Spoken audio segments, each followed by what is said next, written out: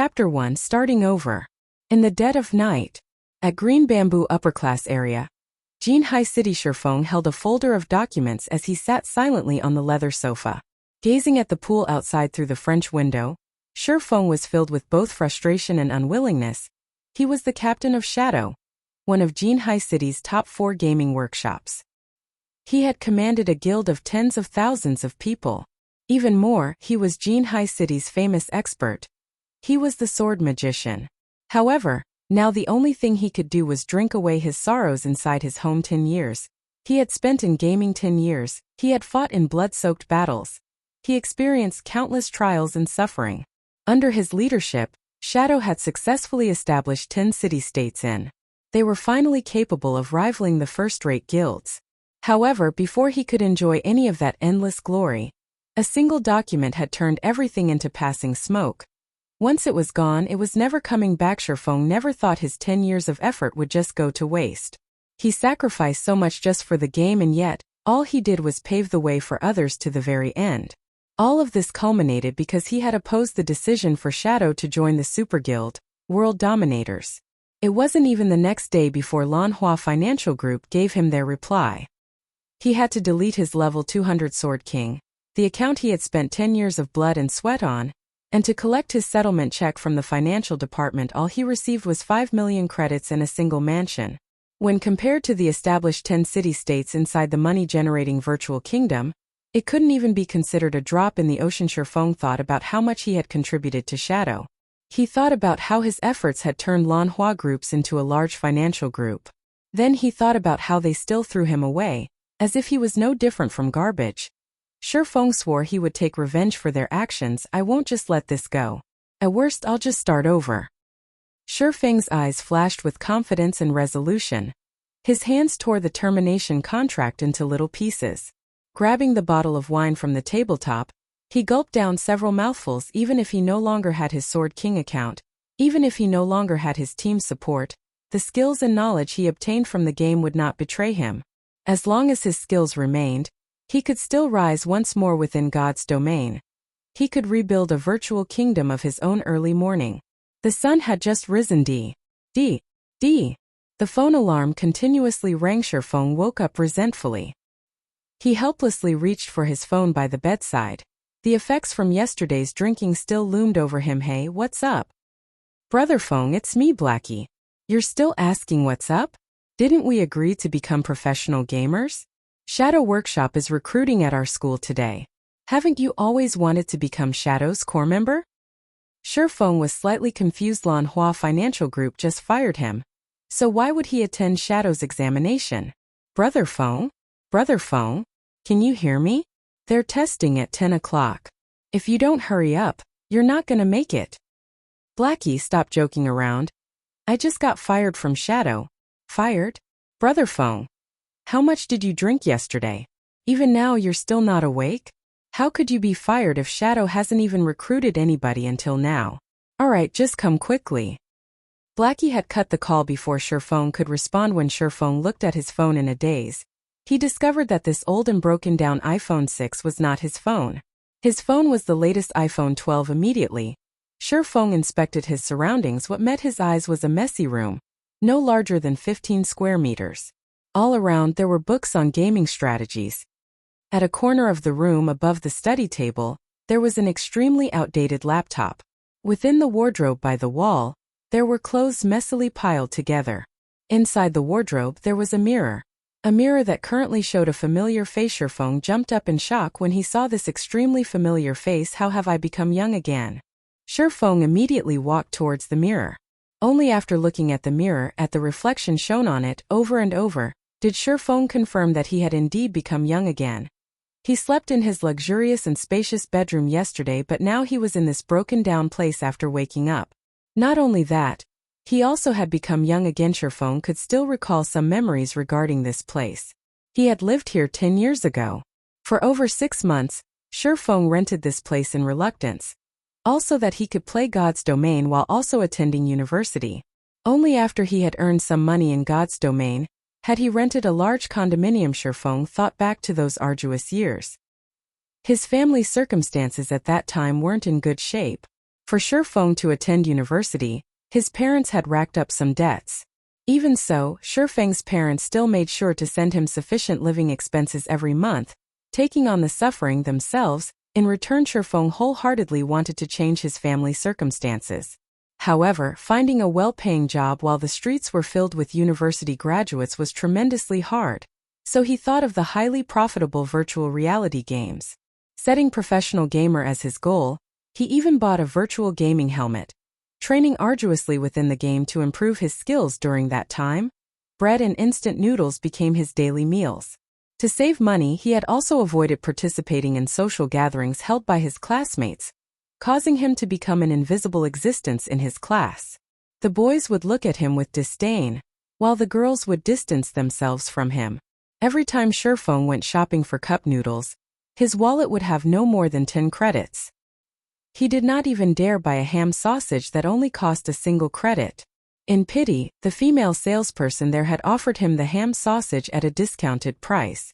However, the feeling of his empty wallet made Shifeng refuse with great reluctance. Is someone playing a prank on me? Shifeng stared at his younger self through the mirror and at the familiar surroundings. Shifeng couldn't help but shake his head, denying such a conclusion. Even America, as the world's most developed country, didn't have such rejuvenating technology. Besides, who would play such a joke with a poor old uncle like him?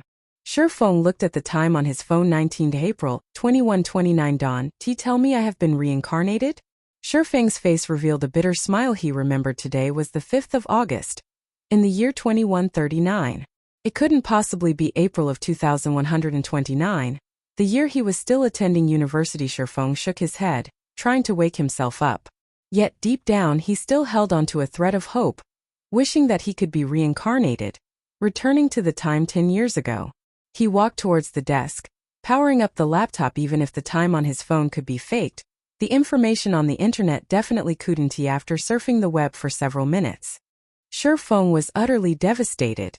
All the information he found on the internet showed that today was 19th of April, 2129.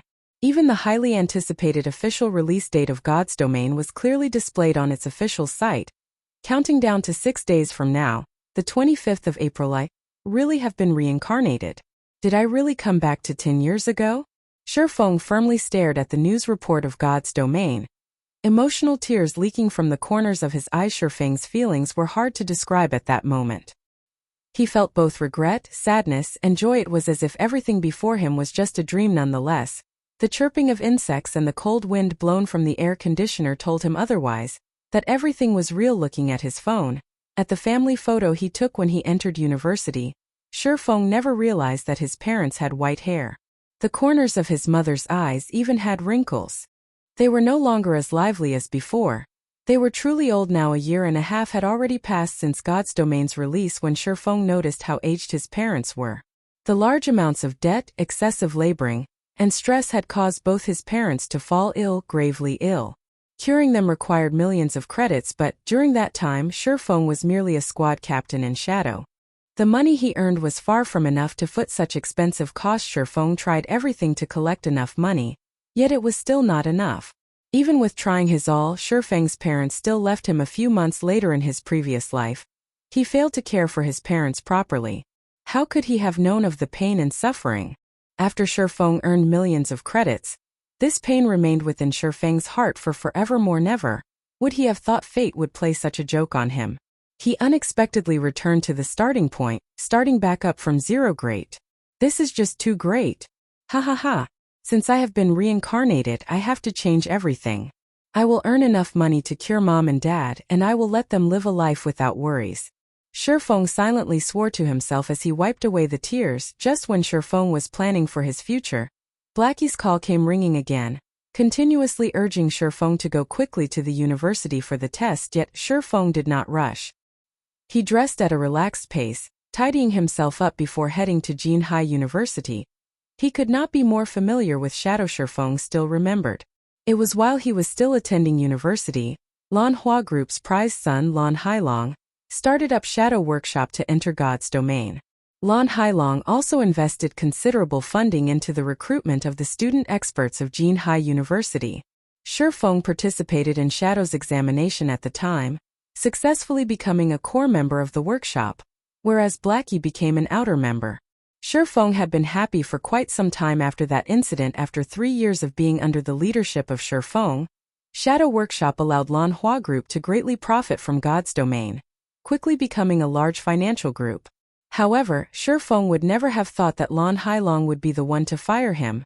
Personally, since he had been reincarnated, he had an absolute advantage within God's domain that others did not. Naturally, he would not be joining Shadow to become a tool that profited others. He wanted to walk a different path. A path where he fought not for others but for himself. He wanted to remove the need for his parents to send him living expenses. He wanted to pay back all the debt they had collected. To do that, he wanted to venture to start his own workshop, to start his own company, and to build his own virtual kingdom, all to live a better life. As soon as Shifeng arrived at Teaching Block 1, he caught sight of a thin and tall figure in front of the building. The tanned youth was pacing around the hallway in a panic. This person was Blackie. Brother Feng, you've finally decided to show up. Fortunately, registration hasn't closed yet, so let's hurry in and sign up, Blackie said anxiously after seeing Shifeng. Shifeng shook his head, seriously saying, Blackie, I'm not joining Shadow. I'll be opening my own workshop. Will you join me? Blackie was someone Shifeng met in another virtual reality game, and the former had pretty good skills. The two of them had faced many challenges together, and they were no different than true brothers at this point. During their time together working in Shadow, Blackie showed great talent in administration, even though he lacked the talent for gaming. He managed the 100,000 guild members clearly and orderly. If Shifeng had Blackie's help this time, his plans would be one step further. Yet, he would respect Blackie's decision regardless. It was because Shifeng had nothing right now, and Blackie's family circumstances were not that well either. Blackie had only chosen to become a professional gamer and join Shadow to earn some credits for living expenses. Blackie blanked at Shifeng's words, lowering his head in silence. It was just too sudden. Not only that, the Shifeng that he saw today felt different. Unlike his usual impatient attitude, Shifeng currently gave off an unshakable and confident aura. After a full minute, Blackie raised his head to look at Shifeng. Brother Feng, stop speaking nonsense. Do you know how much a virtual gaming helmet costs? That's 8,000 credits. You also need at least 6 people to start up a workshop. What about the workplace salary and everything else? Just the initial startup funds would require 70 to 80,000.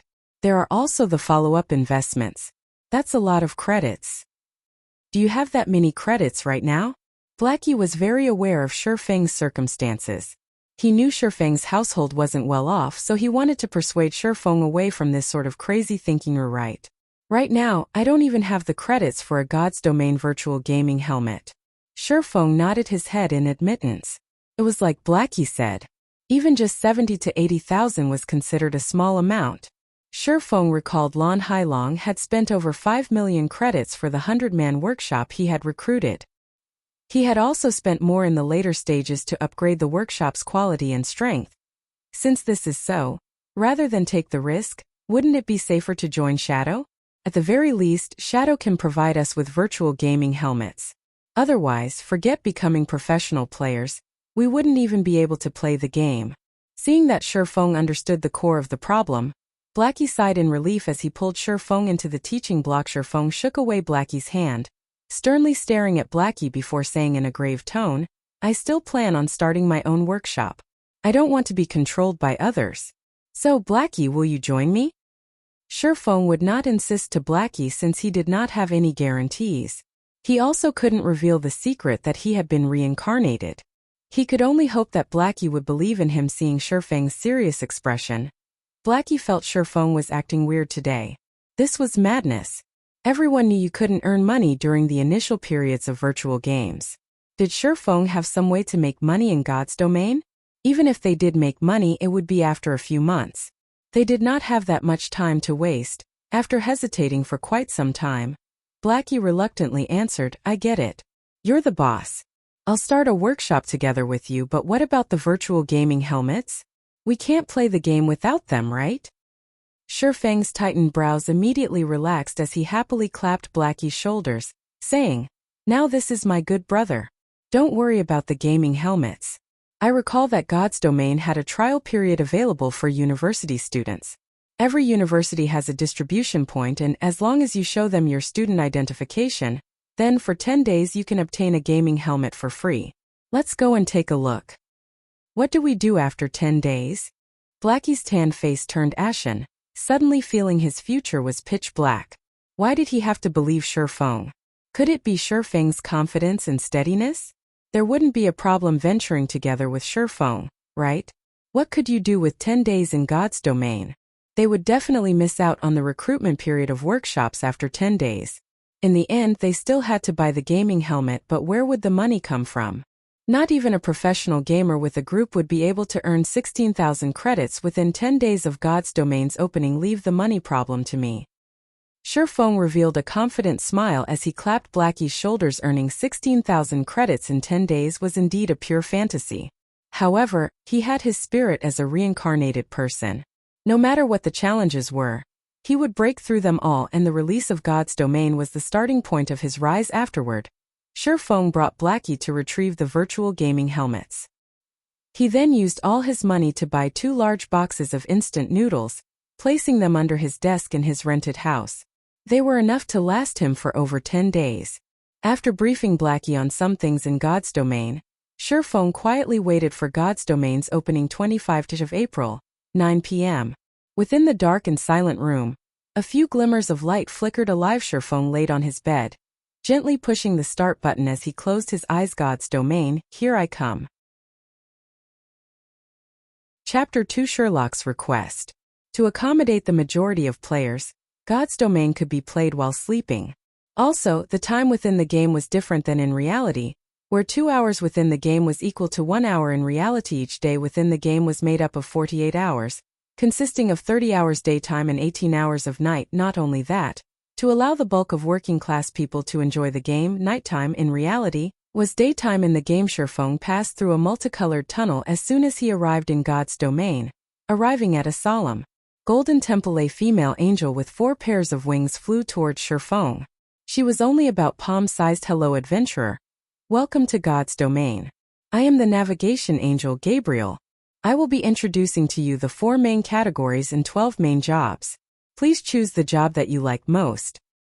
With a wave of Gabriel's small hand, an illustration introducing the 12 main jobs appeared in front of Shifeng. These 12 jobs were categorized into 4 main classes: warrior, shield warrior, guardian knight, berserker weapon specialist, swordsman, assassin, ranger healer, cleric, druid, oracle mage, elementalist, summoner, cursemancer. Warrior specialized in defending against monsters. Weapons specialists focused on physical damage output. Healers focused on healing. Mages focused on magical damage output. Every job had their own style of battle, which was one of the main selling points of God's Domain in his previous life. Shifeng picked the swordsman under weapon specialists, and he was even known as the sword magician. Shifeng had already invested too much in the swordsman job, so naturally, he would not choose any other job. He chose the swordsman class he was familiar with without hesitation. Job selection complete. Please designate a name for your character. Yi Feng. Shifeng chose the same name he had in his previous life. Naming successful. Do you wish to adjust your appearance? Adjustment rate limited to 15%. Thinking about it for a while, Shifeng chose to adjust his character's appearance by 15% as to not stand out. With this, nobody could recognize Shifeng if they saw his character, though it wasn't as handsome as the original. Please select a birthplace in the Star Moon Kingdom. A map that displayed tens of cities belonging to the Star Moon Kingdom appeared in front of Shifeng. The opening of God's Domain was globally synchronized. To accommodate for the hundreds of millions of players, the lands of God's Domain were incredibly vast, measuring up to 2 or 3 times of Earth, and the kingdoms within were even more plentiful. However, a player's living area and city, in reality, determined the country they would start in, so players could only choose the cities within the country. White River City. Shifeng did not plan to choose any other cities, so he chose the White River City that he was most familiar with. White River City was Star Moon Kingdom's 5th-ranked city. It was an important city in the north of Star Moon Kingdom. There were quite a few workshops that chose to develop there to avoid the struggles between large guild city. Confirmed. Player will arrive in Red Leaf Town of White River City in 3 seconds. We wish you happy gaming. The sight before Shifeng immediately blurred as he was sent away. Red Leaf Town. The buildings that were chaotically arranged there had a similar style to the medieval ages. NPCs filled the bustling streets, making them feel as if it was another world. Shifeng arrived at the front of a church, his new appearance resembling a penniless swordsman. He currently wore a gray novice leather armor and on his waist hung a novice sword. I still ended up in Red Leaf Town in the end. Shifeng smiled faintly as he looked at the familiar sight of the small town, confidence welling up within him at that moment. Many players had started wandering around the town, speaking to NPCs in hopes of obtaining a trail for a quest. There were also quite a few players that went out of the village, going out to the wilderness to kill monsters. Every one of them was carrying out their tasks as if their lives depended on it, and they couldn't help but wish they could split their time in two. Shifeng didn't pay attention to the other players. With a slight wave and touch of his finger, a player's attribute panel appeared before him. Character: Yifeng. Affiliated Kingdom: Star Moon. Title: Job Swordsman.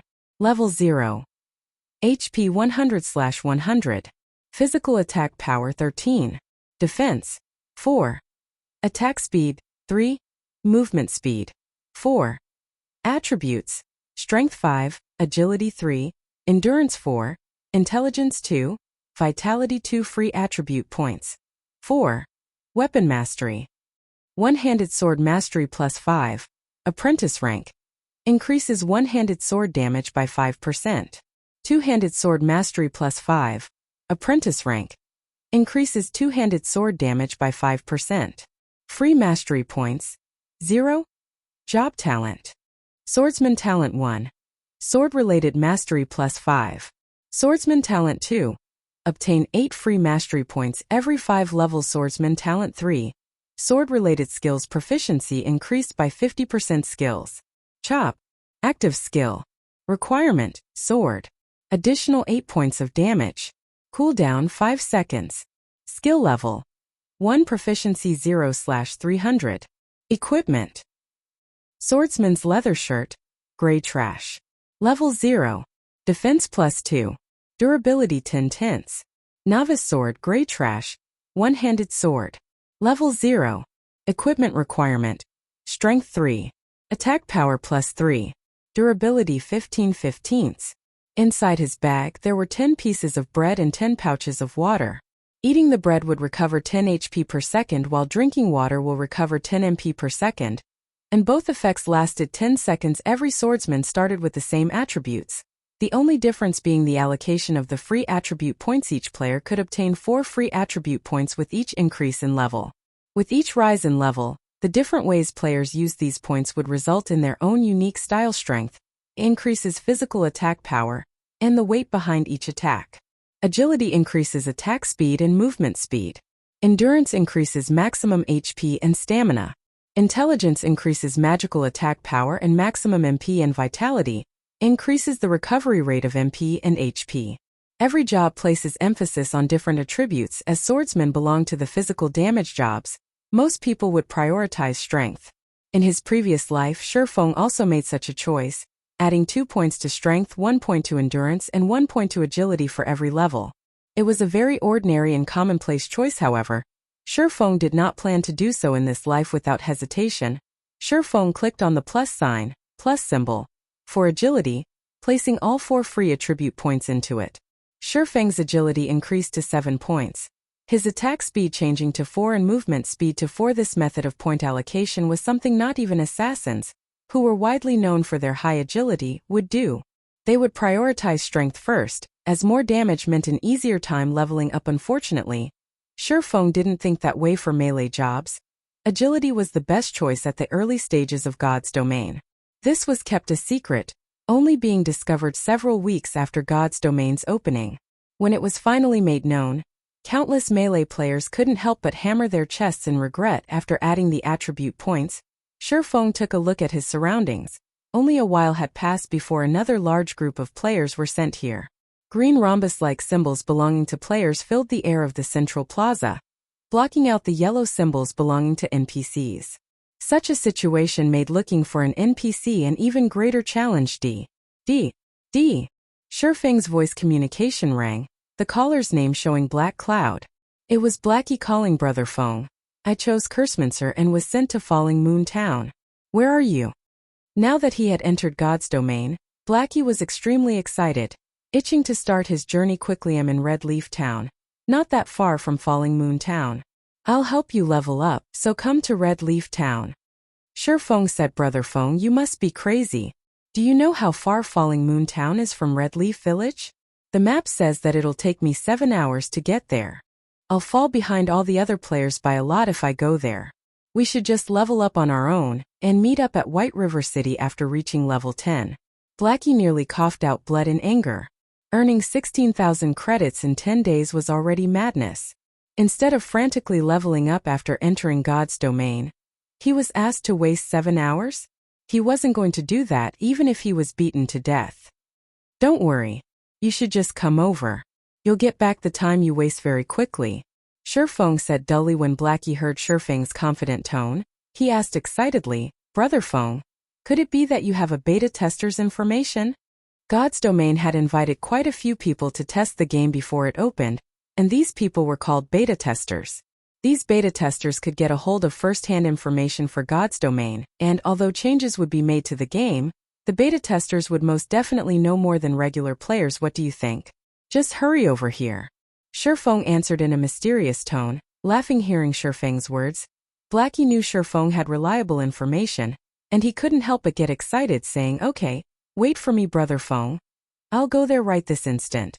Ending Blackie's call, Shifeng walked towards a small dark alley of the town. There were hundreds of NPCs in Red Leaf Town. However, NPCs that gave quests only numbered in the tens, while hidden quests numbered 5, and unique quests numbered only 1.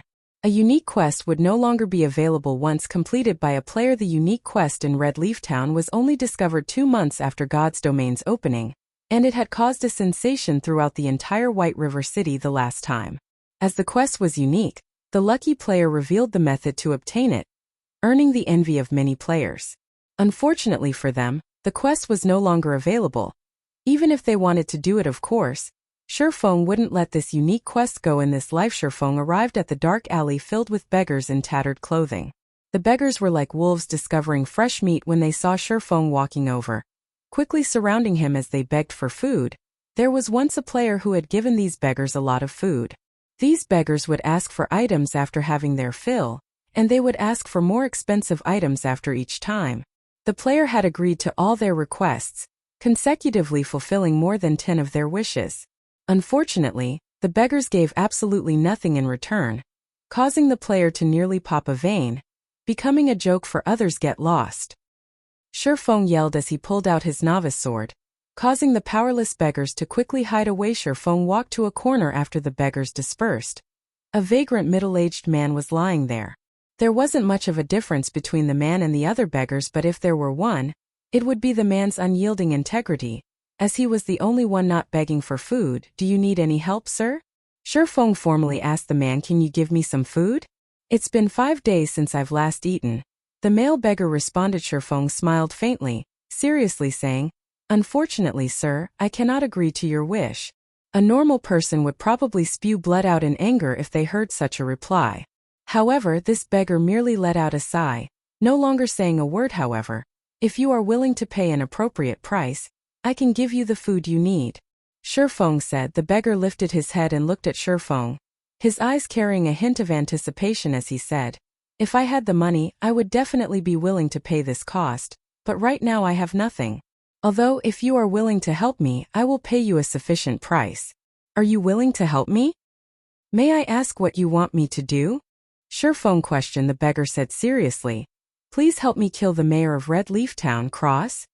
Even though Red Leaf Town was just a small town, the town mayor was still a level 15 elite. There were also level 25 guards by his side. Aside from that, killing an NPC would result in being arrested. Killing the mayor was, without a doubt, a crazy action, and no player would believe this was a quest, as this was no different than telling players to commit suicide. Nobody would agree to such a damnable request. Alright, I promise you. Shifeng unhesitatingly agreed with a smile system. Unique quest. Sherlock's request. Accepted. Quest details. Kill Cross, the mayor of Red Leaf Town, and bring the mayor's insignia back to Sherlock. Players must not exceed level 10. Shifeng turned around and headed towards the town hall, the place where the mayor was staying, after receiving the quest. Chapter 3 Lonely Snow. Shifeng walked on the path towards the town hall. Crowded with people, the less than spacious road was filled with players. They were conversing with the NPCs, taking the chance to obtain a quest. Such a scene gave one a feeling of arriving at a market. Unfortunately, it was not an easy task obtaining a quest in God's domain. The main reason being the NPCs had high intelligence, giving them the capability to hold one-to-one conversations. Also, players must watch what they say or risk being given the cold shoulder by the NPCs. And there was a tide of players as competition. Obtaining an easily found normal quest was truly difficult. After more than 10 minutes since God's domain started, there had yet to be a single player within Red Leaf Town to receive a normal quest. In comparison, Shifeng's advantage as a reincarnated person was truly great. Not only has he received a quest, but it was a unique quest, albeit a slightly damnable one. However, a unique quest's reward was incredibly generous. Even top-tier players who had played God's domain for a month would drool at the reward of this unique quest. As a person who had been reincarnated, Shifeng had the experience of leading thousands of people while he was in Shadow Workshop. They had even built 10 city-states. The amount of information on God's domain that was within his grasp far surpassed what the average player knew. It was especially true when it came to strategies on leveling up and earning money. These were the must-have essentials for a workshop with thousands of players to grow in strength. Now that he had been reincarnated and was playing God's domain again, Shifeng wanted to use this information to accumulate a significant amount of advantages. It was all to build a better foundation for his future development. So naturally, he would not be imitating the average player, wasting hours on the streets just to fight over a single normal quest. Even more so, he would not be emulating those skilled players, using their refined techniques to kill monsters in the wild, because at this moment, there were probably more players than monsters in the wild. What Shifeng wanted to do was to avoid these piles of players. Hence why he chose the unique quest, which had an absurd difficulty. However, completing this quest required money, something Shifeng did not have right now. Every player would receive 10 copper coins at the start of the game. Although it was not enough to buy a weapon or equipment, purchasing HP or MP replenishing refreshments was not a problem. When Shifeng arrived at the front of the 2-story town hall, he was met with a scene of hundreds of people, queuing up into a long line. Regardless of which game it was, the village head or town mayor was unquestionably a target to receive quests from. Naturally, no player would let this chance go. Hey newcomer, queue up if you don't want to cause a public outrage. From within the queue, a simple and honest-looking male warrior looked at Shifeng. The warrior held up his hand, pointing towards the back of the line of people. I'm not here to receive a quest, Shifeng said indifferently as he looked at the long line in front of the town hall. Compared to the other locations, this place had great order and efficiency. Although it would take more time to receive a quest, it was much better than some who could not receive one at all. The male warrior cautiously looked at Shifeng. Everybody was frantically trying to receive a quest right now, but there was someone who actually said that he wasn't interested towards it. Not even a ghost would believe that. I'm honestly not here to receive a quest. Shifeng looked at the male warrior. Seeing the person's hostile eyes and how he thought Shifeng had wanted to jump queue, Shifeng said with a smile, however, I advise you to receive a quest somewhere else. You'll just be pointlessly waiting here. Why would it be pointless? There were already a few people who came out after receiving a quest. After determining that Shifeng had no intention to jump queue, the male warrior let out a sigh of relief. He had already been in the queue for over 10 minutes now, and he definitely would not want someone to cut in line. However, hearing Shifeng's firm tone made him curious as to why he would be waiting for nothing. Shifeng smiled but did not elaborate. Instead, he changed the topic, saying, seeing as you're not a bad person, I'll point you towards a brighter path. Kill mobs in the fields. You'll have a better future than remaining here. I'm not going.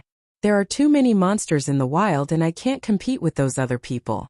This place is still better. The male warrior shook his head. He was not an idiot. At this moment there were definitely tides of people out in the field area. With just his skills he probably couldn't even snatch a monster, so he was better off just waiting here. That's because you went to the wrong place. If you go somewhere with few monsters, naturally there wouldn't be anybody to compete with you. Compared to the areas packed with both players and monsters, The leveling efficiency there is several times better. Not only that, the respawn rate of the monsters there is slow, so a single person could easily handle themselves, Shifeng said with a smile. Is there really such a place? The male warrior was excited after listening to Shifeng. He was extremely interested in such a location. He still needed to wait for more than an hour to receive a quest, and the rewards he could obtain would only be EXP and some meager amount of money. If he could grind on monsters for an hour unhindered, the EXP he could obtain would far surpass that from the quest. Of course there is. I'll give you a preferential price of 20 coppers if you want to go to such a treasured location. Don't mention EXP. After grinding for a day, the materials you could obtain would earn you more than 40 coppers. If you're lucky, you could make a ton more if a piece of equipment drops. Shifeng walked closer to the male warrior, whispering into his ears, "You're not tricking me, right?" The male warrior looked at Shifeng with hesitation in his eyes. If there was such a treasured location, he could definitely surpass the other players by a lot. But 20 coppers was not a small amount. The monsters in God's domain rarely drop money or equipment, so copper coins were incredibly precious. If you don't believe me, you can pay 10 coppers up front first. You'll know just from trying after you arrive at the spot.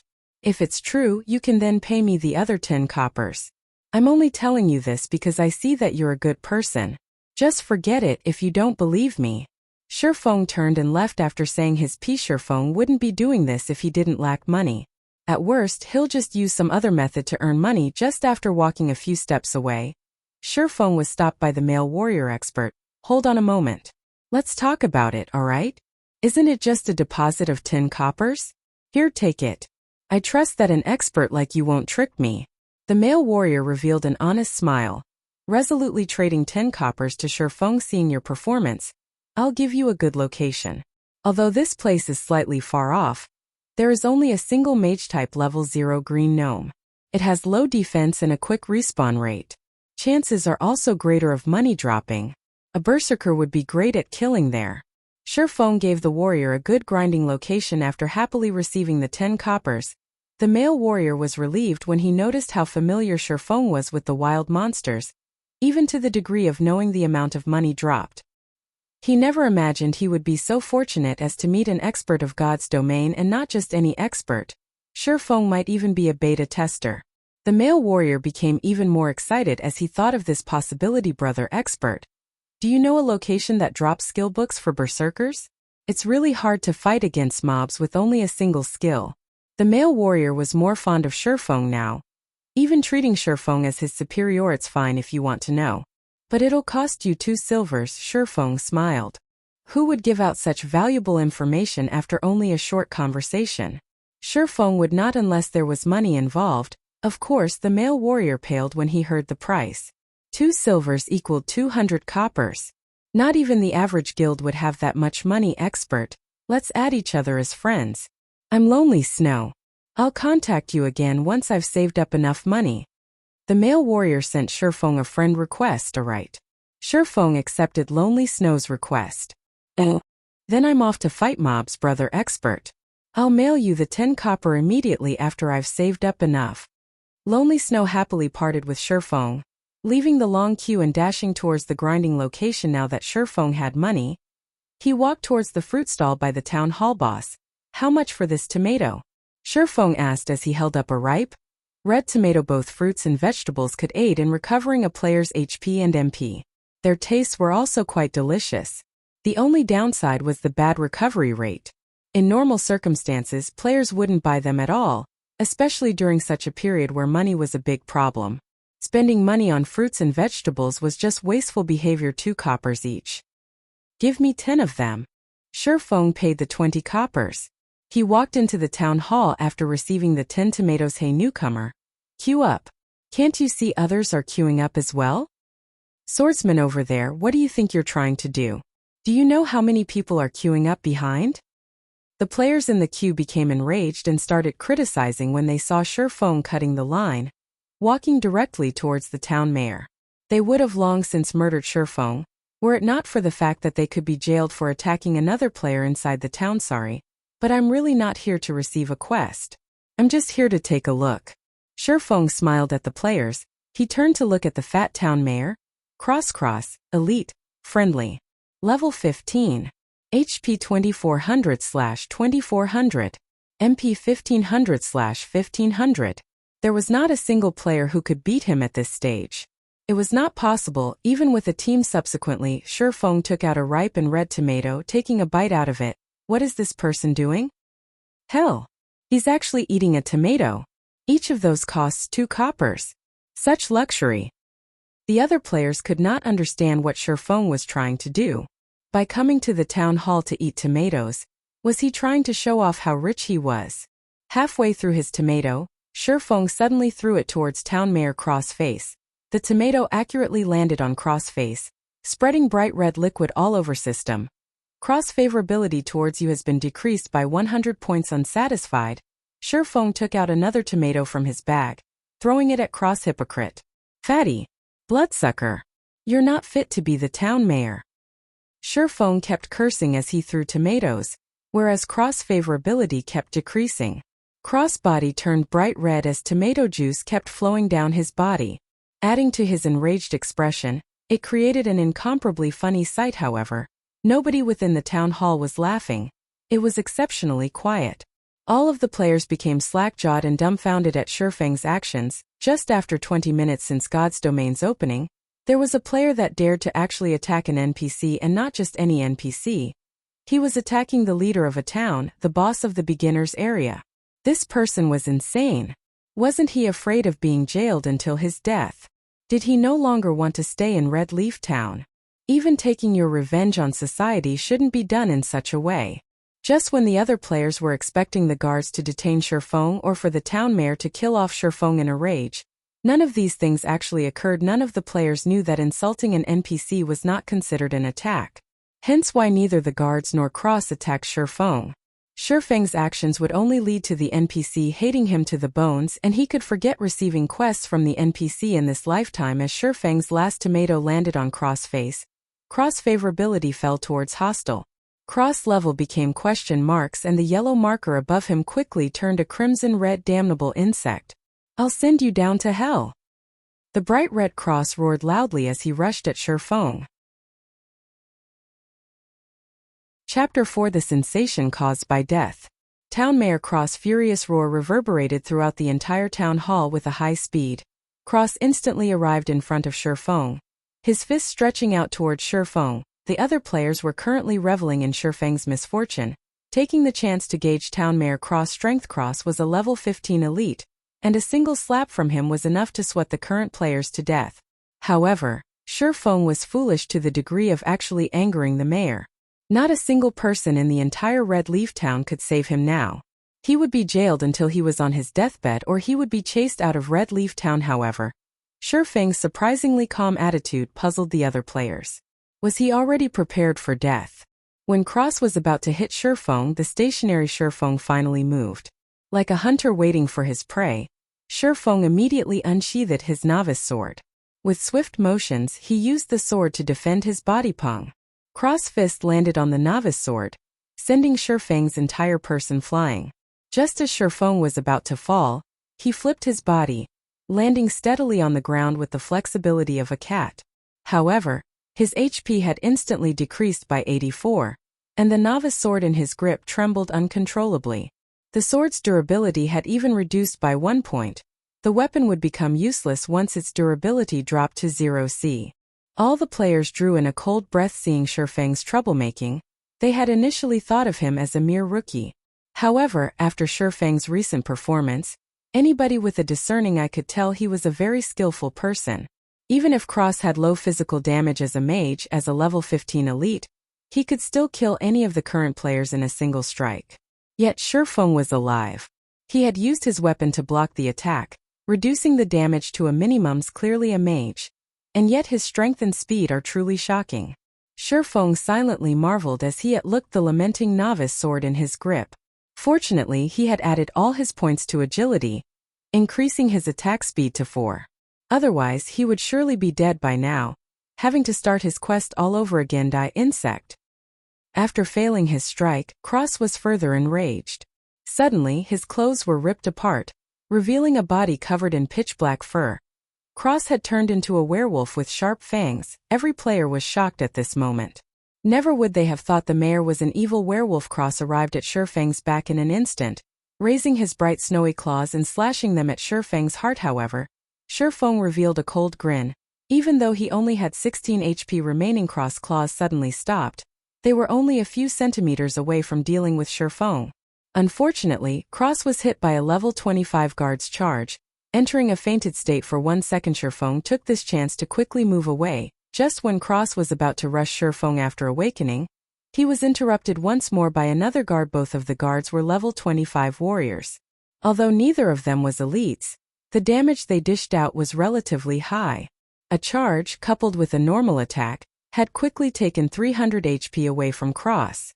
2 guards had taken away a total of 600 HP, causing Cross HP to fall to 1700 in an instant. As expected of the guards, their attack power sure is high. Shifeng chuckled as he looked at Cross. Sorry, state guards were the protectors of the town. They were specialized in protecting the town's civilians and resisting against the invasion of evil beings. At this moment, the mayor had transformed into a werewolf. Proof that he was not a human, but a spy for the powers of evil. The guards would naturally not let him go, killing him as if he were no different than the monsters in the wild. In the surface, the conditions of Sherlock's request seemed harsh. In reality, however, players only needed to actively attack the mayor, subsequently surviving the mayor's first strike. Afterward was just smooth sailing. The guards would handle the rest after the mayor revealed his true self in Shifeng's previous life.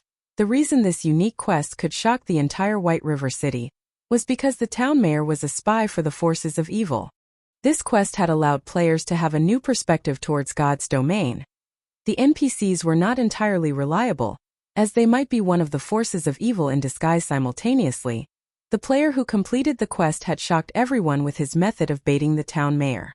The player had racked his brain to complete the quest, and naturally, he wanted to show off his efforts by revealing his strategy. Now, though it was being taken advantage of by Shifeng, as such, Cross was now being attacked by the 2 guards. Although the damage dealt by the guards was very high, Cross' target had never shifted away from Shifeng. He continuously aimed to kill Shifeng, but, unfortunately for him, the 2 guards stuck to him like glue. One of the guards used Bone Crusher, while the other used Thundering Strike, causing Cross' movement speed to plummet. Fortunately, Shifeng was able to escape death with his 5 points of movement speed. Just like that, Cross over 2000 HP was nearly depleted. When the other players saw Cross dying, many of them started becoming restless. They wanted to land the last strike on the mayor. They did not understand why the guards were attacking Cross instead of Shifeng, but a town mayor who was also a level 15 elite. If he died, he would definitely drop some great items hiding someplace far away. Shifeng smiled in disdain in regards to their thoughts. Was the town mayor someone they could have ideas about? Although the mayor had become one of the forces of evil, this was only a part of the quest's plot. In the eyes of the other players, the mayor was still in a friendly state. It was not possible to attack the mayor at all when Cross only had 100 HP remaining. All the other players started moving. All of them simultaneously rushed towards town mayor Cross. All of them wanted to give the final strike, snatching away the dropped items. Seeing that Cross was only a hit away from death's door, Shifeng too dashed out. Unfortunately, Cross still died under the guard's blade in the end. Not a single one of the players was able to strike at Cross. Although Shifeng could attack, he did not want to risk it. After the mayor's death, he immediately took away the mayor's insignia and disappeared into the crowd. NPCs within a city would not yield any EXP or loot if killed. Shifeng wouldn't even be able to obtain the mayor's insignia were it not for a quest crap. The system's bugged. Why can't I attack the mayor? I want to complain. Why didn't the mayor drop anything after death? Some of the rookie players resentfully complained. A level 15 elite had died before their eyes, yet they did not obtain a single advantage. They simply could not accept it. Moron. Don't you know you have a friendly relationship with the NPC? Players can't attack an NPC with a friendly relationship. If you don't even know such common knowledge, why bother playing God's domain? After ridiculing the rookies, the competent players searched for traces of Shifeng. A player who could kill the town mayor in such a way was definitely an expert, someone they should associate with. However, they could not spot Shifeng even after looking for a long time. They also did not know his name. They could not help but secretly feel pity. Meanwhile, news of town mayor Cross' death spread throughout Red Leaf Village. creating a sensation amongst all the players at this phase of the game. Where players were still worrying over grinding monsters for levels, the leader of a town was toyed to death so simply. This was just too mind-blowing. Not even 30 minutes since God's Domain's opening, a news thread appeared on the official site's forums. Mysterious swordsman kills off level 15 elite Red Leaf Town Mayor. The leader of a town was actually a werewolf in disguise. Exactly what kind of game is God's Domain? This news thread instantly caused a sensation amongst the players. It only took a moment for the number of clicks to the page to go past 10 million. Everyone became interested with this mysterious swordsman. Unfortunately, they could not contact the person since nobody knew his name by now. Sherfeng had already arrived at the dark alley. Mr. Sherlock, this is the mayor's insignia that you requested. Sherfeng passed silver-colored mayor's insignia to the beggar Sherlock. With the quest's completion, bad news came to both the players who had already received a quest, and for those who were currently trying to receive one from the mayor. This was because Cross would not respawn. They would have no place to submit their quest even if it was completed. Red Leaf Town would also no longer have a mayor, though Sherfeng could care less about that. Thank you. Thank you so much. I have finally attained revenge for my friend. These things should be of help to you. Sherlock passed Sherfeng a delicate little box. Subsequently, Sherlock took the mayor's insignia and left the dark alley system. Unique quest. Sherlock's request completed. Rewarding 2000 EXP, 20 free mastery points, 1 luxurious ornament box with a hua sound. Sherfeng became level 1. And he was only 1000 EXP away from level 2. Sherfeng's level became Red Leaf Town's top 1. Only 30 minutes after the start of God's Domain. In normal circumstances, the average player required 1000 EXP to rise to level 1. Such an amount required at least 6 or 7 hours of grinding monsters, as each level 0 monster only gave 3 EXP. Time was also needed to look for monsters, to recover, and so on. Factoring in the massive amount of players at the start of the game that was fighting over monsters, taking over 10 hours to arrive at level 1 could be considered average. Why is the unique quest's reward so generous? Was it because I completed it at level 0? Sherfeng became slightly uncertain, but he was still delighted with such rewards in his previous life. The rewards posted were not as luxurious. Although the amount of EXP was the same, the number of free mastery points was not.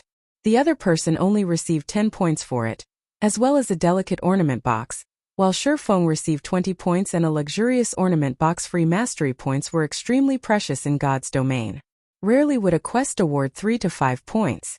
This unique quest had awarded 20 points. Hopefully, it won't let me down. Although it isn't a delicate ornament box, it is still the better luxurious ornament box. Should come out. Sherfeng carefully held the ornament box, a nervous gulp coming from his throat. Slowly, he opened the box. Though the EXP and free mastery points were great, what Sherfeng really wanted was the item inside the ornament box. It was an essential item he needed to complete his leveling and money-making plans. It was also a top-tier item that many experts drooled over. Sherfeng would cry to death if something went wrong. Chapter 5. Black Market Challenge.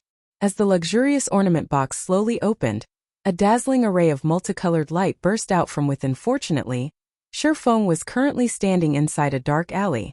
There were no players who would wander over here. Otherwise, such a spectacle would have incited the greed in their hearts and Sherfeng would be killed and robbed. When the glowing brilliance faded, a simple silver necklace and a purple gold ring could be seen lying inside the luxurious ornament box. Carved on the ring's exterior were words resembling the ancient language of elves, and within them stored a tremendous magical power. Fortunately, it is still the ring of gravity. Sherfeng let loose his breath when he saw the appearance of the ring.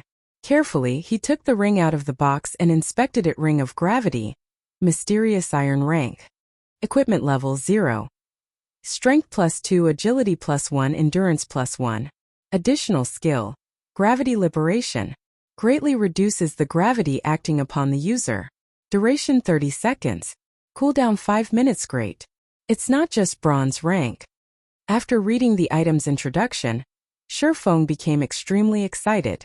The situation was far better than he had expected. The equipment in God's Domain was categorized into trash, common, bronze, mysterious iron, secret silver, fine gold, dark gold, and epic. At the start of the game, players only received trash equipment from the system.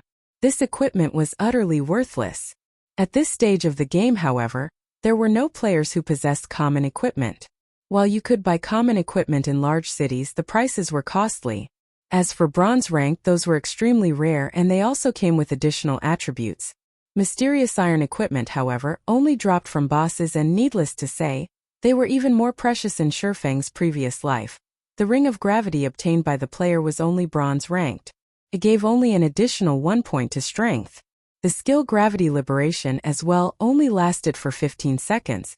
It was a surprise to Shifeng that completing the quest at level 0 would earn him a mysterious iron ring of gravity. As for the necklace, it was just a gray item.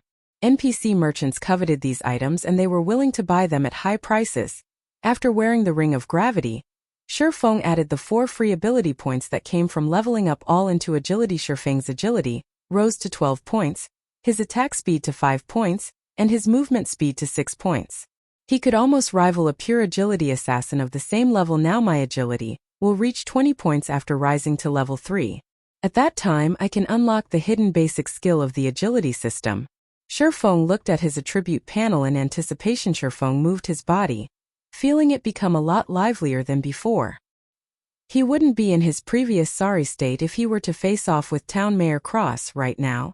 If his agility reached 20 points, the condition of his body would become even greater after activating the basic skill Fast and Nimble. He could even rival against those Wulian experts depicted in Wuxia novels. Afterward, Shifeng added 15 of the free mastery points towards his one-handed sword mastery, keeping the remaining 5 points for future use. With his one-handed sword mastery now at a total of 20 points, Shifeng advanced from apprentice to basic swordsman, and the additional damage dealt by using a one-handed sword increased to 10%. He was still 30 mastery points away from advancing to an intermediate swordsman. Regular attacks were only the basics for a swordsman. If one wanted to become an expert with the sword, skills were a must-have.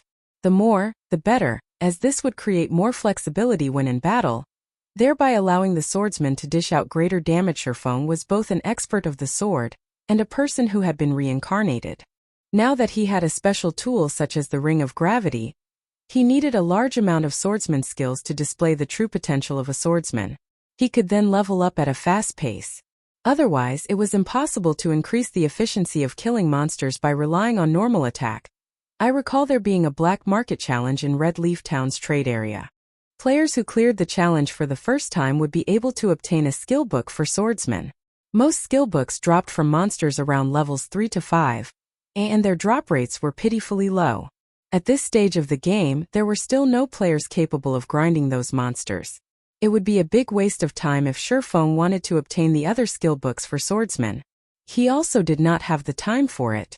So the Black Market Challenge was the only way for Shifeng to quickly obtain a skill book in Red Leaf Town trade area of Red Leaf Town. Shops filled both sides of the street. There were pharmacies, smithies, bars and more. It was extremely flourishing, just like a small market. However, the current trade area wasn't as lively as it should be. It hasn't been long since God's Domain started its operation, so most players were busy leveling up instead of enjoying what God's Domain had to offer. As a result, there was only the minority of lifestyle players staying here. They were here to learn auxiliary jobs such as enchanter, forger, pharmacist, chef, engineer, alchemist, etc. Buying herbs at a high price. Contact me directly if you have any. Buying ores. Ripoffs can stay away. Sincerely buying high-ranking equipment. Price is negotiable. Willing to pay with credits. Many logistics staffers of workshops and guilds had set up a small stall by the roadside of the trade area. They were mainly here to buy items and equipment. Shifeng quickly headed towards a 2-storied building without halting. High-ranking gnomes guarded the building, and above the building read, Black Market. This place was the dark side of Red Leaf Town, and it was a place of entertainment built by the greedy gnomes. The gnomes' auction house could be seen just after entering the Black Market. Going down along the basement staircase led to 2 empty fields. One was the battle arena, while the other was the field for the challenge race. At the moment, several players were standing in front of the field. They were receiving the gnomes' challenge. Good luck. You have to succeed this time. Good luck. Stomp those gnomes. A few players were currently cheering with all their might for an assassin player that stood on the field. Their reddened eyes made them look no different than crazed gamblers. the challenge race could be considered a testing grounds for a player's capabilities. Once a player entered the trial grounds, all their attributes would be fixed at 10 points, their skills disabled, and their equipment rendered useless. Within the 30 yards long and 10 yards wide field, players were only allowed to block or dodge the incoming shots from the gnomes' muskets. A victory would ensue once players arrived at the finishing point. The gnomes gave out 3 ranks of challenges: copper prize, silver prize, and gold prize. After a challenge was completed, there would be a 3-day cooldown. There was a fee of 5 coppers for the copper prize, 5 silvers for the silver prize, and 5 gold for the gold prize. Naturally, the higher ranked the challenge, the greater the prize. There was even the chance of obtaining a dark gold equipment. However, if a player obtained the first clear for the challenge in Red Leaf Town, the reward of copper prize may be comparable even to the silver prize in Shurfeng's previous life.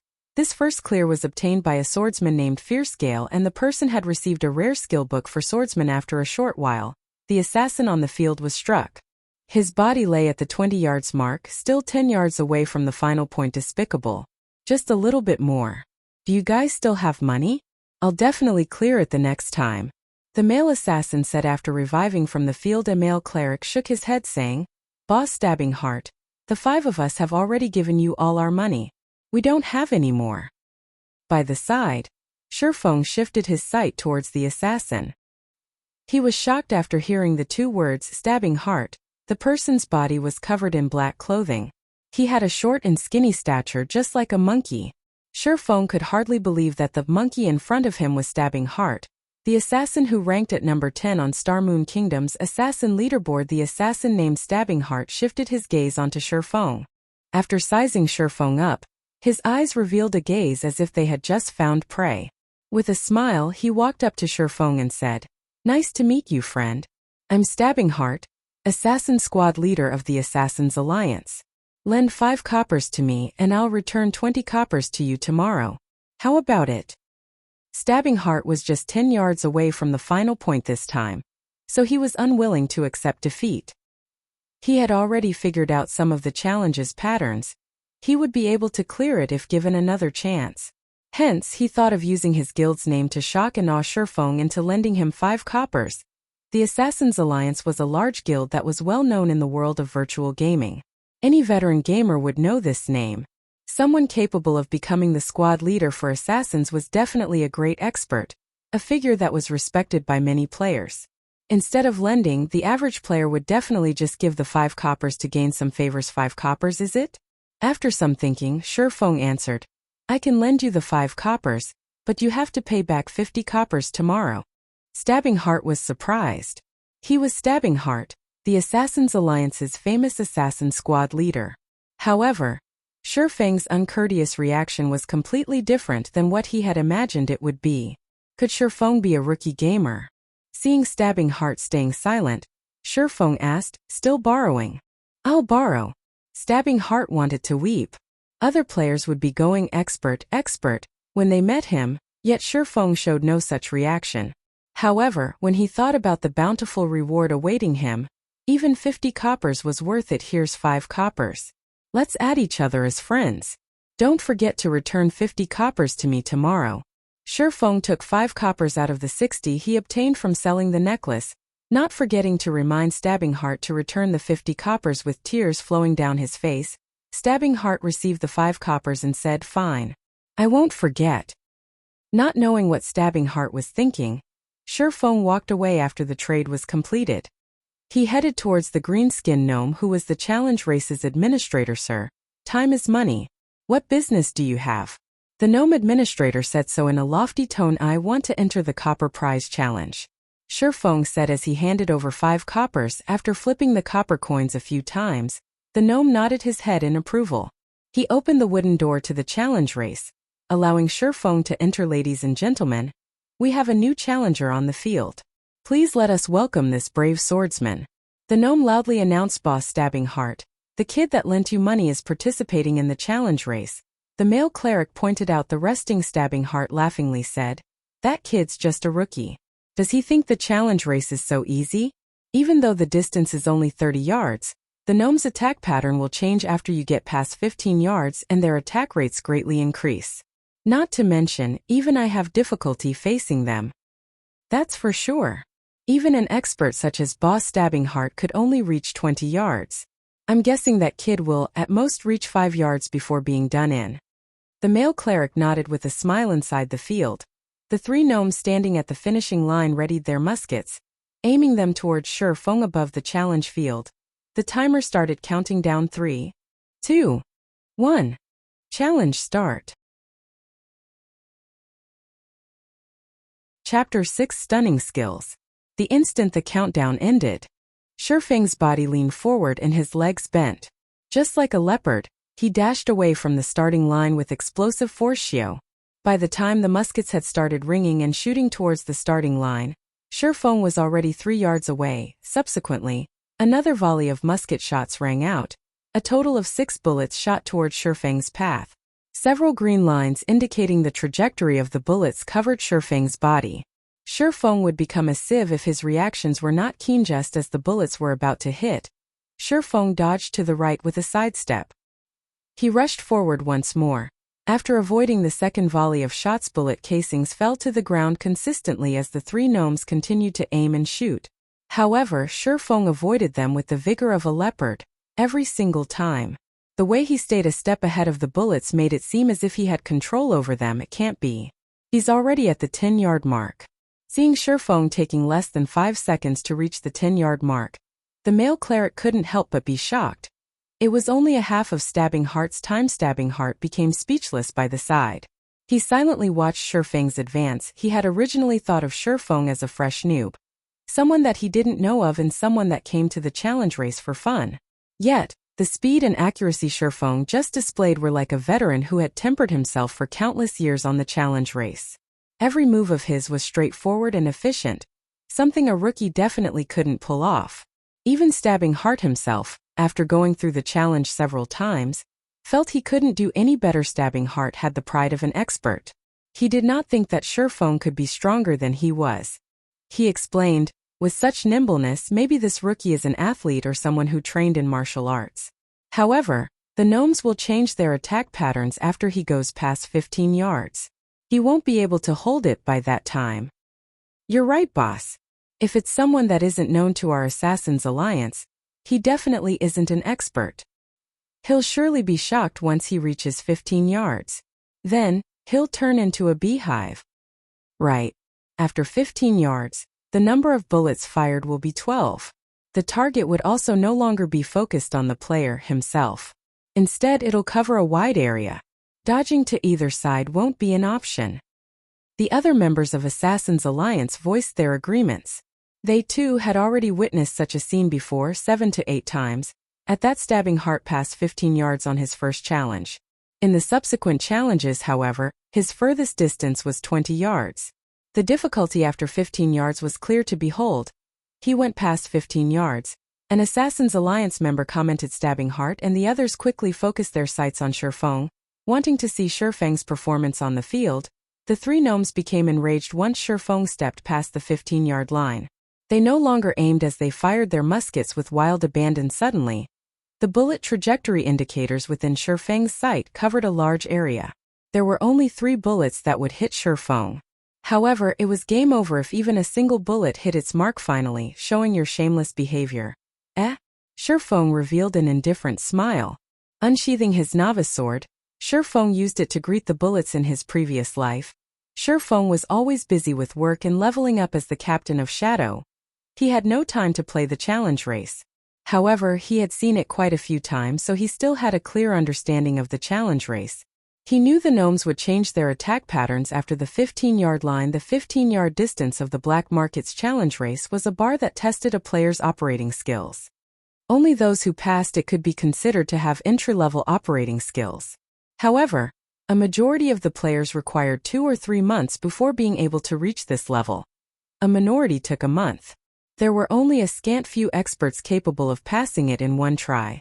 Stabbing Heart was one of those few experts. 3 bullets were about to hit Shi Feng's head, chest and arm, 3 locations. As expected, this kid's no good. The bullets are too numerous and too spread out. He's already forgotten to dodge them. He's even dashing ahead like an idiot. Stabbing Heart knew it was foolishness when he saw Shifeng rushing towards the bullets. Did he think the challenge would continue if he were just shot by 1 or 2 bullets? Right this moment, Shifeng's head shifted. He waved his novice sword, creating a white streak of light pung. A spark was created. Shifeng had waved the novice sword just at the right spot, effortlessly hitting the bullet that aimed at his chest. The threat of the 3 bullets was simply resolved by Shifeng. He had, once more, advanced another section of the distance, yet the 3 gnomes did not stop firing. The muskets in their hands were like machine guns, firing volley after volley of bullets. Within an instant, Shifeng faced off with another 5 bullets. There were also bullets all around that prevented him from dodging. Dang! Dang! Dang! Shifeng swiftly moved his body while waving his sword to deflect the unavoidable bullets. As the bullets passed by his body, his ears could even hear the air being split. Only 3 seconds went by and Shifeng had passed through the 20-yard mark. He was only 10 yards away from the finishing point. Crap. Boss, who is this kid? He actually used his sword to block the bullets. The male cleric widened his eyes in surprise. Shifeng had given him an indescribable sense of shock. Although the bullet trajectories were indicated, accurately blocking them was easier said than done. Such an action required extreme precision and skill to carry out. Not to mention, the margin of error allowed was a damnable one. Stabbing Heart suddenly became speechless. Deflecting bullets with a weapon was like walking on a thread of wire high up in the sky. A single misstep would send you plunging into the abyss. As if he was enjoying it, Shifeng blocked the oncoming bullets over and over. Whereas the bullets seemed to have a life of their own, intentionally avoiding Shifeng's body as they flew past. Boss, that swordsman has run past 25 yards. He'll definitely pass the finish line at this rate. The male cleric's heart became a chaotic mess as he watched Shifeng dance forward, sparks occasionally flashing in front of his body. I have eyes. I don't need you to remind me, Stabbing Heart said in annoyance. He was deeply drawn in by Shifeng's actions the moment Shifeng went past 25 yards. Die Challenger. One of the gnomes at the finish line laughed.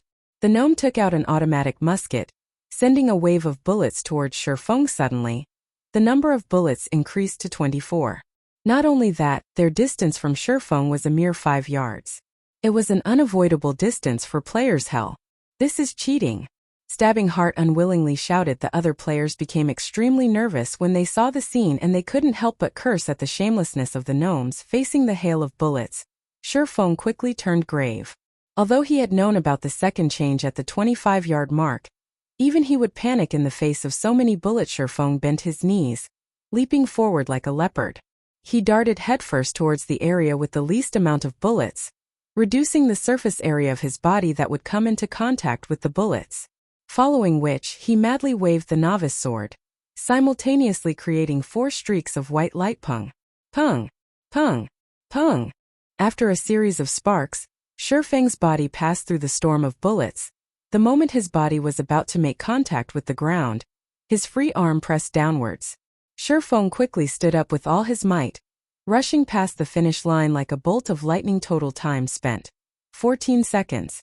Estimated record time of 18 seconds for copper prize. Brokening. I'm really not used to this soft and weak body, Shifeng slightly lamented after passing through the finish line.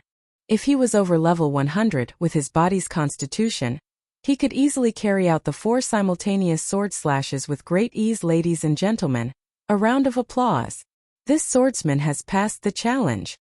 The gnome administrator announced loudly. System player was the first to pass the copper challenge and break the record, rewarding player with 1 silver coin and swordsman skill. Thundering Flash. It can't be. It actually gave out the super rare skill Thundering Flash. This is a skill that even a swordsman over level 100 can't get. Shifeng thought he was hallucinating. However, he was shocked when he saw the Thundering Flash skill book inside his bag. Requires sword. Rapidly send out 3 sword lights to 10x 2 yards forward. Each hit will cause 130% damage and also give a damage amplification effect, amplifying the damage of your following attacks by 20% for 15 seconds. Cooldown: 30 seconds. Without a second thought, Shifeng clicked and learned the skill. Swordsman was a job that mainly focused on dealing damage to single targets. It didn't have many powerful AoE skills. Thundering Flash was one of the few powerful AoE skills a swordsman possessed.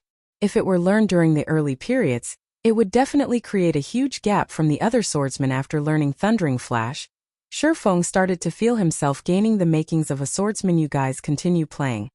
I'll be leaving first. Don't forget my 50 coppers. Shifeng looked towards the dumbfounded Stabbing Heart. Leaving the black market after calling out to them, Stabbing Heart indifferently nodded his head. Boss, he's gone. He took away the prize as well. Should we chase after him? The male cleric asked. Stabbing Heart's shock gradually faded after Shifeng left. He stared at the male cleric, scolding, "Are you an idiot? We'll be lucky if we have time to even curry up to such an expert swordsman. Making enemies of him? Are you courting death? Not good. I have to tell this to guild leader. Luckily I added him as a friend. Is he called Yifeng? I can't believe I've never heard of such an expert. Could he be some sword expert in disguise?" Stabbing Heart acknowledged that he could not pass the challenge in such a magnificent way. Especially the last bout after the 25-yard mark. That was just cheating. It was impossible for players to block or dodge. Yet, Shifeng had done it at the trade area. Shifeng met with Potion Master Kevin. He spent 120 coppers purchasing 20, instantly shrinking his wealth down to 30 coppers. However, he still spent it, all to level at the speed of a rocket. Shifeng took the exploding berries and left Red Leaf Town, running westward. At that moment, all players were at level 0, and all of them were killing level 0 monsters around Red Leaf Town. There were also a few with good techniques killing level 1 baby wolves in a party. A warrior tanking at the front and a damage dealer and healer behind, fighting together in an orderly manner. Although the EXP was shared between several people, the efficiency was a lot higher and there were fewer competitors. However, Shifeng did not plan to compete with these people. Passing through the level 1 monster area, followed by the level 3 monster area, Shifeng headed straight towards Red Leaf Forest, a level 5 monster area. There were no players who would go there. There were still no players who dared to challenge level 5 monsters at this stage of the game. Not only was there the suppression due to the difference in levels, but there was also the significant disparity in HP and attack power. A level 5 monster could easily steamroll over a level 1 player. Even a 6-man party was no match for a level 5 monster. There was a heavy penalty whenever a player died. Not only would they lose an entire level's worth of EXP, but their skill proficiency would also be decreased. There were simply no players who would take the risk. Otherwise, hours of their hard-earned EXP and proficiency would become pointless. Chapter 7: Leveling with Ease. Red Leaf Forest was made up of beautiful maple trees. Level 5 monsters roamed around the woods. To a player below level 3, this was a restricted area. Shifeng as well was no match for these level 5 monsters.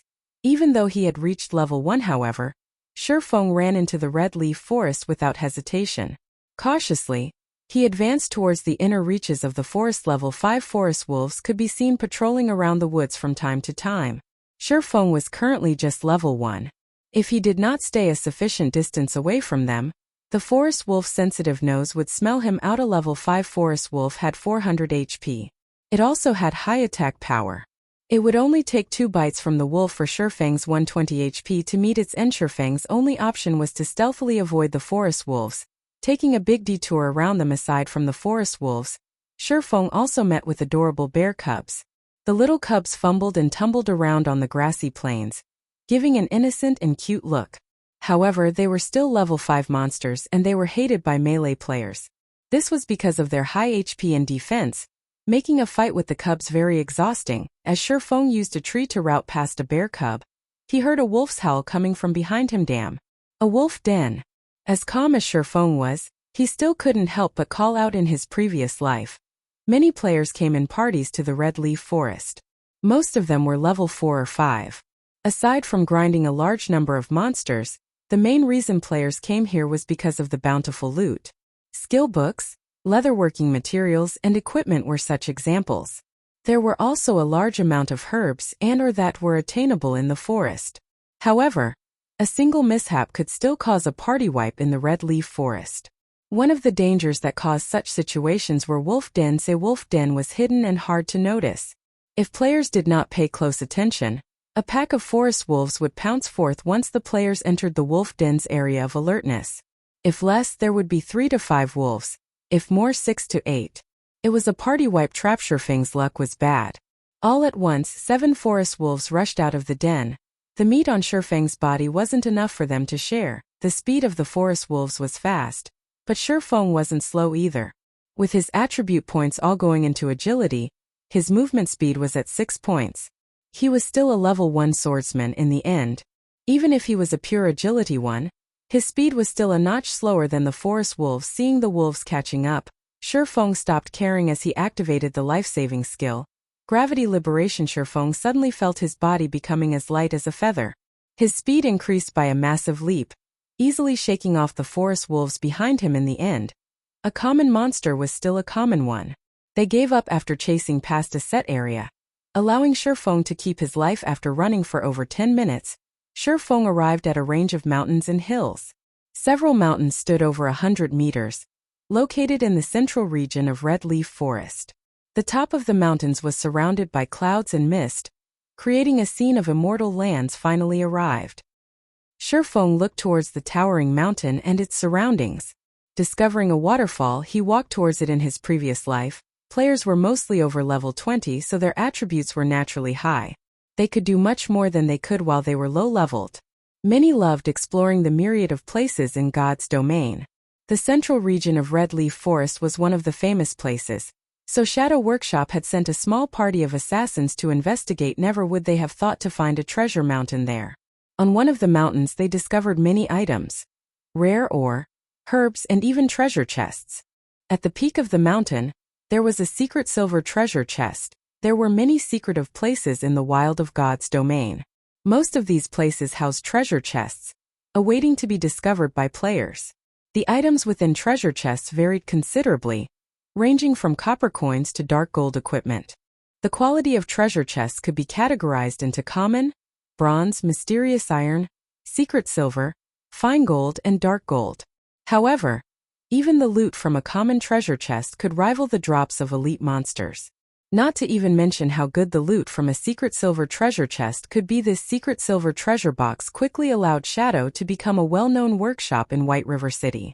This allowed Shadow to amass quite a fortune during the initial periods of the game. More than just equipment, the secret silver treasure chest had a secret recipe for pharmaceutics and a forging design in God's domain. The drop rate of pharmaceutical recipes was not even 10,000 to 1. It was even lower for a forging design.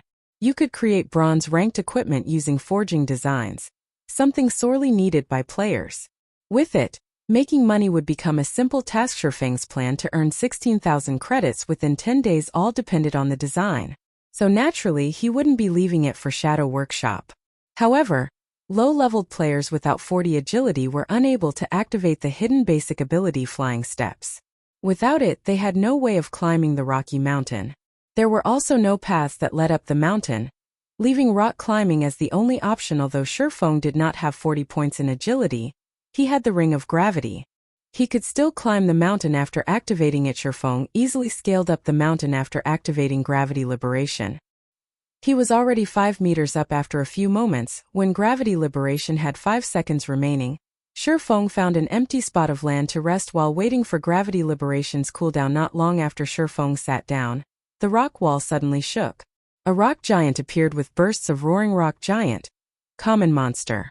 Level 5. HP 550. That was quick. Shurfeng had long since been ready when he saw the rock giant walking over. He took out an explosive berry from his bag and threw it towards the rock giant's feet. Sticky orange-colored juice erupted all over the ground. As a level 5 monster, the rock giant had extremely high attack power, HP, and defense. However, it had low attack speed and reaction time. Its body's turn rate was even slower. A player only needed 20 points in agility to easily toy with the rock giant. There were plenty of assassins who loved dealing with such dumb monsters. They could easily be killed without wasting a single HP. Although Shurfeng did not have 20 agility, he had the explosive berries. Each had an effective area of 3x3 yards, reducing movement speed by 30%, and turn rate by 70% for 1 minute. It was a godly tool used to counter dumb monsters. 2 months after God's domain started, A lot of players would use such a method to kill high-leveled monsters that were slow-moving. However, such slow-moving monsters existed in limited numbers in God's domain, so grinding on them for quick levels was not possible. The rock giant's speed sharply reduced after being hit by the explosive berry. Sherfeng pulled out his Nava sword and rushed towards the rock giant's back, chopping down at it above the rock giant's head. 3 points of damage appeared. It was a hardly mentionable damage when compared to its 550 HP. The rock giant also regenerated 1% of its HP every 5 seconds. That was 5 HP every 5 seconds. It was very challenging to kill it within a minute. The rock giant tried to turn around when Sherfeng attacked it. However, its body's turn rate was slow to begin with. Now that there was an extra 70% speed reduction, it was just abominably slow. Sherfeng attacked it twice more, following up with another chop, causing a series of -3, -3, -6 to appear. The effect of chop was not that great due to the level suppression. However, because the rock giant was 4 levels higher, there was an additional bonus towards skill proficiency. Coupled with one of the swordsman's natural talents, a single usage had increased Chop's SP by 3 points. This was an absolute location for raising skill proficiency after much trouble. The rock giant turned around to face off against Sherfeng. However, Sherfeng did not give it any chance, quickly circling to its back where he continued attacking Thundering Flash. Suddenly, a single sword light caused 4 damage, followed by another that dealt 5 damage, and the last one that dealt 7 damage. After all 3 streaks of thunder hit its mark, Thundering Flash's SP increased by 3 points. Another few slashes followed. A series of -4, -4, -4 damage was dealt. Though each strike only had an increase of 1 damage, the totaled up damage would still be great.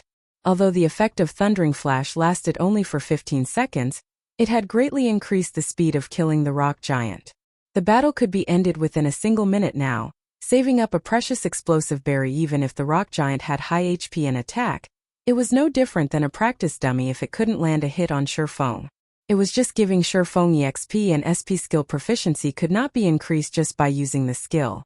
When using it on a monster of the same level, there was a 20% chance to increase it by 1 point. For monsters of a higher level, there was a 40% chance if it was 1 level higher, 70% for 2 levels, 100% for 3 levels, 150% for 4 levels, and 200% for 5 levels. The maximum limit was 200% now that Sherfeng was killing a level 5 rock giant. His SP increased several times the rate of others. Not even a full minute had gone by before the rock giant finally fell. System. Level 5 rock giant killed. Level difference of 4. EXP obtained increased by 400%. Obtained 120 EXP. Sherfeng's EXP bar increased by a chunk. He was now 880 EXP away from level 2. That meant he needed to kill another 8 rock giants to reach level 2. These mountains in the central region were a great place for leveling up and looking for treasure. Unfortunately, 2 months had passed before people discovered them. Sherfeng searched the rock giant's body after killing it, obtaining a bronze oregon. It was a material used to make bronze equipment. He also acquired a piece of hard stone. Subsequently, Sherfeng searched around the empty land. A few moments later he found a rare herb called 100 Souls Flower. It was one of the core materials used to make. Just as he got close to it, another rock giant spawned. Sherfeng threw out another explosive berry. Thundering Flash. Chop! In just a short moment, Sherfeng obtained another hardstone, 120 EXP, and a large amount of SP. Sherfeng continued climbing up when the cooldown finished on the ring of gravity. On his way up, he searched for rare herbs while killing rock giants. Following the fall of the 8th rock giant, Sherfeng became level 2. He added all his points into agility, letting it reach 16 points. He was just 4 points away from unlocking fast and nimble. The SP for Chop has also reached 300 points, raising the skill to level 2. The next level required 600 SP. The skill now increased damage by 12 points, and its cooldown was reduced by 1 second. The other players would go crazy if they found out about Sherfeng's leveling speed. Just going from level 0 to level 1 required more than a handful of hours. As for going from level 1 to 2, at the very least doing so would require 7 or 8 hours. Sherfeng spent less than 20 minutes to reach level 2. His leveling speed was like a rocket launching. Sherfeng walked towards a dead rock giant and searched. It seems like my luck isn't bad at all. It even dropped equipment. Sherfeng discovered a piece of cloth armor. though he was somewhat disappointed. Level 4. Defense +3. Mana +10. Durability 20/20. God's domain had just started operating. The drop rate of equipment was extremely low. Common equipment was extremely rare, especially a level 4 common equipment. There was definitely someone who would buy it at a high price. Shifeng placed the equipment into his bag. Just as he was about to continue upwards, he suddenly noticed a cave not far ahead. When he walked over to check, Shifeng's heart rate quickened. Shifeng spotted a huge rock giant sleeping within the cave. Its entire body was made up of silvery rocks, different from the normal gray-colored ones. Level 6. HP 900. Special elites were a lot stronger than normal elites. A regular elite monster could decimate a 6-man party of the same level. However, a special elite required 12 players of the same level to deal with, maybe even 15 players. That meant shrews required 15 level 6 players working together to kill. However, Shifeng rushed ahead without hesitation. He used Thundering Flash immediately, causing ray after ray of thunder to cut across Shrew's huge body. Damages of -1, -2, -3 appeared above Shrew's head. Chapter 8. Killing Shrews. Even though the damage dealt by Shifeng was negligible, Shrew still woke up from his deep slumber. Anybody would be enraged when they were abruptly awoken. "I'll flatten you, puny human," Shrews bellowed. The entire cave shook as Shrews stood. With giant strides, Shrews walked towards Shifeng. Not giving Shrews any chance, Shifeng took out an explosive berry and tossed it in front of Shrews. Path speed was always a rock giant's weakness. There was no exception even for a special elite. Shrews only had a larger size, a stronger attack, and more attack methods. Though his movement speed and attack speed were slightly faster, under the slowing effects of the explosive berry, he was still as slow as a turtle. On the other hand, Shifeng's movement speed and attack speed were very fast due to his 16 agility. Shifeng immediately circled to Shrew's back and began his fierce assault. A series of damages appeared above Shrew's head. 2 -2 -2-2. They were followed by another chop that dealt 6 damage. It had to be said, Shrews had a frightening defense. Even with the amplified damage from Thundering Flash, a level 2 chop had only dealt 6 damage. A level 1 chop would probably only deal 4 damage. Shrews only turned around after receiving a series of attacks. It lifted its mountain-sized foot and stomped down towards Shifeng. As a reincarnated person, Shifeng had experienced countless battles in God's domain. He did not have a threat of panic in him when facing against Shrews. With a step, Shifeng nimbly evaded towards Shrew's back, avoiding Shrew's sluggish attack. Shifeng then followed up with a series of mad cuts. When 5 seconds passed, Shrews regenerated 18 HP, leaving him with a remainder of 886 HP. Half of Shifeng's efforts had gone to waste within an instant compared to common ones.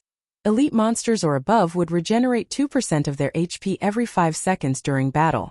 Shrews had 900 HP, so it was 18 HP every 5 seconds. This regeneration had exceeded the damage Shifeng could deal using normal attacks. Even so, Shifeng still calmly waved his sword, continuously reaping away Shrew's HP. An average player would have already given up when seeing such high HP and regeneration. Shifeng would not, though. 16 points of agility allowed Shifeng to avoid and attack with ease. His high attack speed also allowed the damage he dealt to mitigate Shrew's regeneration completely. However, killing Shrews required a lot of time. It was very dull just avoiding and madly attacking. Dealing out strong attacks was very tiring, both physically and mentally. With each passing second, Shrew's HP continually fell. 15 seconds later, once Thundering Flash's amplifying effect disappeared, the damage Shifeng caused sharply reduced. Each strike of his sword only dealt 1 damage, and chop only took away 4 HP from Shrews. Shifeng immediately fell into a bitter battle. Another 5 seconds passed, and Shrews once more regenerated 18 HP. However, Shifeng only dealt 17 damage within that 5 seconds. It wasn't even enough to even make up for Shrew's regeneration. Shifeng wrinkled his brows. As expected, it was hard to kill off Shrews. It was just a pointless endeavor without sufficient damage. Do I give up? Just as Shifeng was thinking so, "I want to flatten you," Shrews roared as he stomped his foot. Suddenly, the entire cave shook. Sharp stalactites fell from the cave ceiling one after another, covering the entire cave. It even has a party wipe skill? Seeing the bad situation, Shifeng moved quickly away from Shrew's side. Dodging the falling stalactites, the stalactites continuously fell in great numbers. Their speed was quick as well. If a party came into this cramped space, there wouldn't be any place to dodge. They would definitely be party wiped. If it weren't for his nimble body and the somewhat spacious area, Shifeng would be hard-pressed to avoid these falling rock. Shrews revealed an exhausted expression after finishing his skill. Shifeng's eyes shone. He quickly rushed ahead. Thundering flash. Chop! -4, -5, -6-10. Suddenly, a series of terrifying damages were caused. Fatigue state. It was a period of weakness that appeared after a boss used a powerful skill. In this state, the boss would have both its attack and defense greatly reduced. With this fatigue state, Shifeng could see the hope of killing Shrew. Shifeng took the chance to attack even more fervently for -4-4. Each sword strike took away 4 HP while Shrew's was under both states of fatigue and damage amplification during this weakened period. Shrew's regeneration also fell to 1% by the time Shrew's returned to his normal state. Shifeng had already taken away 15% of Shrew's HP. The subsequent battle was filled with persistence. Shifeng would repeatedly attack to make up for Shrew's regeneration. Every 30 seconds he would deal a burst of damage with Thundering Flash. Following which, he would await Shrew's use of his big move. This party wipe skill was a nightmare to player parties. To Shifeng, however, it was a chance. As expected, Shrew's would again use his big move after a period of time. Shifeng took this chance to take away 16% of Shrew's HP. Time passed bit by bit. After using 5 explosive berries, Shrew's had 32% HP remaining. When Shrew's activated his big move once more, Shifeng took away another 16% of his HP. Shrew's was quickly left with 16% HP remaining. Just as Shrew's HP fell to 15%, a sudden change occurred. Shrew's body continuously shrunk, his attack and defense reducing as well. However, his movement speed and attack speed kept increasing. This change was very disadvantageous to Shifeng. Although the explosive berry was still in effect, Shrew's attacks were becoming faster. He had nearly landed a hit on Shifeng. Shifeng was just level 2. Even if Shrew's attack power had reduced, a single hit was enough to end Shifeng. If Shifeng died, he would lose a level and a lot of skill proficiency. It was not something he wished to see happen. Fight. A cold glint flashed through Shifeng's eyes as he activated gravity liberation. Suddenly, dodging became relaxing. It was impossible to easily give up on a special elite with only 15% HP remaining. Shifeng continued to circle and madly hack his sword at Shrew's. Every hit dealt 3 damage, slowly reducing Shrew's HP. 14%, 10%, 9%, 8%, 5%. Gravity liberation's duration became shorter and shorter. When there were only 7 seconds left, Shrew still had 5% of his HP. Shifeng would definitely be one-shot as soon as gravity liberation ended. Quick. Quick. Quick. Shifeng's eyes turned blood red as his sword strikes became faster and faster. Just as Shrew's had only 10 HP remaining, gravity liberation ended. Shifeng's speed dropped sharply. A cold, human-like grin appeared on Shrew's face as he smashed his boulder-like fist down on Shifeng. The cooldown of Thundering Flash finally finished. Thundering Flash. In an instant, 3 streaks of light passed through Shrew's body. 4-5-6. Shrew's final 10 HP was taken away. Boom. Shrew's turned into a pile of rubble. System. Special Elite Shrew's killed. Level difference of 4. EXP obtained increased by 400%. Obtained 940 EXP. Shifeng's experience bar abruptly rose by 27%, pushing him a big step closer towards level 3 after killing off Shrew's. Shifeng searched around in the pile of rubble. The drops of a special elite were far better than a normal elite. Shifeng obtained an equipment, a skill book and 16 coppers. The rewards for challenging higher levels sure are good. Even a bronze shield dropped. I can definitely sell it for a high price. It would be great if I could grind it a few more times. Shifeng looked at the blue cross-shaped shield in his hands. He could already imagine how the guilds would be willing to pay a high price for the shield. Rock Iron Shield. Bronze rank. Equipment requirement. Strength 8. Equipment level 5. Defense plus 21. Defense rate 23%. Strength plus 2. Endurance plus 4. HP plus 30. The shield could be considered high quality with such attributes. When equipped, the shield would greatly increase defense. HP would also be increased by 110 points. This was equivalent to 1/3 of a level 5 warrior class HP. Using it to dive into level 5 dungeons was more than enough. It could even be used to dive into level 8 dungeons. The skill book was a good one as well. It was a skill that could be used by all melee jobs parry. It required a melee weapon to be used. It could block a single attack that came from the front, and it had a cooldown of 30 seconds. Parry was a popular skill among all melee jobs. It was a must-learn skill for warrior classes. The skill had a low drop rate, and it was almost never seen being sold on the market, as it was a life-saving skill. You could activate it at a crucial moment, and it might even help you through a crisis. It was especially true when battling against a boss. If the healers could not keep up, then you could use parry to block an attack, giving the healers more time to heal you. Taking a look at skill, Shifeng decided to learn it. Although he could get a better price if he sold the skill book together with the shield, the action was no different than killing the chicken to get the egg. It was something Shifeng wouldn't do. Shifeng continued climbing upwards after killing shrews. The bronze shield was worth only a meager amount of money. The real fortune was the secret silver treasure chest. Shifeng only had 4 explosive berries remaining. However, he was not even a third of the distance to the peak. It was also very easy to meet up with a monster at the resting points. This caused Shifeng to choose his path more carefully. Half an hour later, after cautiously advancing the entire way up, Shifeng was finally at the peak of the mountain. The visibility at the top was very poor with all the white clouds and mist. Shifeng could only see 20 yards in front of him on his way up.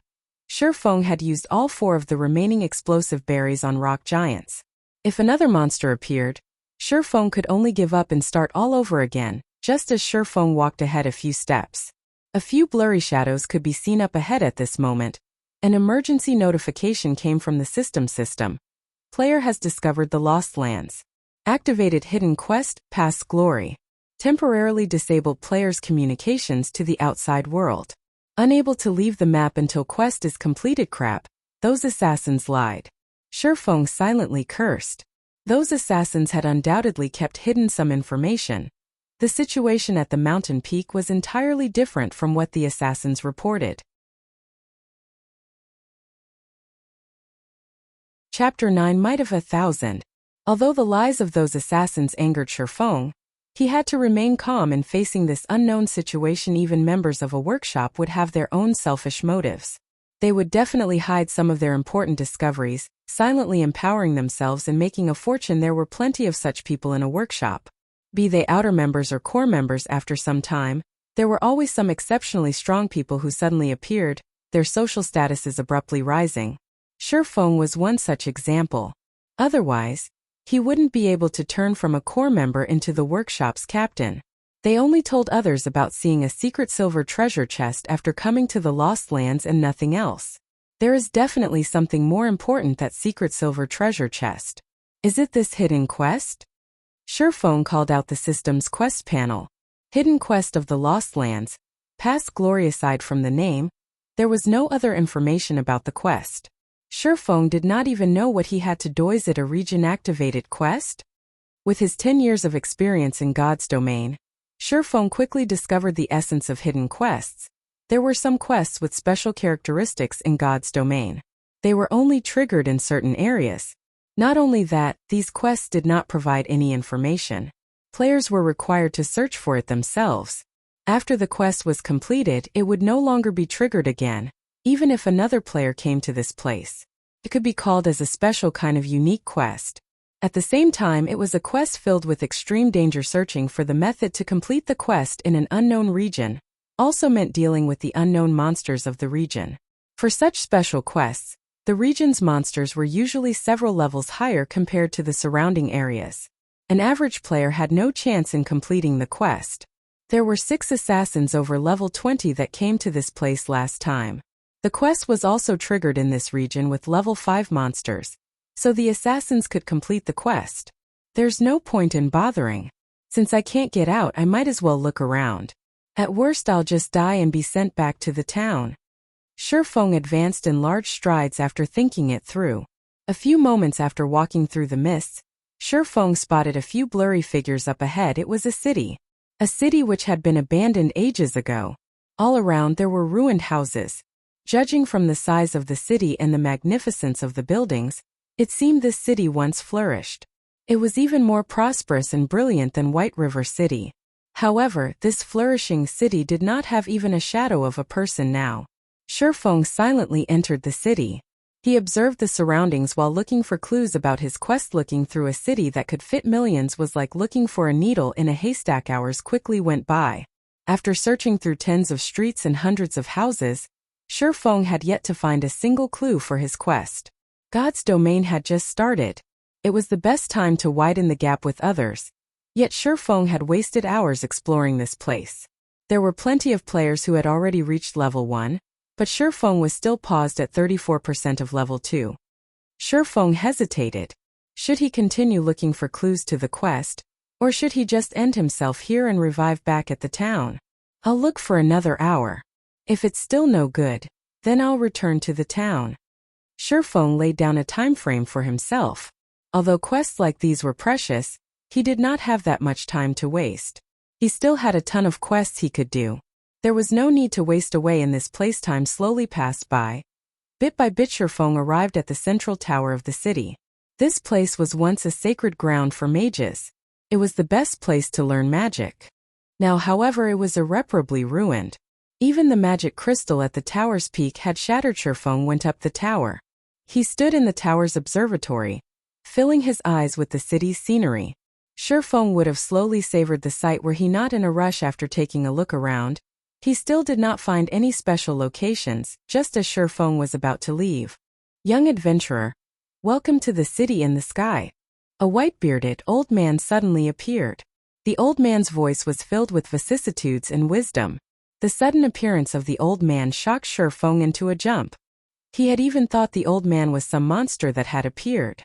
However, he let loose a breath after noticing the yellow indicator above the old man's city in the sky. Shifeng became shocked when he thought of this well-known city of God's domain. City in the sky. The name of this city had once shaken the entire continent of God's domain. There were countless legendary jobs in this city. There was even the famous demigod-ranked sword Saint Altair. It was a city which was even feared by gods themselves. Unfortunately, the city had fallen during the Third God's War, becoming a regret of God's domain. Respectful elder, is there anything I can help you with? Shifeng smiled and asked in a formal tone. Help? The white-bearded elder shook his head, smiling as he said, "No, I don't need any help. I imagine you wish to become stronger. I can help you with that, but are you willing to accept a test of mine?" "Of course, I'm willing to receive your test." Shifeng felt relieved. The trail to the quest past glory was here. He didn't have to die back to town, losing both levels and SP. The elder nodded his head in satisfaction, gravely saying, "I'll give you 3 choices. The first one is the normal difficulty. After you pass it, you'll get a mysterious iron treasure chest. The second one is the hard difficulty, where you'll get a secret silver treasure chest. In addition, you can get additional rewards depending on your rate of completion. The third option is the hell difficulty, where you'll be rewarded a fine gold treasure chest. You'll also receive additional rewards depending on your rate of completion." Young adventurer, which do you choose? 3 choices, each harder than the other, and each more attractive than the other. The 6 assassins who were over level 20 had chosen the hard difficulty. They returned with the secret silver treasure chest, but chose to hide the additional reward. This meant that the additional reward was even better than the secret silver treasure chest. After some thought about it, Shifeng decided to bravely challenge it. A person who had been reincarnated should have courage. Respected elder, I choose the hell difficulty. Shifeng was confident he could manage this difficulty. If he could complete it, then it would have a great effect on his future developments. Ha ha ha. Young people sure are full of energy. I truly admire you, but be sure not to regret your choice. The elder disappeared after his hearty laughter. System. Quest past glory accepted. Face off against 1,000 monsters of the same level. Considered passed after killing 500 monsters. Time limit of 4 hours. Quest failure penalty. All attributes permanently reduced by 10 points. Attributes are the essence of a job. If Shifeng's attributes were all reduced by 10 points, then he was as good as crippled. This penalty sure is ruthless. Shifeng's scalp started itching as he looked at the countless specter warriors appearing below the tower. The countdown started. There were 5 seconds remaining before the monsters attacked. Specter warrior, Common monster. Level 2. HP 230. Fighting against one of them would be easy. Against an ocean of them, however, even Shifeng would start to panic. Rushing in was just plain suicide. Shifeng would quickly become surrounded and killed. The only choice was to fight the monsters one by one. Shifeng had a wealth of experience in battling.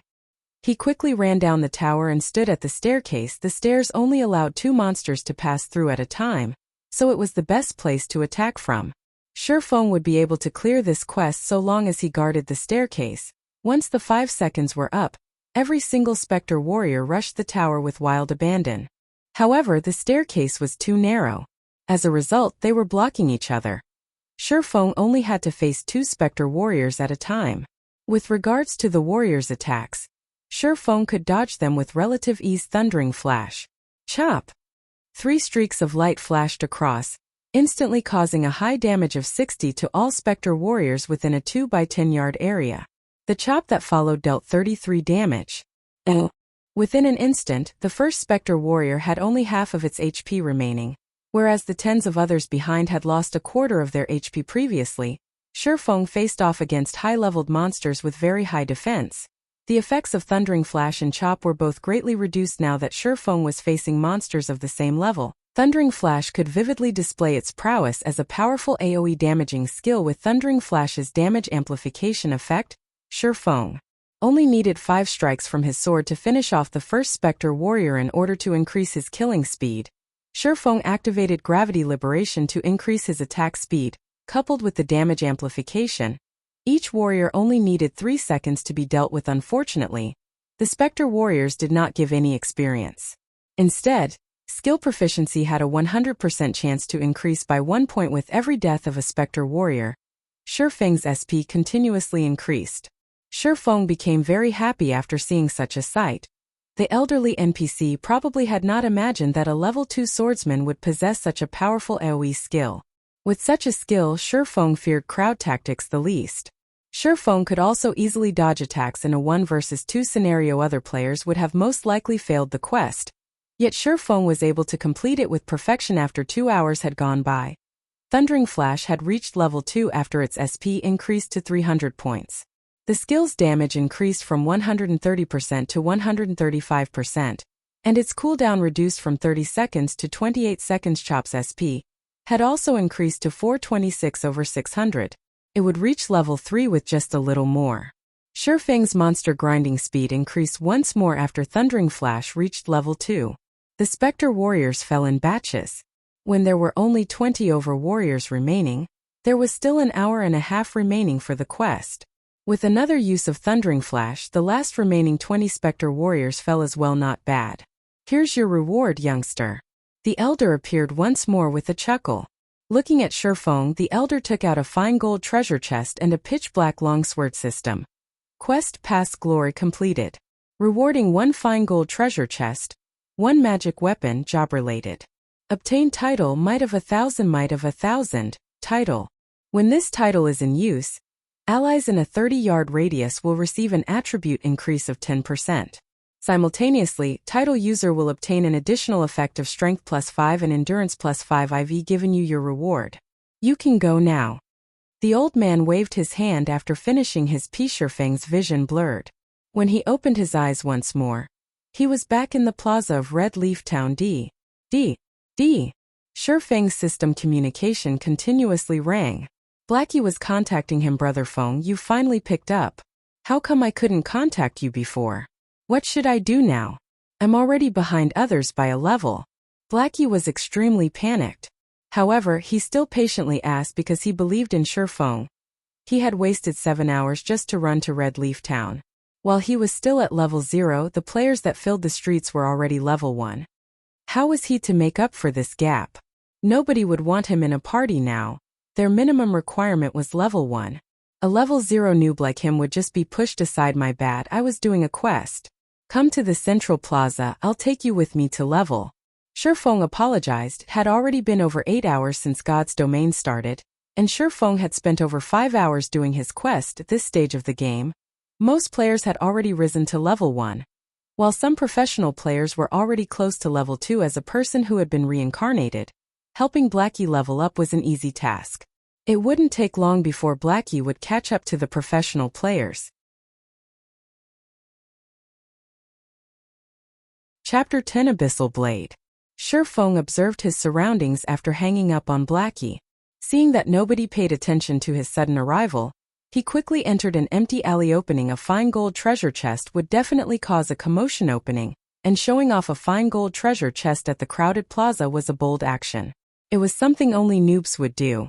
Compared to the real world, there were no constraints within the game world.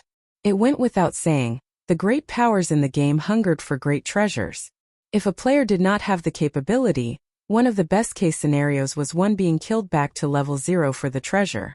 However, if the treasure did not drop out, then congratulations, you can only live in the city for the rest of your life.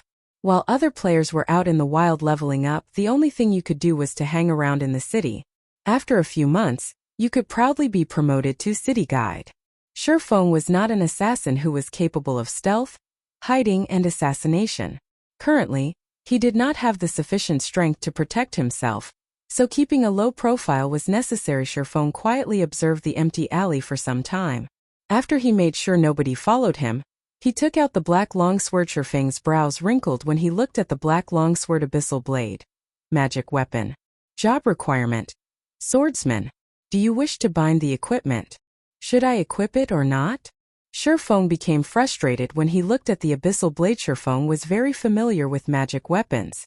Magic weapons were different from normal equipment. They did not have any rankings to differentiate them, and they were even rarer than legendary equipment. Its power was without question. However, a magic weapon was a double-edged sword. This was because the weapon had a side effect called backlash.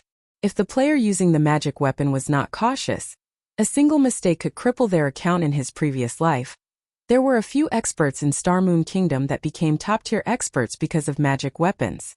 Even during his peak, Shifeng could only look up to them.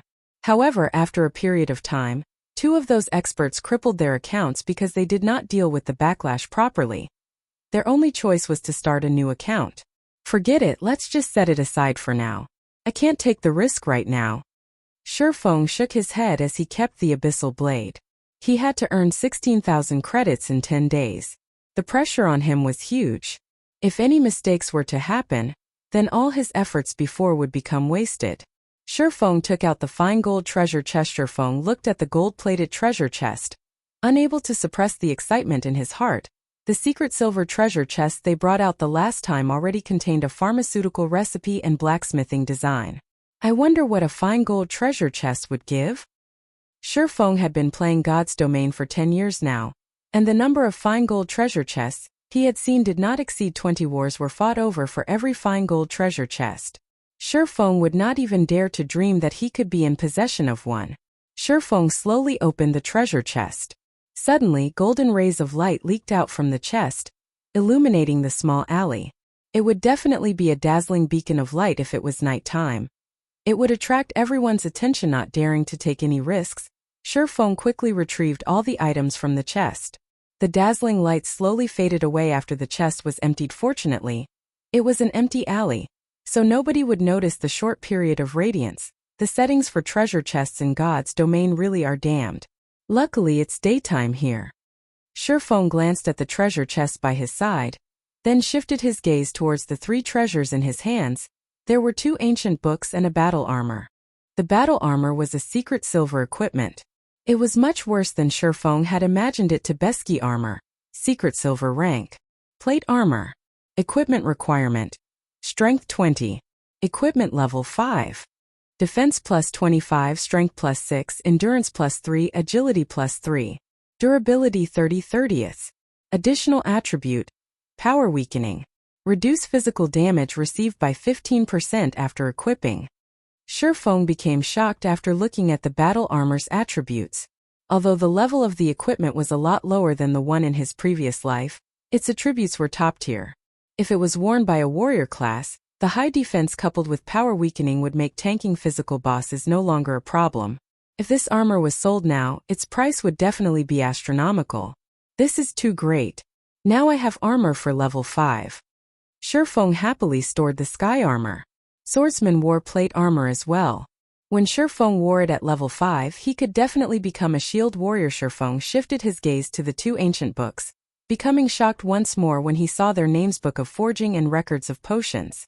These two were both extremely rare, treasured books. Everyone knew that forging and potion making were extremely hard to learn. Every forging master and potion master were the symbols of strength of a guild. Even Shadow, a guild that possessed 10 city-states, only had 2 forging masters and 5 potion masters. Every one of them was treated like princes. With these 2 books, Shifeng could create a forging master and a potion master. I remember there being a hidden quest in Dark Moon Valley. Not only would it teach forging for free, it would also reward a forging talent. If I have both the forging talent and Book of Forging, I could quickly become an advanced forging apprentice. Then I could make bronze equipment and earn a lot of money. Shifeng recalled a member of Shadow called Hammer Trading. The person had become a forging master because he completed that hidden quest. Dark Moon Valley was a level 4 monster area. The quest as well was a difficult one and would take up a lot of time. It seems I have to buy some items and make proper preparations. Shifeng stored the 2 books and sent a mail to Blackie, telling him to meet up at the trade area. Shifeng then headed to the trade area himself. At this time, there were quite a lot of players at the trade area. Players who were tired of killing monsters would come to the trade area to rest, having a drink and chatting. There were also players selling their loot from grinding. Shifeng searched for an empty spot, covering the ground with a piece of white cloth. He placed down the equipment and herbs he picked, starting his stall. The level 4 common cloth armor was priced at 1 silver 20 coppers, while the bronze shield was priced at 21 silvers. It was a fair and cheap price at this stage of the game. Rare herbs, high-level equipment, those interested come and take a look.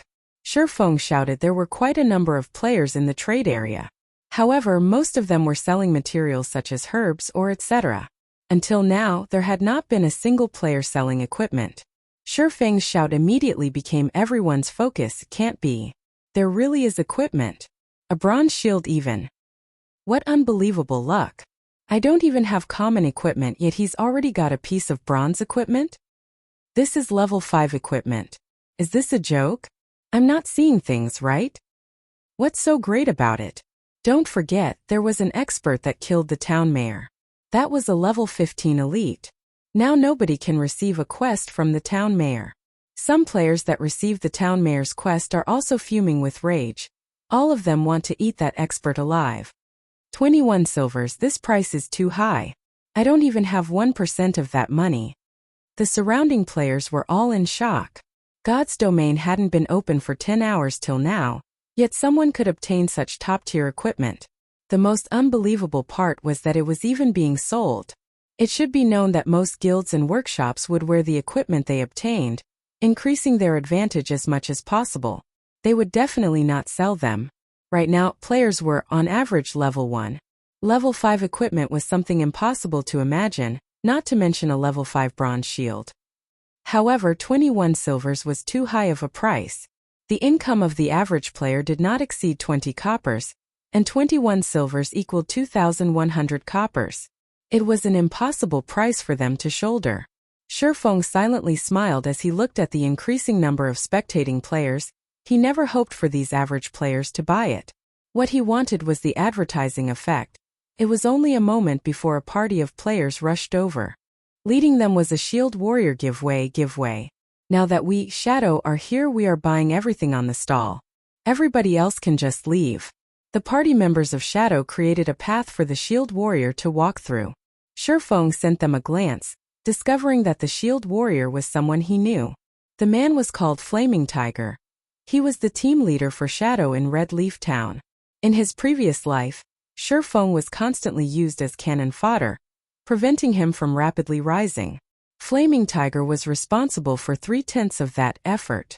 Shifeng never thought he would meet up with this man so quickly. You, the stall owner?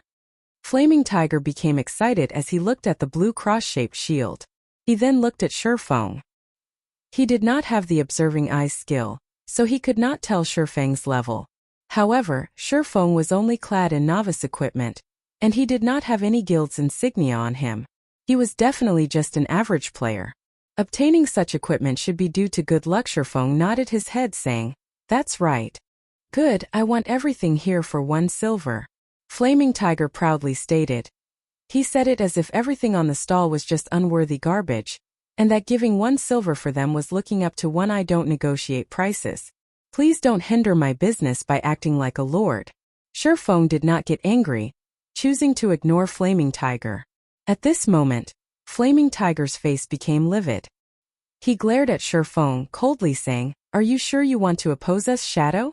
I'll give you one more chance, think carefully before you speak." Suddenly, all 5 other members of Shadow surrounded Shifeng. Shifeng rolled his eyes at Flaming Tiger, saying in a straightforward manner, "Fools." He actually dared to threaten Shifeng inside Red Leaf Town. Did he not know it was prohibited to take action inside a town? "You're courting death." Flaming Tiger raged, both his eyes turning blood red. He couldn't help but want to kill Shifeng right this instant. Ha ha ha, truly interesting. A level 5 bronze shield. How could us Assassins Alliance be left out? Another group of over 10 players came at this moment. Every player wore the Assassins Alliance's insignia. The person who spoke up was Stabbing Heart. He became shocked when he saw the stall owner. He did not expect to see Shifeng, the expert who had cleared the bronze prize challenge in a single try. Shifeng had even obtained a level 5 bronze shield now, so he had definitely killed a high-leveled elite monster. Stabbing Heart became even more respectful of Shifeng. "Here's 24 silver. I want everything here. Let's become friends. The next time you have any good equipment, you must consider us Assassins Alliance." Stabbing Heart handed over the 24 silvers without hesitation. Although it was not easy for the guild to collect these 24 silvers, it was definitely worth it if he could become friends with an expert like Shifeng. "Alright, since you're so straightforward, I won't ask for the 50 coppers anymore. I'll contact you in the future." Shifeng understood Stabbing Heart's intention.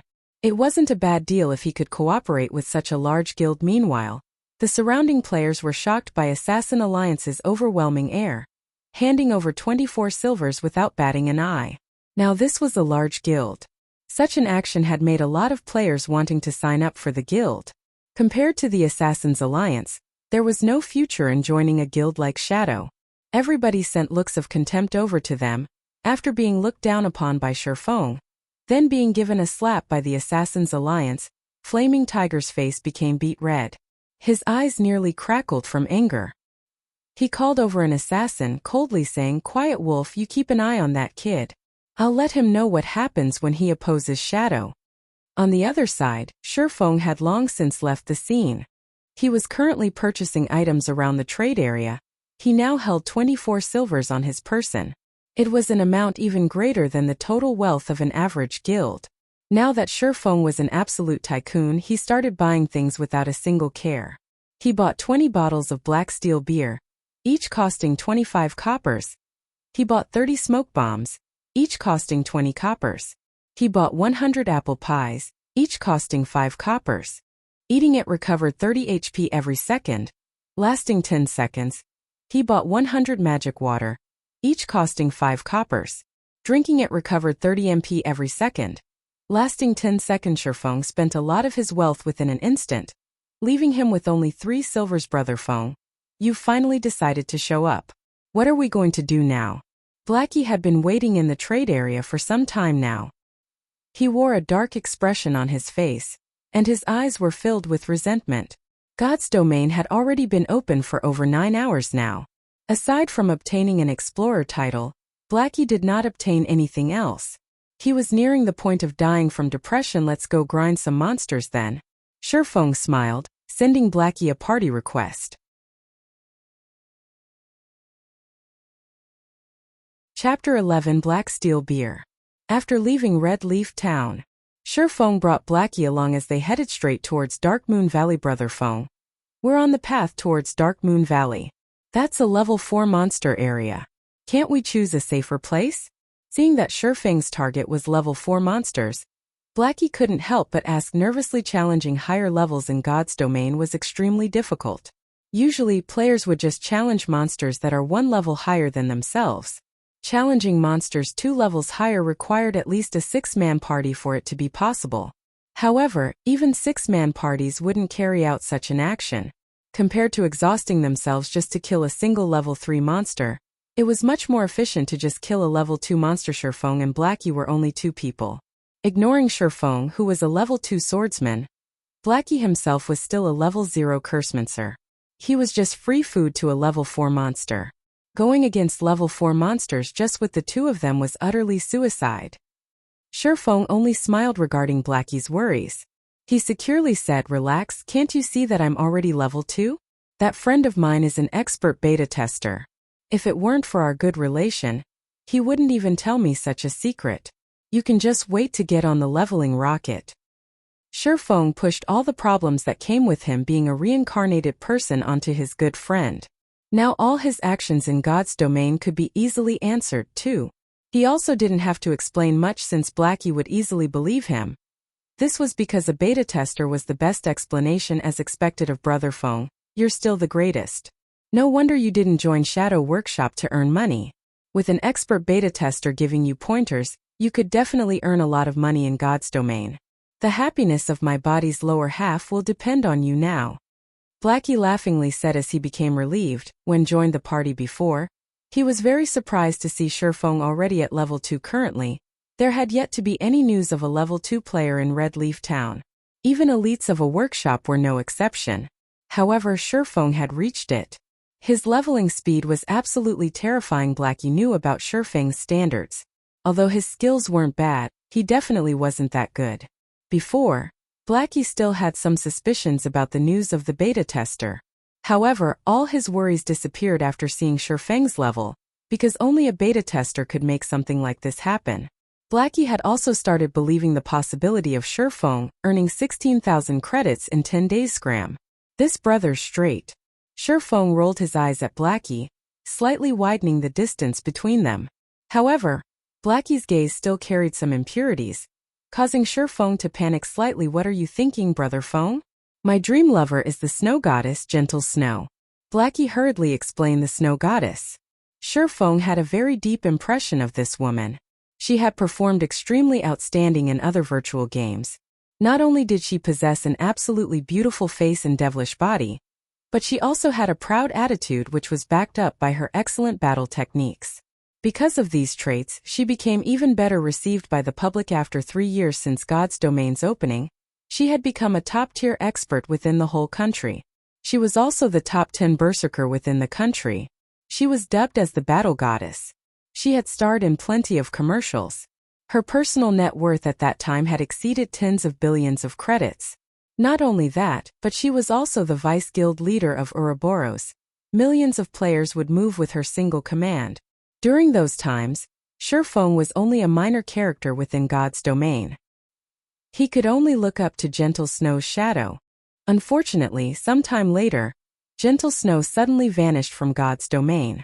Her disappearance became a hot topic within God's domain for some time. "Brother Feng, look, that's an elite monster." Blackie pointed towards a snow-white fox in the distant paddy field as he shouted. Shifeng looked over to the golden fields, discovering a white-colored fox. There was even a little rabbit in the fox's mouth right now. "Cunning snow fox, rare elite. Level 2. HP 450. Blackie, your eyesight and luck are seriously too good. You even spotted a rare elite. We're going to earn a fortune this time." Shifeng stealthily walked closer to the fox as he directed Blackie. "You just attack from a distance and leave the rest to me." Rare elites were a special type of elite. They had the same capabilities as a normal elite monster, but the rewards they give out were a lot greater. It would take a long time for it to respawn after being killed. Whether you could meet one depended on your luck. "Brother Feng, you must be crazy. That's a level 2 elite. We can't go against it." Blackie wanted to stop Shifeng. Only a small party of the same level could deal with an elite. Fighting one alone without any healing would definitely lead to death. However, Blackie was too late. Shifeng had quickly circled to the snow fox's back, launching a sudden attack chop. A sword strike flew. The snow fox's actions were very nimble. It immediately avoided a vital hit to its abdomen, taking only 32 damage. Such nimble actions. Its defense isn't low either. Shifeng made a quick judgment after observing how the snow fox dodged and took damage. He had the might of 1,000 title, so all his attributes were increased by 10%. There was also an additional 5 points to both strength and endurance, increasing his strength to 13 and endurance to 10. His agility was also increased to 17 points. Now his attack power was 29, and he had 260 HP with great speeds. The enraged Snow Fox bit towards Shifeng's neck. It activated the skill Fatal Blow however.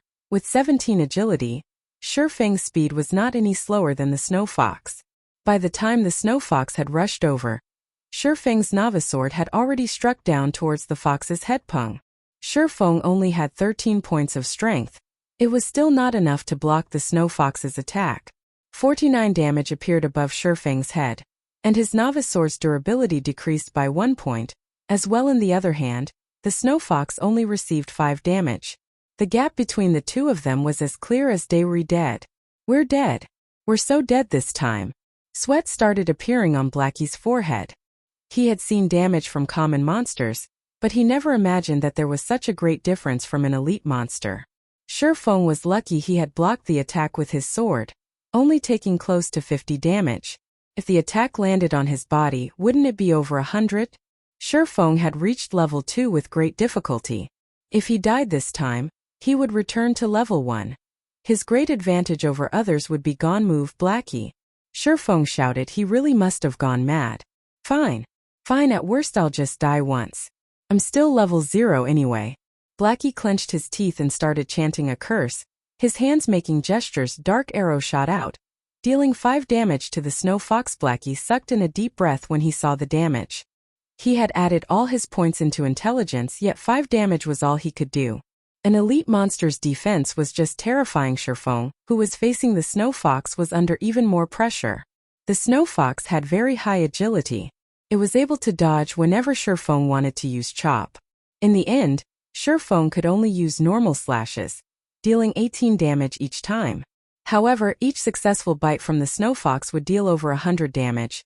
It was greatly disproportionate. 10 seconds later, Shifeng's HP fell to 31. While the Snow Fox still had 244. I guess there's still no way to directly face off against an agility-type elite with such a small amount of skills. Shifeng looked at the Snow Fox's half-remaining HP. If he continued to drag on this fight, he would be the one to die. He had to start bursting. Shifeng took out a bottle of black steel beer from his bag. After taking 2 mouthfuls, he became slightly drunk, and his vision started becoming blurry. He then activated gravity liberation, his speed increasing by a huge leap. He arrived at the Snow Fox's side with lightning speed. When Shifeng looked at the Snow Fox's level again, it displayed level 0, whereas he was level 2. Suddenly, the suppression due to level difference was removed, letting Shifeng's damage rise. Similarly, however, his body became difficult to control. Shifeng's eyes were icy cold. His grip around the Novice Sword tightened. Thundering flash. Hua! Hua! Hua! 3 lightning-quick slashes struck past the Snow Fox's waist, causing it to let out a tragic cry. Damages of -30, -36, -42 appeared on top of its head, instantly taking away a quarter of its HP afterward. Another chop dealt 43 damage to it. The Snow Fox desperately resisted, but Shifeng's speed after activating gravity liberation was very fast. Even if he was in a drunken state, with his many years of battle experiences, Shifeng could still easily maneuver his body. This had placed the Snow Fox at an absolute disadvantage. Damn, what did you drink, Brother Feng? You're suddenly so fierce. Blackie's eyes nearly popped out of their sockets as he saw Shifeng's cheat-like performance. At this moment, the fierce Snow Fox had become Shifeng's plaything. It had 0 chance at resisting. When the Snow Fox had 42 HP remaining, Shifeng was about to give the last strike. Suddenly, Shifeng felt a shiver going down the back of his neck. It was as if he had a dagger pointed at his neck. It was a terrible feeling. Shifeng instinctively leaped forward. In the next moment, a bright snowy dagger had slashed across his original position. Shifeng had surprisingly avoided that strike. Behind Shifeng, a figure with an extremely surprised expression revealed himself. He had already kept his presence hidden incredibly well. He did not even let out a single sound. Not only that, after he had raised to level 1, his agility had reached 10 points. However, his sneak attack had actually been dodged. What sort of intuition did Shifeng have? Friend, we have no hatred or enmity between us. It isn't good doing something like this. Shifeng focused his gaze on the newly appeared assassin as he coldly said so. If you wish to place blame, then blame yourself for angering us, Shadow. It is too late even if you regret it now, Quiet Wolf said excitedly. He held his dagger in reverse grip, paying attention to Shifeng's every movement. Quiet Wolf had been following Shifeng while also reporting his location. He never imagined that they would meet an elite monster. The Snow Fox's current target was Shifeng. Although Shifeng had good skills, with the Snow Fox holding him back, Quiet Wolf could definitely find a chance to kill of Shifeng's remaining strand of life. Then he could kill the Snow Fox. There were only benefits for him. As for the Cursemancer on the side, he was just garbage that was not even worth mentioning. Naturally, the Snow Fox wouldn't care about any of this. It just knew that it had to kill Shifeng. The Snow Fox suddenly bellowed, its snow-white skin turning into a flaming red. Its body also increased in size and its HP rose by 20%. Then the Snow Fox activated its final skill, Tearing Bite. The skill amplified its damage by 50%, also causing a bleeding damage of 30, lasting for 5 seconds. You can go and regret. Now, I'll take care of this Snow Fox in your stead. Quiet Wolf rushed at Shifeng. He was prepared to kill off Shifeng the moment he dodged the Snow Fox. Chapter 12: A Timeful Parry. System. Player Quiet Wolf has attacked you and entered a yellow name state. Duration of 1 hour. Any players who attack yellow name players will not receive any penalty. Shifeng only had 31 HP remaining. Being attacked from both sides by the Snow Fox and Quiet Wolf put Shifeng in a very dangerous position. Despicable. Standing at a distance, Blackie scolded Quiet Wolf for sneaking an attack at such a moment. However, he couldn't change a thing about it. The two of them were too far apart. It was too hard for him to land a hit on Quiet Wolf. He could only aim his attack on the Snow Fox, hoping to kill it off a second earlier and not letting Quiet Wolf profit off of them. Although mages had high output, compared to hitting monsters, it was far harder to land a hit on players unless they stood still without moving. This was because the moment the dark arrow shot out, there would be a prediction line appearing. In a situation where the distance was great, players with good standards could usually dodge it. If it was an expert, then dodging it would be a piece of cake. Just as the Snow Fox and Quiet Wolf were about to rush up, the corners of Shifeng's mouth revealed a cold smile.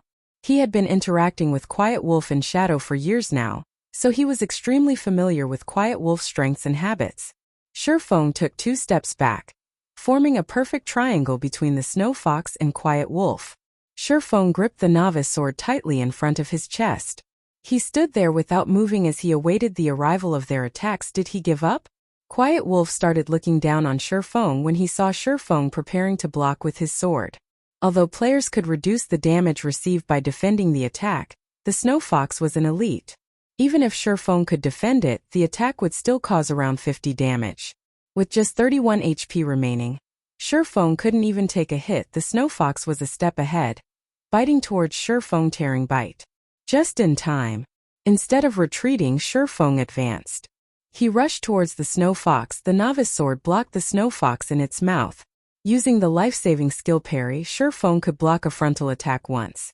Shifeng then continued by lifting the Snow Fox.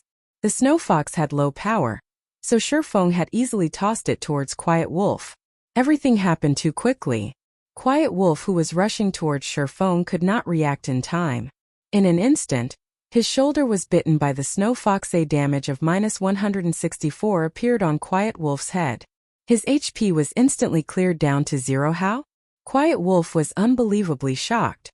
His heart was filled with unwillingness as he stared at Shifeng's ridiculing smile. He never imagined that players could do such a thing. If he had known about it, he definitely wouldn't rush forward, just to get himself killed at this point. Regardless of how unwilling Quiet Wolf was, his HP had turned to 0. His body could only fall and turn into starlight. He had even dropped a piece of equipment. In the distance, Blackie became dumbfounded. He had even forgotten to attack the Snow Fox. Blackie stopped daydreaming. Hurry up and attack the Snow Fox. Shifeng yelled and rushed at the Snow Fox again after Blackie started reacting again. He chanted a curse, madly attacking the Snow Fox without Quiet Wolf's disturbance. The near-death Snow Fox was just a decoration. Within 10 seconds, the Snow Fox released a wail before falling down. System. Rare elite cunning Snow Fox killed. Obtained 130 EXP. Shifeng was level 2 now, so this amount of EXP was nothing to him. What Shifeng was concerned about was the loot. Rare elites were the love of all God's domain players because of their shocking drop rates. Furthermore, this was the first kill of the Snow Fox, so the loot must be even better. It can't be. It actually dropped a weapon. Shifeng obtained a staff, an armguard Blackwood staff.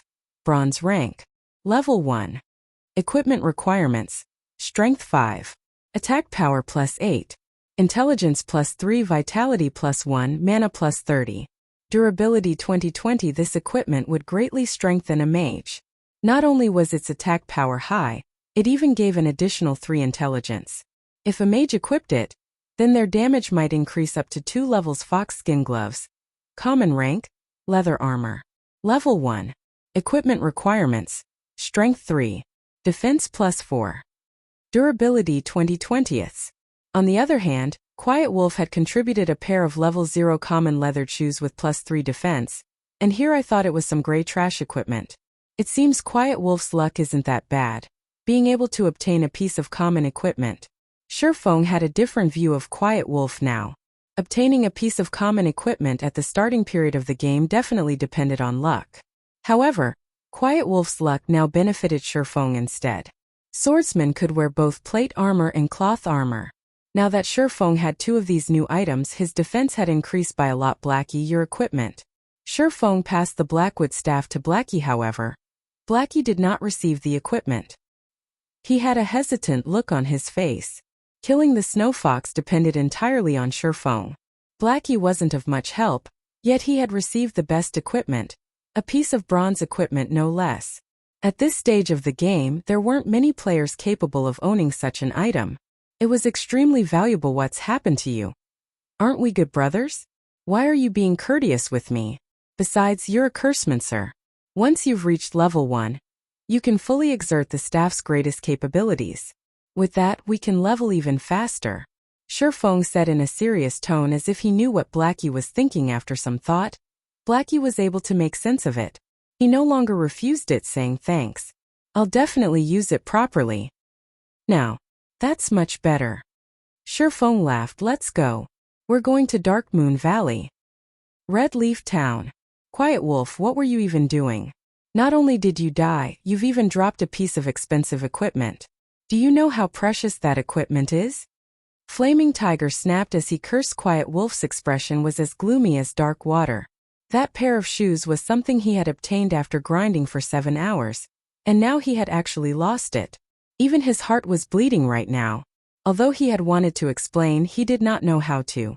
Should he say how he was toyed with by Shifeng? That wasn't something he was willing to admit.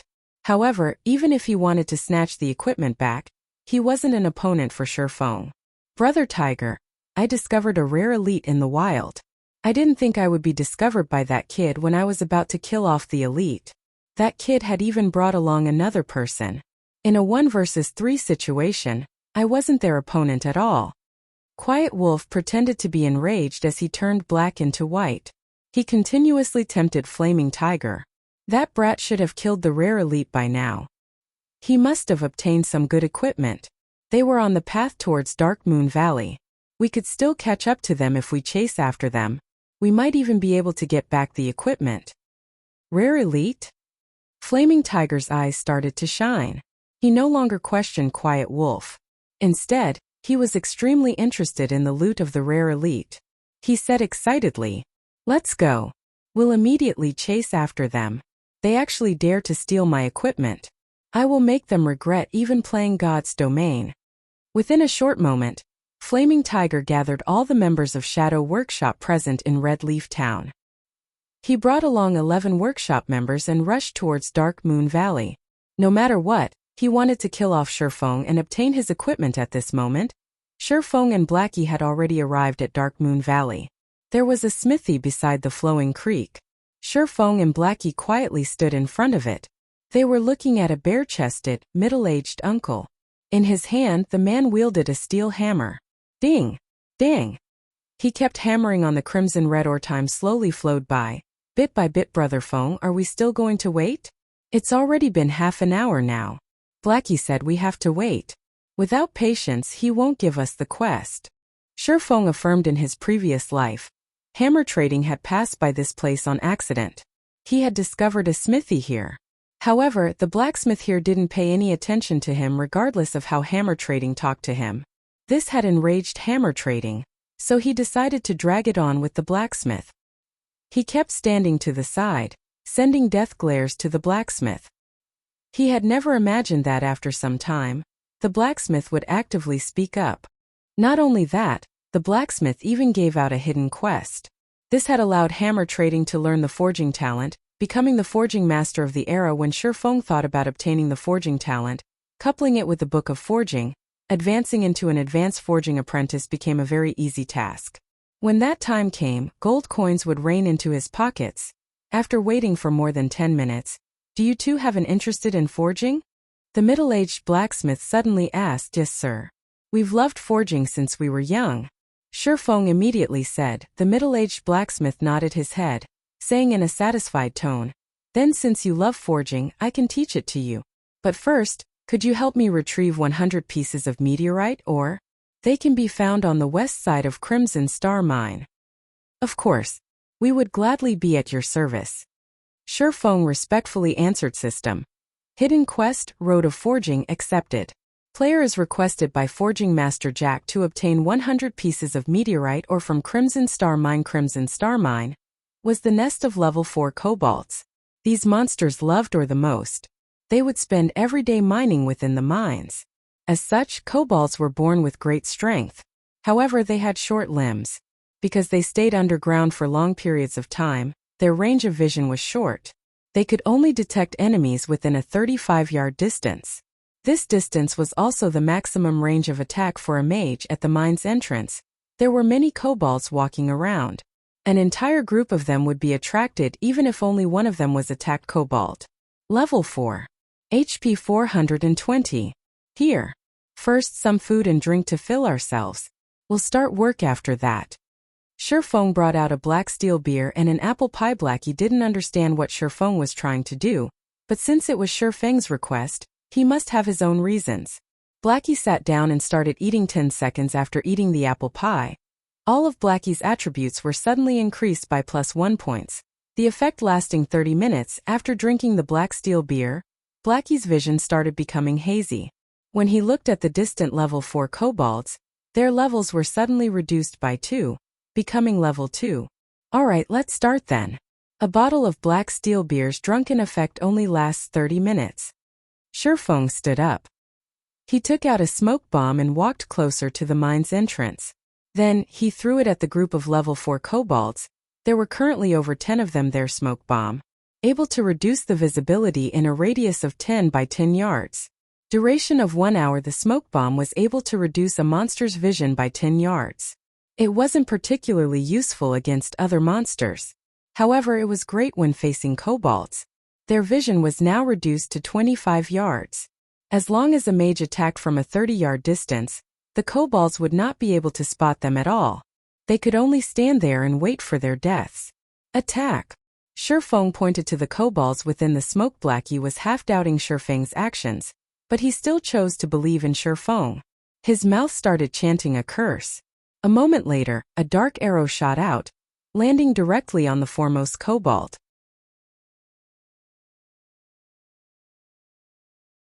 Chapter 13. Blackie's good luck.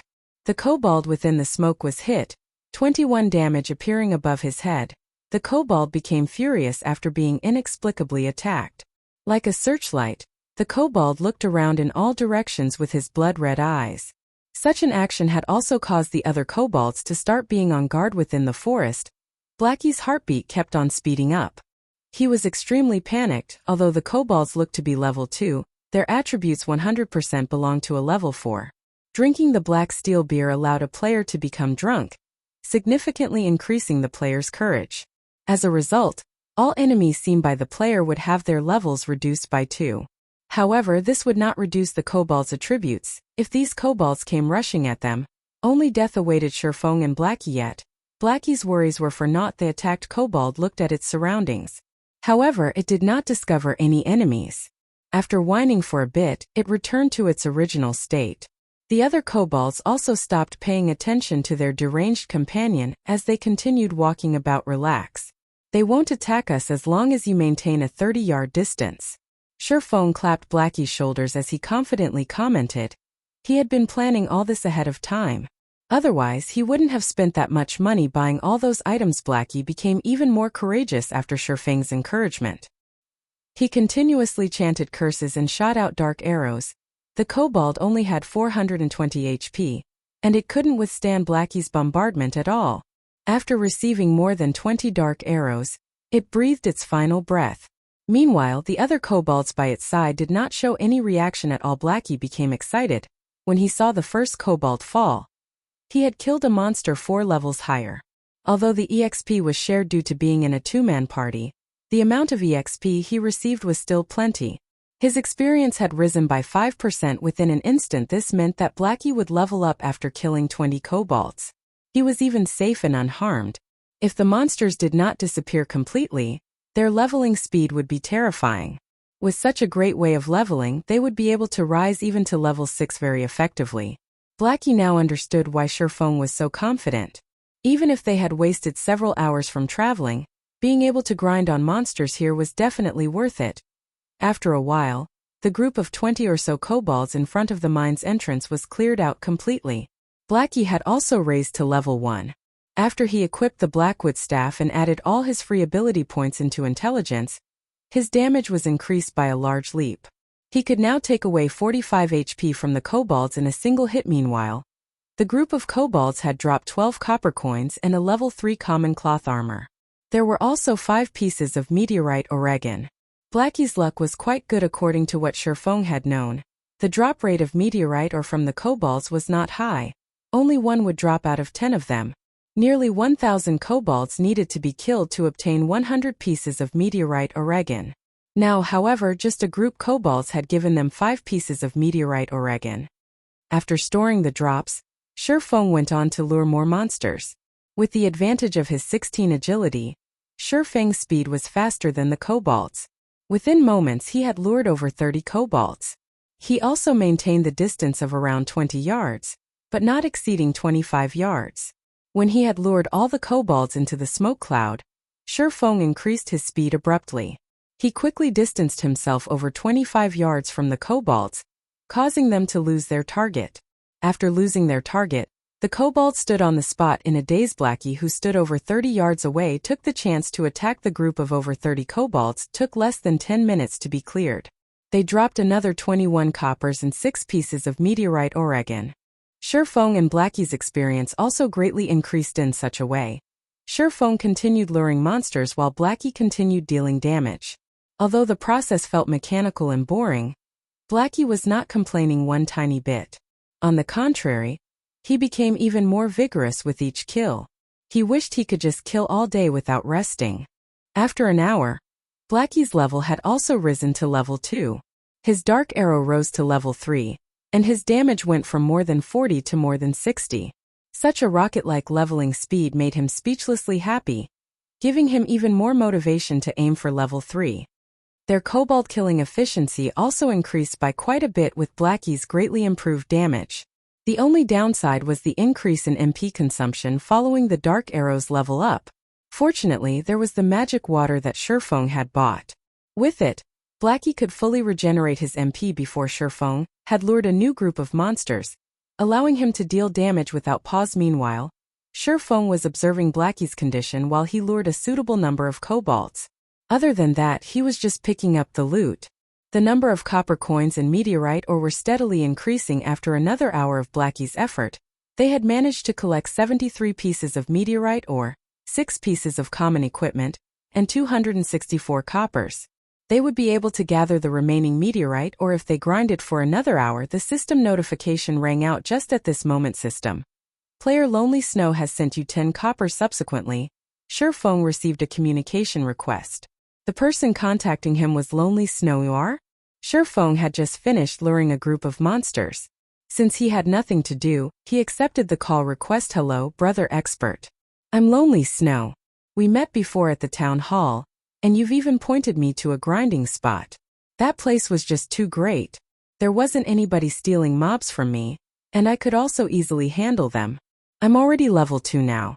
I've also looted a lot of materials and copper coins. I've already mailed you the 10 coppers. I wonder if you've received it. Lonely Snow was extremely excited.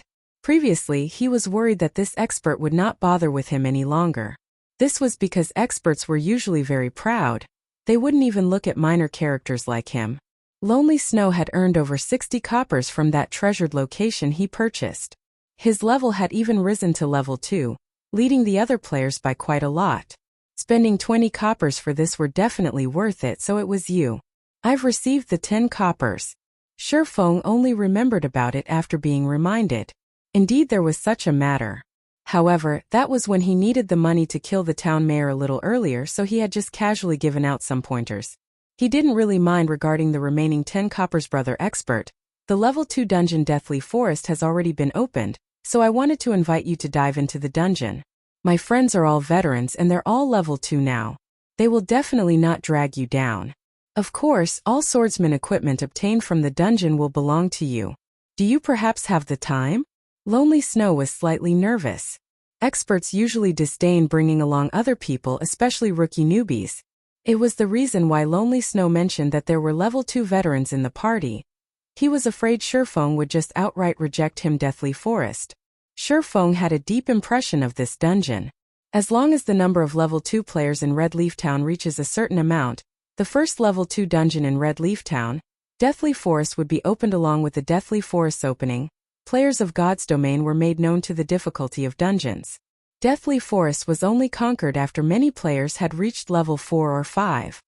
Meanwhile, Deathly Forest's true purpose was to increase the number of skills a player could possess. The monsters within the dungeon mainly dropped the basic skill books for every job. However, the most precious item within the dungeon was the forging design. Only the final boss, Werewolf Fellet, dropped it with a very low probability. Shifeng was very interested in this forging design. If he could learn it, then he would be able to further progress in his plans. Fine. However, I have a condition of my own. I will be bringing a cursemancer, so all cursemancer and swordsman equipment will belong to me. Also, I want all materials and design papers that the boss drops. If you all are willing to agree to this condition, then I can go with you. Shifeng had just casually asked for the majority of the profits. However, he did not feel anything wrong with it. Lonely Snow started sweating all over after hearing Shifeng's condition. As expected, an expert's asking price was definitely high. However, when Lonely Snow considered the strengths of a beta tester, he still reluctantly agreed. Alright then, I agree. I'll tell it to the others. Expert, when will you be free to come? We'll meet at the dungeon's entrance in another 2 or so hours. Shifeng estimated Blackie's killing speed. In over an hour, they would definitely be able to finish gathering the 100 pieces of meteorite. Or that's good. Then I'll start preparing over here. I'll see you at the dungeon's entrance, Brother Expert. Lonely Snow ended the call. A heavy weight being freed from him at this moment. There were 3 other people standing beside Lonely Snow. Every one of them was level 2. What did that expert say? A handsome ranger asked. Lonely Snow explained it to them word for word. What dogs fart, expert? He's just here to take advantage and rip off equipment from us. What's the point of inviting him? If we add another 2 damage dealers, we can enter the dungeon all the same. A shield warrior angrily cursed. The male cleric standing at a side curled his lips, saying in a bad mood. Then he's saying that all mage class equipment belongs to his friend. Lonely Snow advised. That person is a real expert. He's also a beta tester. He definitely has a deep understanding of the dungeon. He might even be able to guide us through it. Don't you all want to clear the Deathly Forest? So what if he's a beta tester? He just had an extra month of experience in God's Domain and a rough understanding of it. Besides, the data has long been changed after the game's official release. Even if he knew a lot about the Deathly Forest, how much use could there be? The shield warrior asked in disdain. He felt that those beta testers were only lucky. Their actual skills and strength might not even be comparable to them. We'll see how it goes after they arrive. If it's no good, then by that time there will be a lot more level 2 players. It won't be too late, even if we find someone else by then. The leading ranger said after hearing this ranger speak. The others nodded their heads in agreement at this moment. There was a flash of light in Dark Moon Valley. Shifeng had finally raised to level 3. Unfortunately, The leaderboard for levels had yet to be opened. Otherwise, he would definitely be ranked first on Red Leaf Town's leaderboard for levels. Finally, level 3. Shifeng hurriedly added 4 attribute points towards agility, letting his agility reach 20 points. System. Player's agility has reached 20 points. Activating agility hidden basic skill fast and nimble. Fast and nimble. Active. When activated, possess a body exceeding the normal man body's degree of freedom, is completely released. Shifeng suddenly felt a gush of strength from his entire body. He also felt his body becoming unspeakably agile. His 5 senses also received a great improvement. These improvements allowed Shifeng to better exert his body's potential. Besides Shifeng reaching level 3, the last kobold that Blackie killed had unexpectedly dropped a level 1 bronze equipment. Warbut Shifeng couldn't help but admire Blackie's luck. Common monsters of level 1 to 3 would not drop any bronze equipment. The drop rate of bronze equipment from level 4 wild monsters was 1 out of 10,000. Yet Blackie had actually got it. His luck was just heaven-defying. Brother Feng, what are the attributes? Let me see as well. Blackie said so excitedly. The Warbut's attributes are quite good. Shifeng displayed the attributes. Recruits Warboots. Bronze rank. Plate armor. Level 1. Equipment requirement. Strength 6. Defense +8. Strength +1. Endurance +1. Movement speed +1. Durability 20/20. This is too great. With this equipment, Brother Feng's speed would become even faster, Blackie happily said. Before, it was only him who obtained a bronze equipment. It had troubled him to no end. Now that Shifeng had one as well, his heart became relieved as he said, Brother Feng, how many meteorite or are we still missing? Not many. Just 4 more pieces. We'll be okay after another wave. Shifeng looked into his bag. Unknowingly, there were already 96 pieces of meteorite ores in his bag. If someone else had come here to grind, they might have needed 5 to 6 hours to obtain this many. Luckily there was Blackie. They had gathered most of it after just killing a few hundred kobolds. Just when Shifeng was about to lure more monsters, his keen senses detected 3 blurry figures were closing in from behind Blackie. Blackie, dodge quickly. Shifeng yelled as he pulled out his novice sword. With lightning speed, Shifeng rushed over. Blackie remained ignorant of the situation. He was still stuck being happy, unaware of the things approaching him. Only finding out now? You're too late. He'll be the first one. 3 figures suddenly appeared. They were 3 assassin players and one of them was Quiet Wolf, the person who was killed before. A mage being simultaneously ambushed by 3 assassins would die without question. There would be no suspense to it even if Blackie was 1 level higher than them.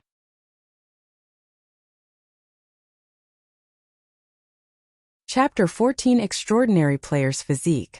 The simultaneous attacks from the 3 assassins caused a lot of damage to Blackie. Even though he wore several pieces of common cloth armor, he had still lost nearly half of his HP. System. Guild Shadow has attacked your party. All party members are allowed to attack members of Guild Shadow without penalty. Duration of 1 hour. I'll fight you guys. Blackie knew he was sure to die. His speed was not comparable with an assassin's. However, he also wanted to retaliate before he died. Blackie started chanting a curse, firing a dark arrow towards Quiet Wolf at 0 distance. Quiet Wolf smiled in disdain. Although the arrow was unavoidable, he still had 80 HP at level 0. How strong could a Cursemancer's attack be? Could it possibly instant kill him? Hong! The dark arrow hit Quiet Wolf. A damage of 76 points appeared above Quiet Wolf's head, instantly leaving him with only some leftover HP. Quiet Wolf immediately became dumbfounded after seeing such damage, his eyes nearly popping out of their sockets. The other 2 assassins were equally shocked. How is this even a Cursemancer? This was just a cannon. The person who dealt the damage was also shocked. Blackie had never imagined that the level 3 dark arrow would be so powerful in reality. However, it wasn't just the level 3 dark arrows taking effect. There was also the high damage Blackwood staff, the aura effect of Might of 1,000, and the bonus damage from level suppression. Such extreme damage was only possible with all these added together. Crap, let's kill him, brothers. His staff is definitely a mysterious iron equipment. As a veteran gamer, Quiet Wolf quickly reacted, revealing his greed towards Blackie's weapon. Blackie being able to deal such a high damage was definitely due to a mysterious iron weapon. Otherwise, He wouldn't be able to nearly instant-kill Quiet Wolf suddenly.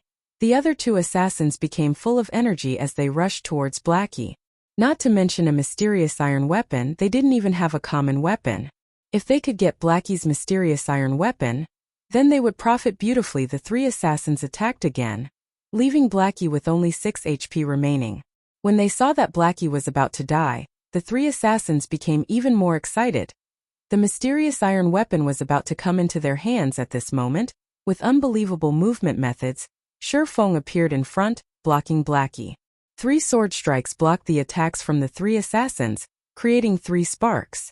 All 3 assassins were sent flying backward before the assassins could get over their shock. Streaks of thunder appeared within their vision. 3 streaks of thunder struck the assassins that were still floating in midair. Damages of -32, -41, -50 appeared on all 3 of their heads, all of their HP dropping to 0.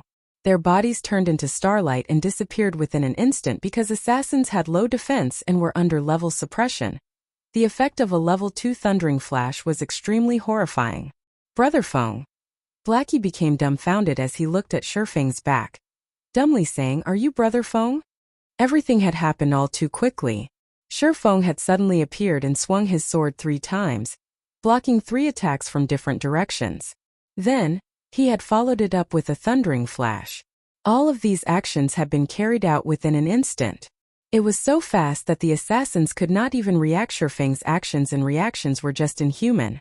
If Blackie wasn't familiar with the Shi Feng in front of him, he might have even thought it was someone else pretending to be Shi Feng. After sweeping his gaze around, Shi Feng discovered 8 players surrounding them. Leading these players was Flaming Tiger. Shi Feng no longer dared to stay behind, hurriedly saying, "Why are you still in a daze? Let's go." Shi Feng had activated fast and nimble, completely releasing his body's degree of freedom. However, even though he had a constitution that could keep up and react to his thoughts, his actual body's attributes were too low. He had a very hard time controlling his body, and it was also mentally taxing. Taking explosive maneuvers 2 to 3 times was still possible, but doing it long-term was definitely too much. The enemies also consisted of numerous healers and jobs that equipped plate armor. Shi Feng and Blackie's only choice now was to run away. Blackie continuously nodded his head. "Everyone go at them. You must definitely get me my bronze equipment and take over this mine."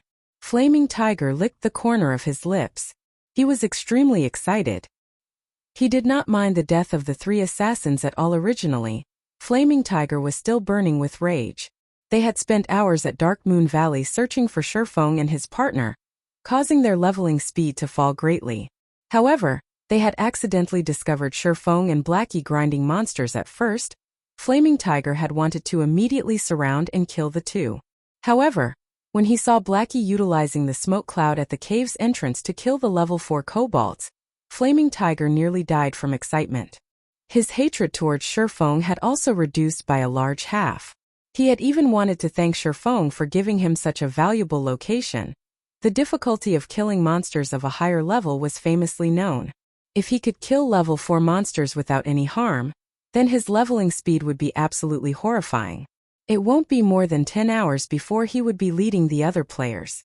After he had gained a huge advantage over others, the task of uniting Red Leaf Town would be at his fingertips. When that time came, he might even become Shadow Workshop's captain. Countless virtual game companies had closed shop because of God's Domain's opening. There were billions of players joining God's Domain. To obtain their share in this, many enterprises and financial groups started investing in God's Domain, one after the other. God's Domain could be said to be the most profitable virtual game in the world. Flaming Tiger thought about how he would be able to stand out in Red Leaf Town. He thought about forcefully taking the large guilds down a peg. He also thought about becoming Shadow's captain. When that time came, obtaining expensive cars, beautiful ladies, and luxury mansions were only a matter of time. When Flaming Tiger thought of these things, he became unspeakably excited. He had to appreciate Shi Feng for giving all of these things to him. However, appreciation remained just appreciation. He still couldn't let the bronze equipment on Shi Feng and Blackie go. "Brother Tiger, those 2 are too fast. We can't catch up to them." A berserker said, "They're lucky that they run fast. However, this precious piece of land is enough." Flaming Tiger's eyes shone when he looked at the mine. He had already fantasized himself leading Red Leaf Town with Flare Brother Tiger. What about Quiet Wolf and the other two? The three of them fell back to level 0. They also lost quite a lot of skill proficiency. An elementalist ass Flaming Tiger rolled his eyes at his subordinate, asking, "Is this even a problem? You saw as well just now. The kobolds within the smoke cloud won't attack players if they're attacked from a distance. Those are level 4 monsters. Leveling will be easy, so hurry them over here." Brother Tiger is still the smart one. Being able to find such a precious spot, Brother Tiger will definitely become the number 1 person in Shadow. The elementalist started bootlicking Flaming Tiger Scram. Number 1 person in Shadow? I am the number 1 person in God's domain. Flaming Tiger angrily responded. The other members of Shadow also agreed, one after another, laughing at the elementalist for licking on the wrong boot. A moment later, 3 mage players started attacking from a distance. As for the other players, they lured the monsters into the smoke cloud. Under Flaming Tiger's command, they started killing the kobolds in an orderly manner. Great. This is just great. Even after sharing a kobold's EXP with so many people, my experience still increased by 2%. Brother Tiger, this is really fantastic. These monsters also drop or in a lot of money. Not only that, but these kobolds also respawn quickly. We can grind here without limits until we reach level 6. By that time, we Shadow will definitely become Red Leaf Town's number 1 guild. The members of Shadow started laughing happily. It wouldn't take many hours before every one of them reached level 6. It was already great just imagining how they would suppress the other guilds in Red Leaf Town. Ha ha ha. Consider yourselves lucky for following me. The other team leaders are nothing. When the time comes, I'll become Shadow's captain. Flaming Tiger was in a great mood. With such an increase in experience, it wouldn't take an hour before he rose to level 2, compensating for his previous losses. Meanwhile, at the nearby location of Crimson Star Mine, Blackie was grinding his teeth in anger. Brother Fong, are we just going to let this go? That was hard to obtain information that came from a beta tester, but now it's just profiting these people. I get angry just from thinking about it. These people from Shadow are just shameless. Fortunately, I didn't join them. Shifeng shook his head as he looked at the system panel's clock, smiling indifferently. They dare to steal my things. We'll let them enjoy it for now. In a moment, we'll let them know after happiness comes sorrow.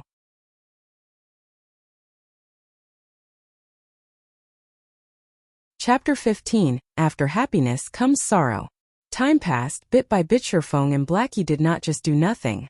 They were killing level 4 roaming gnomes in a place not far from Crimson Star Mine. Roaming gnome, common. Level 4. HP 400. Compared to the kobolds, the roaming gnomes were much agiler. They were very good at dodging. However, their attack and defense weren't all that good. Moreover, Dark Moon Valley had yet to be developed. The monsters here were more numerous, and there was nobody here to compete with. There was no need to search for monsters to kill. Shifeng was already a level 3 swordsman, while Blackie was a level 2 cursemancer. After activating Fast and Nimble, the roaming gnome's dagger had no chance of even touching Shifeng. As for Blackie, his damage was even fiercer after drinking a black steel beer. With Shifeng entangling the gnomes in the front, and Blackie dealing damage from behind, killing off the roaming gnomes became very easy. The efficiency was even better than grinding off the kobolds. In the front of the Crimson Star Mine, groups of kobolds laid still before the mine's entrance. Copper coins and various kinds of ores were scattered all over the ground. Brother Tiger, this place is just too great. It's just been over half an hour, and everyone is already level 2. So much money dropped as well.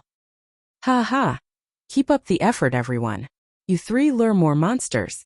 As long as we continue grinding this way, it will only be 3 to 4 hours before we can rise to level 3. Flaming Tiger excitedly commanded the 3 assassins that just recently arrived to lure the kobolds.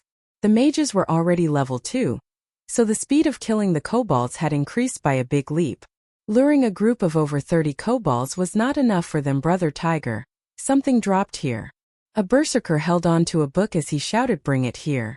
Let me have a look at it," Flaming Tiger said while smiling. He licked his dried lips when he saw something dropped. After Flaming Tiger received the book, he suddenly started laughing loudly. Great. Really great.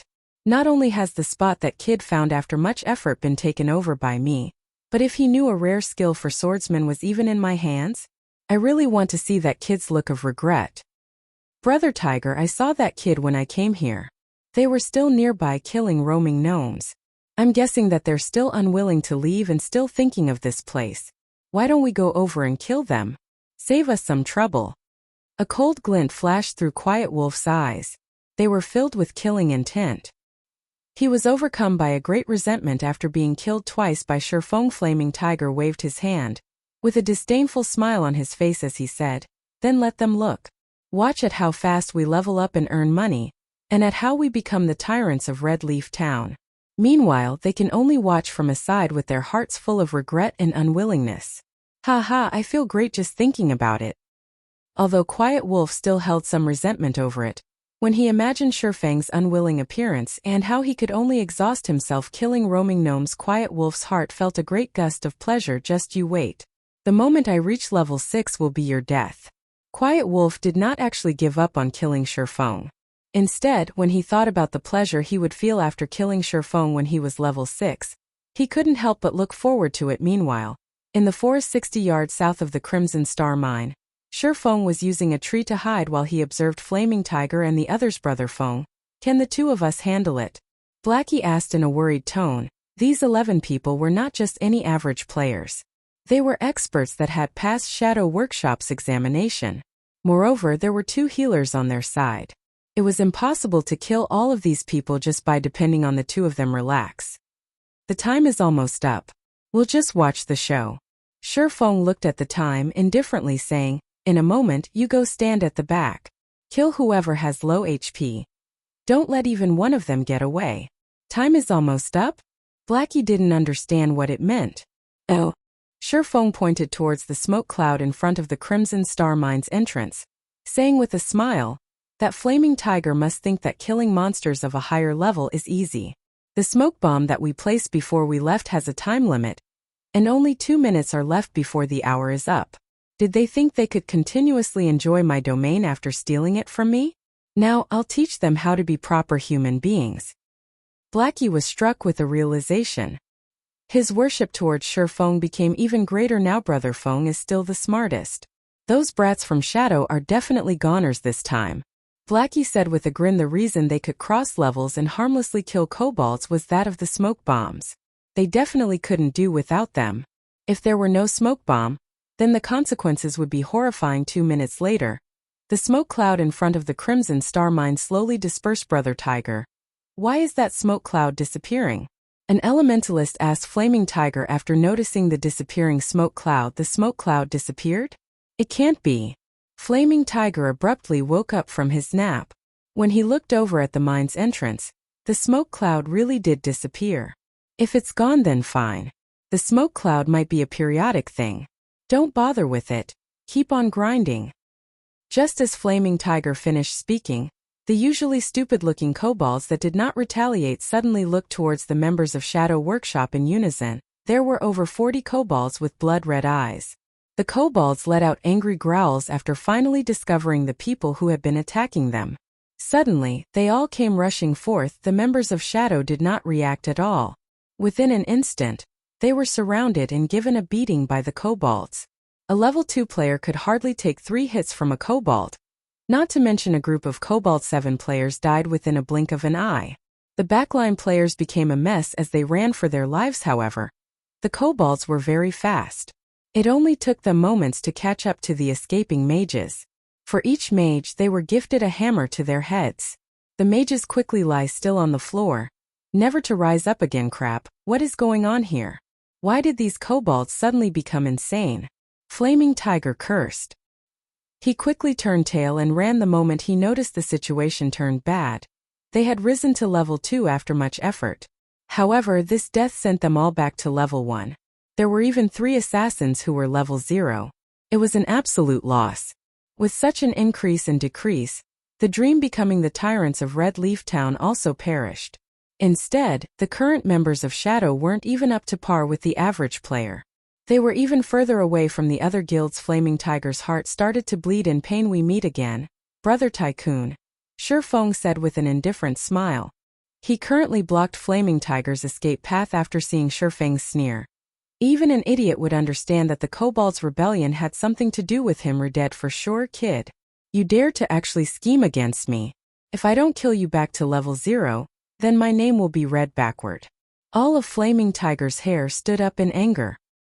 He raised his shield and swung it at Shifeng. Compared to the other members of Shadow Workshop, Flaming Tiger's skills were clearly a tier higher. With one hand, he used his shield to block Shifeng's vision, while he used the other to stab his short sword towards Shifeng's vital point.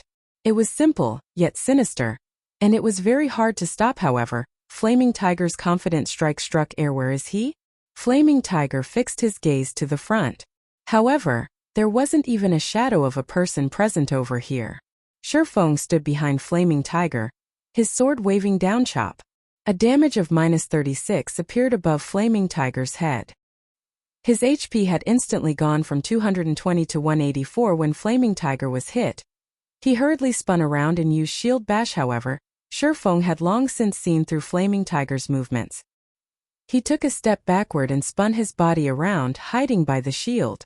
Then, Shifeng arrived once more at Flaming Tiger's back, giving him another sword slash.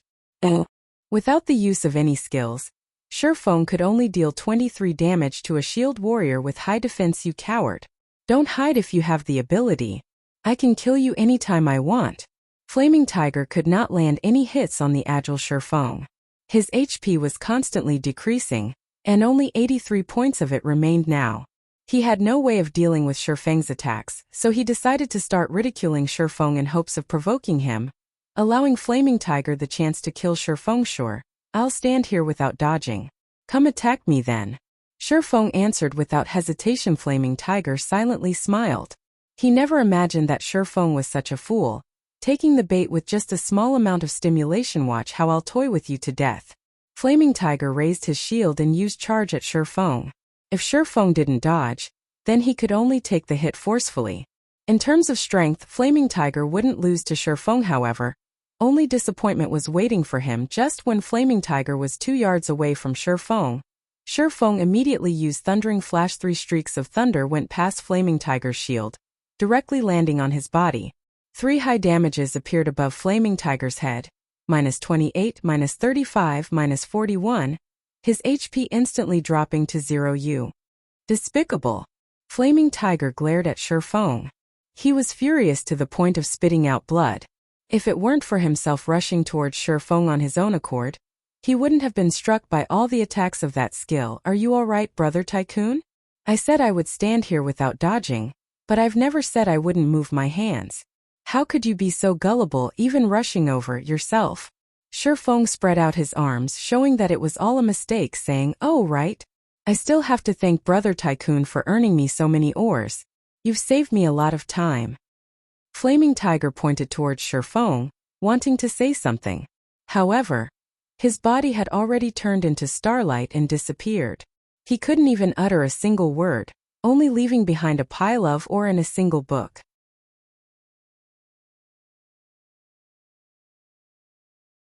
Chapter 16. Everyone's a liar. In Red Leaf Town's noisy plaza, flashes of white light appeared, following which figures of players appeared one by one. These players were the revived members of Shadow. These people had down and extremely depressed expressions on their faces. Nothing could beat the pain and entangled feeling of having recently gained something, then losing it again just a moment ago. They were still dreaming of becoming the tyrants of Red Leaf Town. Their levels were increasing. It was like flying. In the next second, however, they died. Not only had their levels and skill proficiency decreased, but the experience they had at level 1 was also lower than before.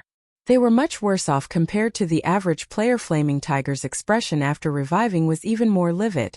His eyes alone could eat a person alive. System. Player Yifeng has killed you. You will be revived in Red Leaf Town after 3 seconds. At the same time, you will lose 1 level, and all your skill proficiencies will be reduced by 100 points. Yifeng, I will not let you off. I will definitely make you wish for death. Flaming Tiger let out an angry bellow after looking at the numbers displayed by the system. His actions had caused the other players to quickly avoid him, not daring to look at this madman. After venting for a while, Flaming Tiger ordered the other members of Shadow to check their bags, checking for the items they dropped. Although this death caused great losses for everyone, There wasn't just the EXP gained from killing kobolds. There was also loot. This was also the only thing they could be happy about. At the very least, they did not busy themselves for nothing. When Flaming Tiger took a look into his bag, a sweet taste suddenly entered his throat. He spat out a mouthful of blood at once. Immediately. We head for Dark Moon Valley now. I must kill that kid. Flaming Tigers bellowed, his anger reaching up to the skies. The skill book that he planned on using to ridicule Shifeng was gone. It was an extremely rare skill for swordsmen, and it was also the most valuable item they got from grinding kobolds. Now it was gone. However, the most unforgivable thing was that the skill book had fallen into Shifeng's hands. In the end, all of Flaming Tiger's efforts had become Shifeng's gains. This was something that he would not tolerate. His hatred was something that could not be resolved. Even if he were to kill Shifeng back to level 0, the other members of Shadow did not understand what had happened to Flaming Tiger. Going to search for Shifeng right now was just a futile effort. Nobody would be foolish enough to wait for them to take revenge. Shifeng would definitely slip away, snickering at them in some other place. At this moment, Flaming Tiger's system communication rang. Who is it? Disturbing me at this time? Are you trying to die?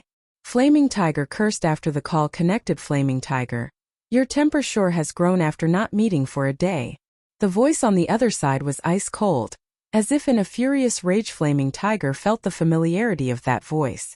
When he found the corresponding identity to the voice, his face suddenly turned extremely ugly. Brother Zhang, it is you. I'm currently educating my subordinates. I never thought Brother Zhang would contact me. Brother Zhang, please don't mind it. I wasn't speaking about you just now. Enough. I already know about your problem. Just looking at the damage you've caused towards Shadow's development in Red Leaf Town, looking at what the good you've done has accomplished towards Shadow's development in Red Leaf Town, I'll come to you immediately. From now onwards, you don't have to continue being Red Leaf Town's team leader. Silent Rain, the team's elementalist, will take over temporarily. If you're still not level 2 by the time I arrive in Red Leaf Town, then you can just get lost. Shadow doesn't need garbage. Flaming Tiger became spiritless after hearing these words.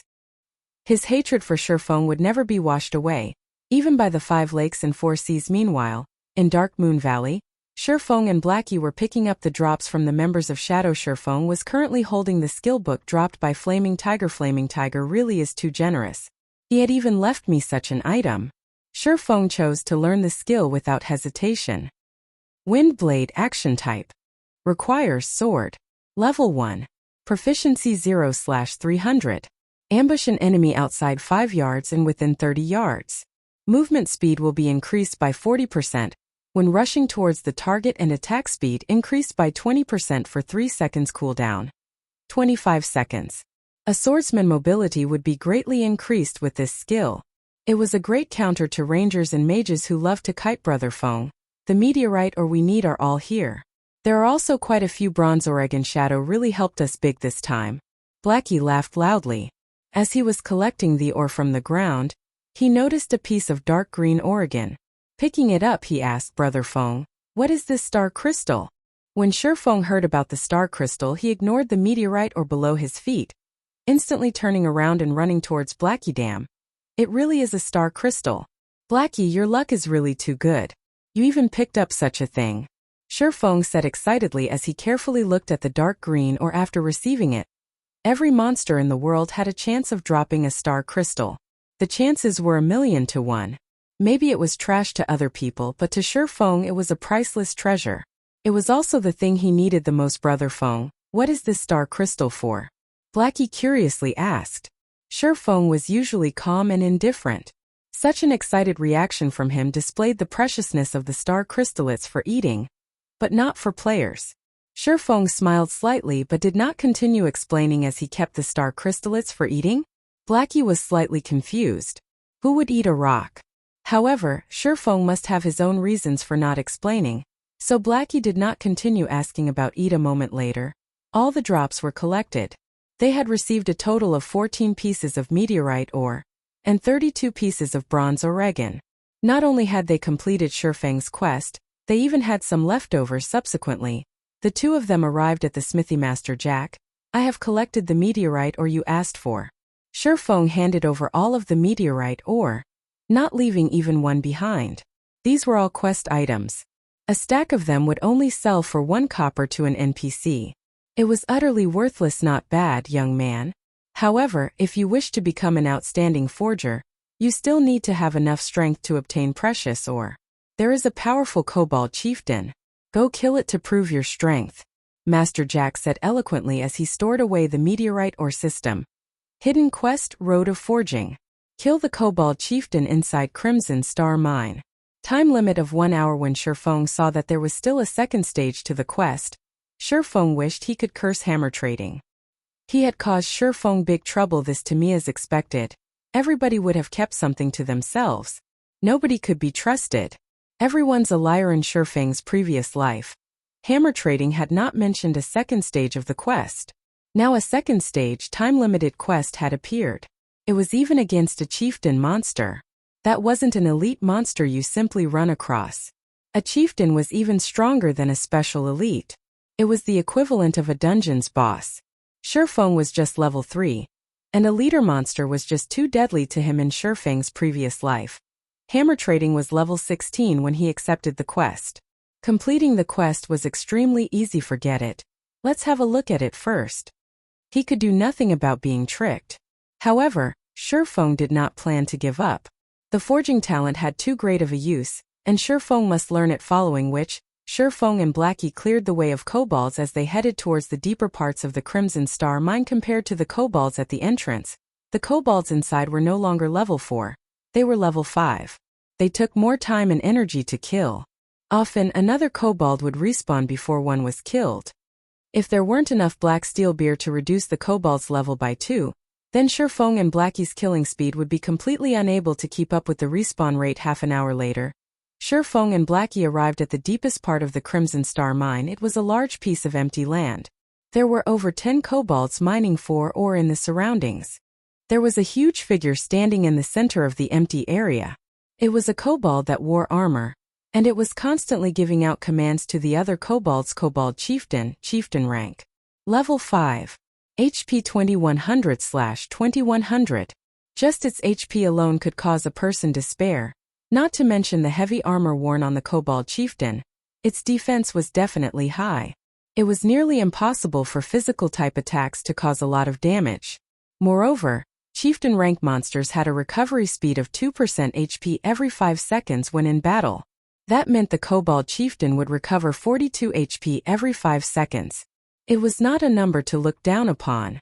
An average level 5 player with physical type damage might not even be able to deal 42 damage within 5 seconds. As for using the smoke bombs to kill the kobold chieftain safely, that was completely impossible. A chieftain monster's range of vision was extremely wide. Even a kobold would have a vision range of 55 yards.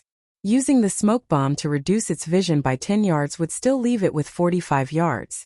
Even for rangers who had the furthest firing range of 40 yards, it was not enough. Shifeng thought through it again and again as he looked at the kobold chieftain before him, helplessly laughing. Do I really have to use that?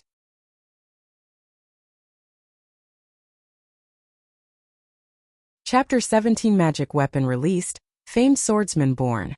Brother Feng, can we really beat this kobold chieftain? Blackie had not an ounce of confidence in him when he looked at the kobold chieftain. Ignoring its horrifying amount of HP, the giant axe on its back was enough to terrify someone. If Blackie were hit with that axe, he would definitely turn into meat paste within an instant. I don't know. Shifeng shook his head. Plans can never keep up with change. There was not a single terrain within the mine that could be used. They could only fight the kobold chieftain head-on if they wanted to kill it. The kobold chieftain was the most powerful monster Shifeng had met up with to this point. If he had enough time, Shifeng would come here when he was level 5 with a full body of bronze equipment. He would have an 80% chance by then. However, there was little left of the time that Forging Master Jack gave him. If he wanted to finish the battle within the 20 minutes remaining, then he would need to send out a small party of level 5 elites to do so. However, there were only 2 of them. Their equipment was also poor. Trying to kill the kobold chieftain within 20 minutes was utterly impossible. However, there would be dire consequences if the quest was not finished. There was only one chance to do this hidden quest. If it failed, Shifeng would not be able to receive it ever again. Thus Shifeng was even more unwilling to give up this quest. I can only try it. Shifeng unwillingly took out the magic weapon, Abyssal Blade in his previous life. The number of magic weapons Shifeng had personally witnessed could be counted on his fingers. Anybody who had seen a magic weapon's power would be brought to submission by it.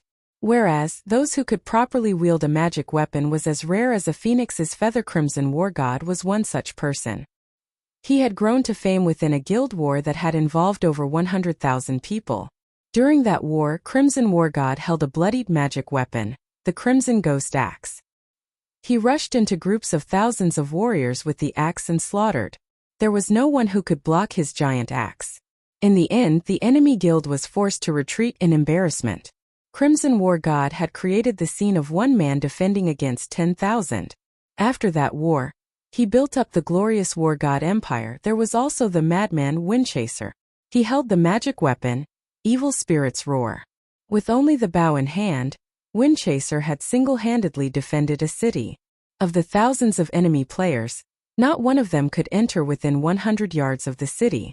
Using a single arrow, Windchaser had even sniped Outstandingly Extraordinary, the guild leader of Imposing Expert. Outstandingly Extraordinary had been standing further than 100 yards from the city at that time. As long as they were a magic weapon user, then they would be famous top-tier experts in God's domain that were respected by all system. Do you wish to bind the Abyssal Blade? Shifeng sucked in a deep breath, choosing to bind. He did not care anymore about the backlash of the magic weapon. Since those people could control the magic weapons, then how could he, as a reincarnated person, lose to those newbies that had yet to grow up? The moment the binding was finished, Shifeng could clearly feel his entire body's strength being sapped away. His levels as well dropped one after the other, becoming level 0 within an instant. In another moment, however, a force of strength started flowing through his body. His body's current constitution was even stronger than when he was level 3. When he checked the Abyssal Blade attributes, Shifeng became even more shocked. Abyssal Blade. Magic weapon. One-handed sword. Attack power 24. All attributes plus 10. Attack speed plus 3. Ignore monsters level by 5. Attacks have a 15% chance to cause 2x damage, 10% chance to induce Doom Curse, reducing all stats by 30%, lasting 20 seconds if wielder belongs to any swordsman job, all skill levels plus 2. Increase free ability points received by 2 points for every increase in level. Equipment level 0. Can be leveled up. Devour 10 level 5 bronze equipment, and 1 level 5 mysterious iron equipment, to level up to level 5. Can be evolved. Unknown. Additional skill 1. Phantom Kill. Instantly creates a doppelganger. You can control this doppelganger. Doppelganger will have 50% of original body's attributes and all skills. At the same time, doppelganger and the original body can be swapped. Duration of 30 seconds. Cooldown 5 minutes. Additional skill 2. Abyssal Bind. Binds enemies and prevents movement, reducing defense by 100%. Duration of 3 seconds. Cooldown 1 minute. Additional skill 3. 9 Dragon Slash. Instantly create 9 phantoms of the Abyssal Blade for the wielder to use. Each phantom sword is capable of dealing up to 30% damage. Duration of 20 seconds. Cooldown 5 minutes. The Abyssal Blade was personally created by Master Smith Alices, using the Black Dragon King's fangs as material. It is one of 36 famed swords, and it is ranked 31st. However, this sword has been cursed by the Black Dragon King. Aside from being able to provide the wielder with immense strength, there would be a backlash after a certain period of time. If the wielder is unable to suppress the backlash, the wielder will receive the curse of the Black Dragon King, permanently reducing all attributes by 50%. Unable to be dropped, unable to be traded. Seeing such attributes and these many additional skills, the Abyssal Blade was no different than a god's weapon. However, there were still 35 of these famed swords, and the Abyssal Blade was just one of the lower-ranked ones. It was hard to imagine what kind of sword the first-ranked was. Brother Feng, please don't scare me. How did you become level 0? Glancing at Shifeng from the side, Blackie became shocked. It had already been troublesome just facing the Kobold Chieftain. Now that Shifeng had fallen back to level 0, how could they fight it? Relax. Use the smoke bombs to clear off the small mobs first. Leave the Kobold Chieftain to me. Shifeng called up the attribute panel, placing all 6 free attribute points into agility. His agility had reached 20 points exactly. activating fast and nimble. Shifeng was very eager to test his sword on the Kobold Chieftain character. Yifeng, human.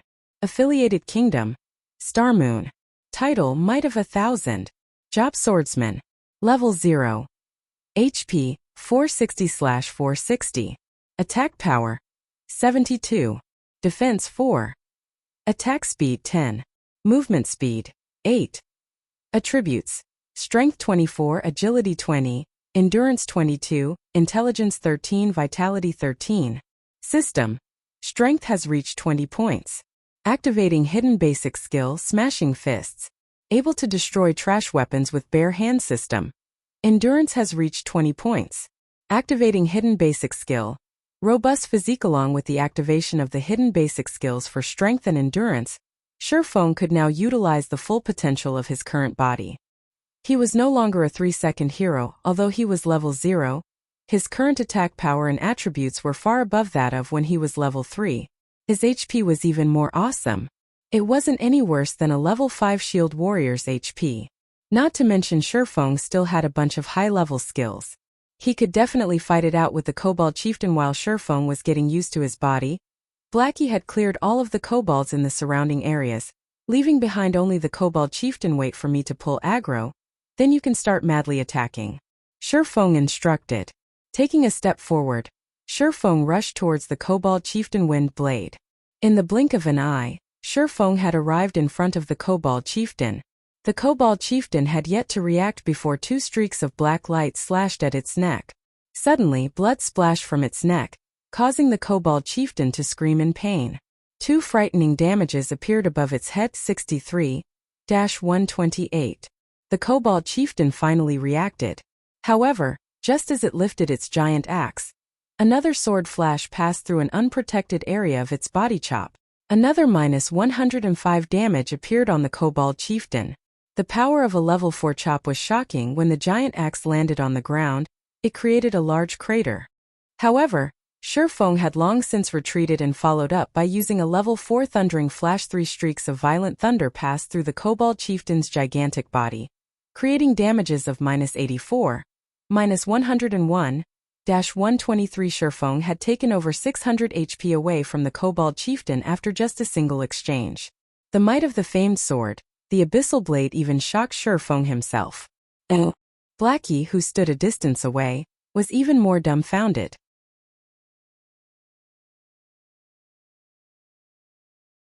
Chapter 18. 9 Dragon's Slash. The Kobold Chieftain became enraged when he was dealt the heavy damage by Shifeng's surprise attack. The blood that leaked from its wound became its stimulant. The Kobold Chieftain raised its giant axe, bombarding Shifeng with one attack after another. The Kobold Chieftain could not react appropriately towards Shifeng's previous surprise attack. It could only instinctively attack, so its attacks were aggressive against the wild attacks of the Kobold Chieftain. Even a level 5 shield warrior or guardian knight would die within an instant. Shifeng could only retreat under such intense attacks. He did not have any chance to retaliate. He also needed to dodge the incoming rubble the size of fists. If they hit him, it would cause quite an amount of damage. A man and a beast exchanged moves at high speeds. If it were an average man, he most likely would not be able to make a single move. He would be halved by the giant axe, becoming very much dead. Blackie, hurry and attack it. I can't hold on for much longer. Shifeng had been dodging for a whole 7 or 8 seconds now. When he saw Blackie having yet to attack, he shouted loudly. They were currently facing a chieftain boss, not a little elite. The attack patterns of a chieftain boss were not as monotonous as an elite's. It had a variety of attacks. The chieftain boss was a monster that possessed intelligence. It would even change its attack pattern for specific players. Couple that with a strength that was 2 to 3 times that of a normal elite, the chieftain boss was stronger than an elite by at least 4 times. Although Shifeng had only exchanged blows with the Kobold Chieftain for 7 or 8 seconds, it felt like several minutes had gone by. Just from blocking attacks and the occasional counterattack had already taken over 100 HP from Shifeng. If this situation continued, it wouldn't be long before his HP reached 0 with the famed sword, Abyssal Blade. Shifeng's attributes were greatly increased. It allowed 3 hidden basic skills that were most important to a melee player to be activated. With these skills, Shifeng was able to exhibit extraordinary attacks and dodges continuously. If he did not possess the Abyssal Blade, Shifeng would have died long ago. I'll come help you, Brother Feng. Blackie realized his mistake as he finally reacted. He hurriedly waved his staff, his mouth chanting a curse. After aiming at the Kobold Chieftain, he shot a dark arrow. The dark arrow landed on the Kobold Chieftain's body, only dealing 17 points of damage. Blackie's mouth became wide open after seeing this damage. He couldn't help becoming astonished by a chieftain monster's defense. Blackie could cause over 50 damage if he attacked a level 5 monster. However, it was only a third of that amount now. It could be seen how shocking a chieftain monster's defense was. On the other hand, Shifeng could deal over 100 damage in a hit. What kind of attack power was that? Shifeng abruptly slashed the Abyssal Blade in mid-battle chop. A black light dug itself through a gap in the Kobold Chieftain's attack pung. Shifeng took 3 steps backward before stabilizing his body, over 30 damage appearing above his head. On the other hand, only the Kobold Chieftain's giant axe was pushed back, pausing slightly in midair. It worked. Seems like my strength is just barely enough. Shifeng was very satisfied with the attack this time. During battles within God's domain, not only could players defend and dodge, but they could also interrupt a monster's attack. This would cause the monster's attack to stop briefly, ending the monster's offensive. It was a high-leveled battle technique. Such techniques only started becoming popular half a year after God's domain's opening, especially in boss battles. If the MT main tank did not learn such techniques, the end result would be a party wipe. This was because there were no players capable of blocking a boss' crazed and continuous attacks. The Kobold Chieftain's momentary pause had caused it to reveal a weak point. Shifeng rushed in without hesitation. Gathering all his strength into his hand, Shifeng gripped the Abyssal Blade tightly and continuously struck the Kobold Chieftain. 4 streaks of sword light hit the unarmored parts of the Kobold Chieftain. With the damage amplification effect, Shifeng's attack instantly took to 300 HP away from the Kobold Chieftain. Adding in Blackie's attack, the Kobold Chieftain only had little over 900 HP remaining. Ayo. The Kobold Chieftain started going into a frenzy. It threw its giant axe to a side, pulling out 2 machetes from its waist. The change in weapons caused the Kobold Chieftain's attack patterns to change. If the Kobold Chieftain was a berserker when he held the giant axe, then after wielding the pair of blades, the Kobold Chieftain was a dual-wielding swordsman. The Kobold Chieftain now combined strength with agility, no longer just using violence to oppress its opponent. The attack pattern of the pair of blades was no longer monotonous. The Kobold Chieftain's attack speed had a large increase as well. Just after Shifeng dodged one of the blades, the other came following behind. Shifeng hurriedly used the Abyssal Blade to block it. Dazzling sparks were created when the blade and sword intersected with each other. Shifeng's entire person was sent flying away. When Shifeng was still in midair, he saw the Kobold Chieftain leaping with all its might, its machete raised high for a frontal assault. Is it going all out? Shifeng was shocked, hurriedly using parry. Hong! The Abyssal Blade blocked the machete. However, Shifeng was like a meteorite as he fell heavily to the ground. Shifeng had thought the Kobold Chieftain's attack to be over. However, as it fell from the sky, its twin blades plunged downwards as well. With Shifeng's chest as their target, Shifeng was unable to move to dodge the attack. Phantom kill. Instantly, a doppelganger of Shifeng appeared 3 yards away from him.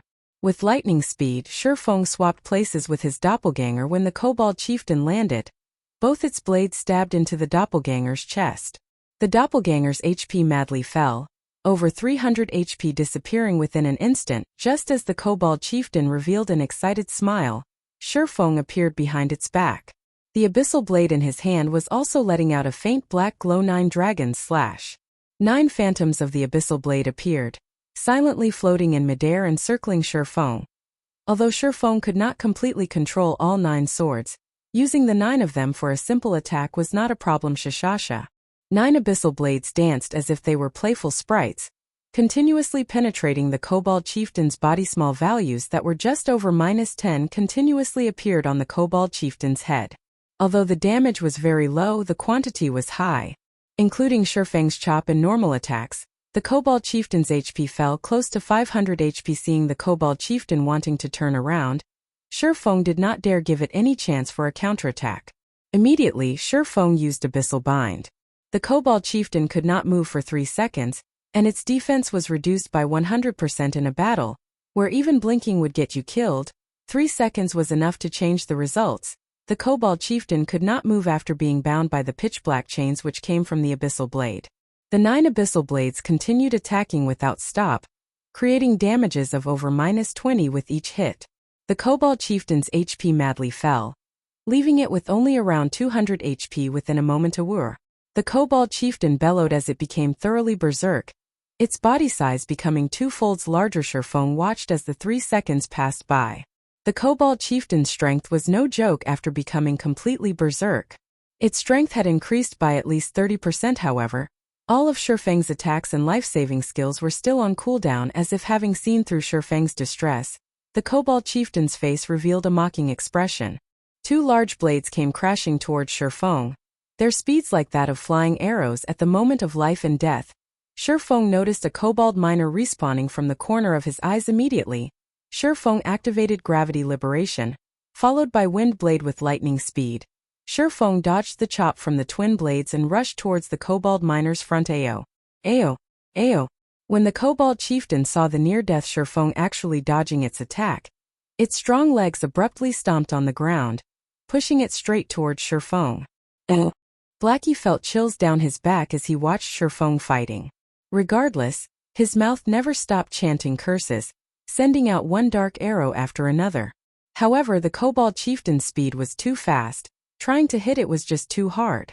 Fortunately, there was more than a 20-yard distance between the Kobold Chieftain and Sherfeng. The Kobold Chieftain would still need some time to catch up to Sherfeng. Within this period, Sherfeng might even be able to kill off the Kobold Chieftain with the 9 phantoms of the Abyssal Blade. However, both Sherfeng and Blackie had underestimated the Kobold Chieftain's explosive strength. Not only were its strength and defense greatly increased, even its agility had a great increase. It only took 2 seconds for the Kobold Chieftain to reach over 20 yards. The Kobold Chieftain lifted its twin blades, strongly slashing it down. The kobold miner in front of Sherfeng was split into 2, and a rain of blood fell 5 yards around it. This slash had closely brushed past Sherfeng's cheek, nearly taking his life away. Seeing the Kobold Chieftain preparing to slash down its other blade, Sherfeng strongly raised the Abyssal Blade in his hand. 3 streaks of thunder penetrated the Kobold Chieftain's body, taking away its last remaining 130 HP. The Kobold Chieftain finally fall. Sherfeng let loose a breath of relief. The Chieftain monster is truly too strong. Even if Sherfeng came here at level 5 fully equipped with bronze equipment, he would still be a goner. He could only kill it due to luck. Compared to a level 2 Thundering Flash, the level 4 Thundering Flash only had a cooldown of 24 seconds. The cooldown had finished just in time, allowing Sherfeng to escape death system. Level 5 Kobold Chieftain killed. Level difference of 5. EXP obtained increased by 500%. Obtained 2350 EXP. Sherfeng immediately rose to 76% of level 1 system. Congratulations for becoming the first player to kill a chieftain monster. Kobold Chieftain's item drop increased by 200%. Reputation in Starmoon Kingdom increased by 10 points. Suddenly, the Kobold Chieftain's body started expanding. Its size continued increasing until its body exploded with a boom, scattering a pile of items all over the floor. Chapter 19 Evil Whip. When the Kobold Chieftain exploded, items scattered all over the floor. Copper coins paved the floor as well in a copper glow, shining through the entire mine as if celebrating Sherfeng's success. At the moment, Blackie sat paralyzed on the ground, cold sweat pervading his entire body. It was as if all of his strength was sapped out from his body. He could not care less about the drops on the ground. This battle was truly difficult. There was no time to even take a breath. Every minute and every second were a soul-shocking moment that stimulated the eyes. Every moment of the battle just toyed with Blackie's heart. He would not be able to take it at all if he did not have a strong heart. As for Sherfeng, who could battle against the Kobold Chieftain head-on, what kind of heart did he possess? This is too great. We won, Brother Feng. You really are my idol. Blackie loudly shouted in extreme excitement. Seeing Sherfeng's calm face, Blackie was filled with respect for him. Although Sherfeng's former strength was quite good, surpassing many average players, he was still just an average professional player. Sherfeng's skill had never been out of reach for Blackie. Sherfeng had been previously quick to get excited. He would even get into an endless conflict over a piece of common equipment as if he was an unsheathed blade. However, the current Shifeng was hugely different than before. It was as if he became a different person. The present Shifeng was extremely calm and did things without hesitation. He gave off a certain serenity that resembled that of a dormant dragon. He did not do anything outstanding normally, yet when he did it would shock the world. Blackie, wasn't your idol Gentle Snow? Shifeng slightly smiled as he said, so of course Gentle Snow is my idol. However, you're awesome as well, Brother Feng. Usually, you keep quiet without revealing anything, but now that you've shown it, even such a powerful kobold chieftain was done in by you. Not even a true professional gamer could compare to you, so how could I not admire you? As they said, the shade is better under a large tree. Brother Feng, you should teach me how to play a Cursemancer. Even in my dreams, I've dreamt of becoming a professional gamer. In Blackie's eyes, Shifeng was just like a mountain of gold. He was glad for the choice he had previously made. If he had gone to Shadow Workshop, he would probably still be a nameless gold farming member. He wouldn't even have the chance to meet an expert. Forget about becoming a real expert, alright? Shifeng smiled. Blackie's character was just so straightforward. When Shifeng was fired in his previous life, Blackie had resigned as well, without hesitation. Blackie had given up a job with an annual income of millions, just to share the suffering together with him. Naturally, Shifeng wouldn't betray Blackie. He would teach Blackie whatever he could. Although Shifeng had not played a Cursemancer before, he had still observed plenty of expert Cursemancers. Shifeng knew the general direction to develop a Cursemancer, and it was more than enough to give pointers to Blackie. Brother Feng, how do you think I should place my points early on? Do I go full intelligence? Blackie asked. Shifeng shook his head, saying after some thought, although it isn't bad to go full intelligence during the beginning periods, agility is a must if you wish to become a powerful Cursemancer. Aside from just increasing your movement speed, agility can also increase your casting speed. Cursemancers have very few life-saving skills, are slow runners, and have many skills that require chanting. A Cursemancer's spells are also weak in power. They mainly rely on curses to deal damage. However, unlike elementalists, who are literal cannons, time is required for a Cursemancer to unleash that damage fully. Hence, after adding intelligence up to 20 points, you should place half of your free ability points into agility. This will ensure your safety as well as allow you deal more damage. In Shifeng's previous life, there was an extremely powerful Cursemancer. That person had broken the traditional point allocation method of a Cursemancer by adding a large amount of agility. Not only could he deal damage both quickly and fiercely, but he was even more powerful in PK. He had destroyed assassins that were counters to mages. Even in death, those assassins had not landed a single hit on that Cursemancer, breaking the law that stated mages would die if they were closed in by a melee player. After that incident, many Cursemancers had started adding agility, causing assassins to be endlessly depressed as they became bullied constantly by Cursemancers. Blackie nodded his head. He felt that Shifeng's words made sense, saying with a smile, alright then.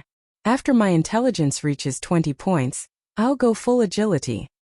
After finished discussing how to add points for a Cursemancer, Shifeng and Blackie started picking up the drops. The Kobold Chieftain deserved to be a chieftain-ranked monster. Adding on that it was the first kill, its drops were extremely bountiful. It had dropped a total of 8 pieces of bronze equipment, 1 gray giant axe, 2 plate armor, 2 leather armor, 3 cloth armor. Aside from those, there were also 273 coppers and 3 skill books. There was Mock for shield warriors, Silent Steps for assassins, and Evil Whip for Cursemancers. Blackie, your luck really is too good. This Evil Whip skill book is rare with an extremely low drop rate.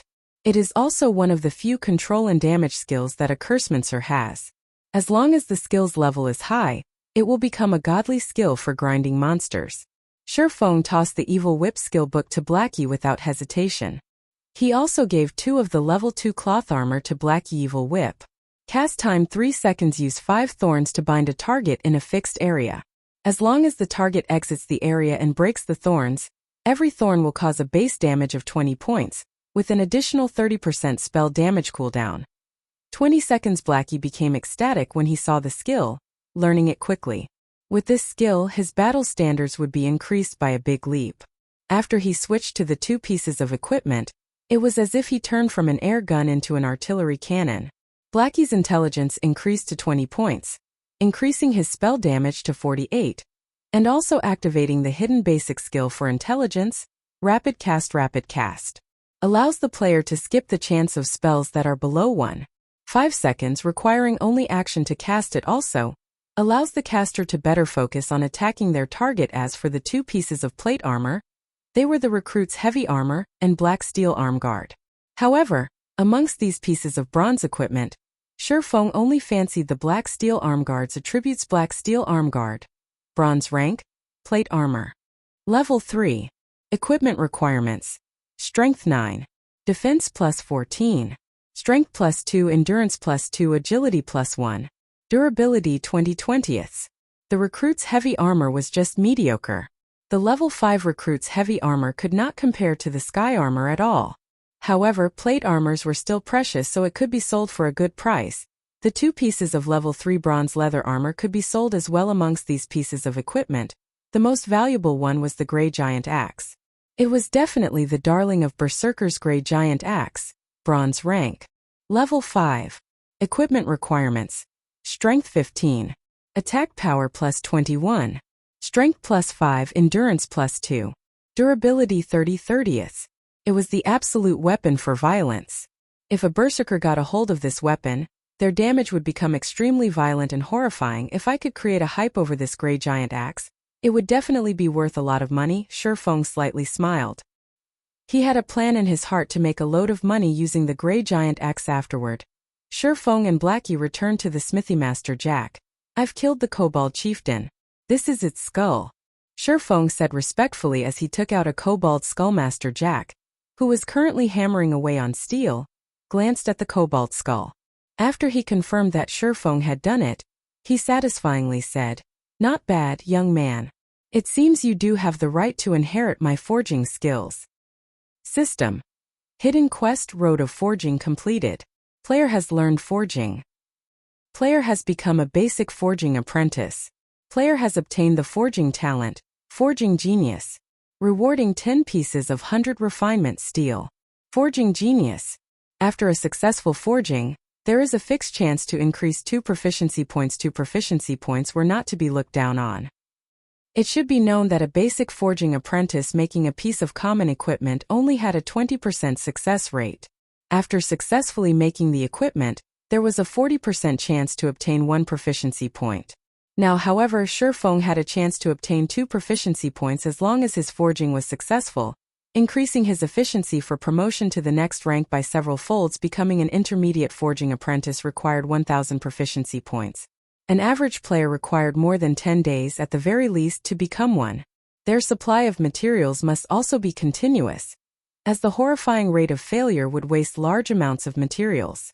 With the forging talent, Shifeng could now save a lot of materials, saving him quite the amount of money. On the other hand, 100 refinement steel was a good support material for making bronze equipment. It could increase the success rate of making a bronze equipment by 10% with the forging talent and Book of Forging. Shifeng couldn't help but wish to start forging equipment immediately. However, he needed materials if he wanted to forge equipment, and in a large amount as well. If he were to collect the materials himself, it would waste too much time. He could only purchase them in bulk. However, that required a lot of money. Not only that, making common equipment would not earn him any money, but instead cause him to lose it. Only bronze equipment could be sold for a good price, but that required forging designs that Shifeng did not have. Deathly Forest is a must-go. Shifeng thought about the bronze equipment forging design that could be obtained from within the Deathly Forest. The equipment that could be forged using the forging design was both cheap to make and had very good attributes. In his previous life, there were quite a few forgers who became rich because of that design. Just as Shifeng turned around to leave, "Young man, you truly make me look differently at you. Even after so many years of forging weapons, it is still my first time seeing a magic weapon," Master Jack called out to Shifeng. He had sent his gaze towards the pitch-black sword hanging around Shifeng's waist. Even if the black sword was rusty and looked like a fire poker, it could not escape the eyes of a master forger. Chapter 20: Curse of the Abyssal Blade.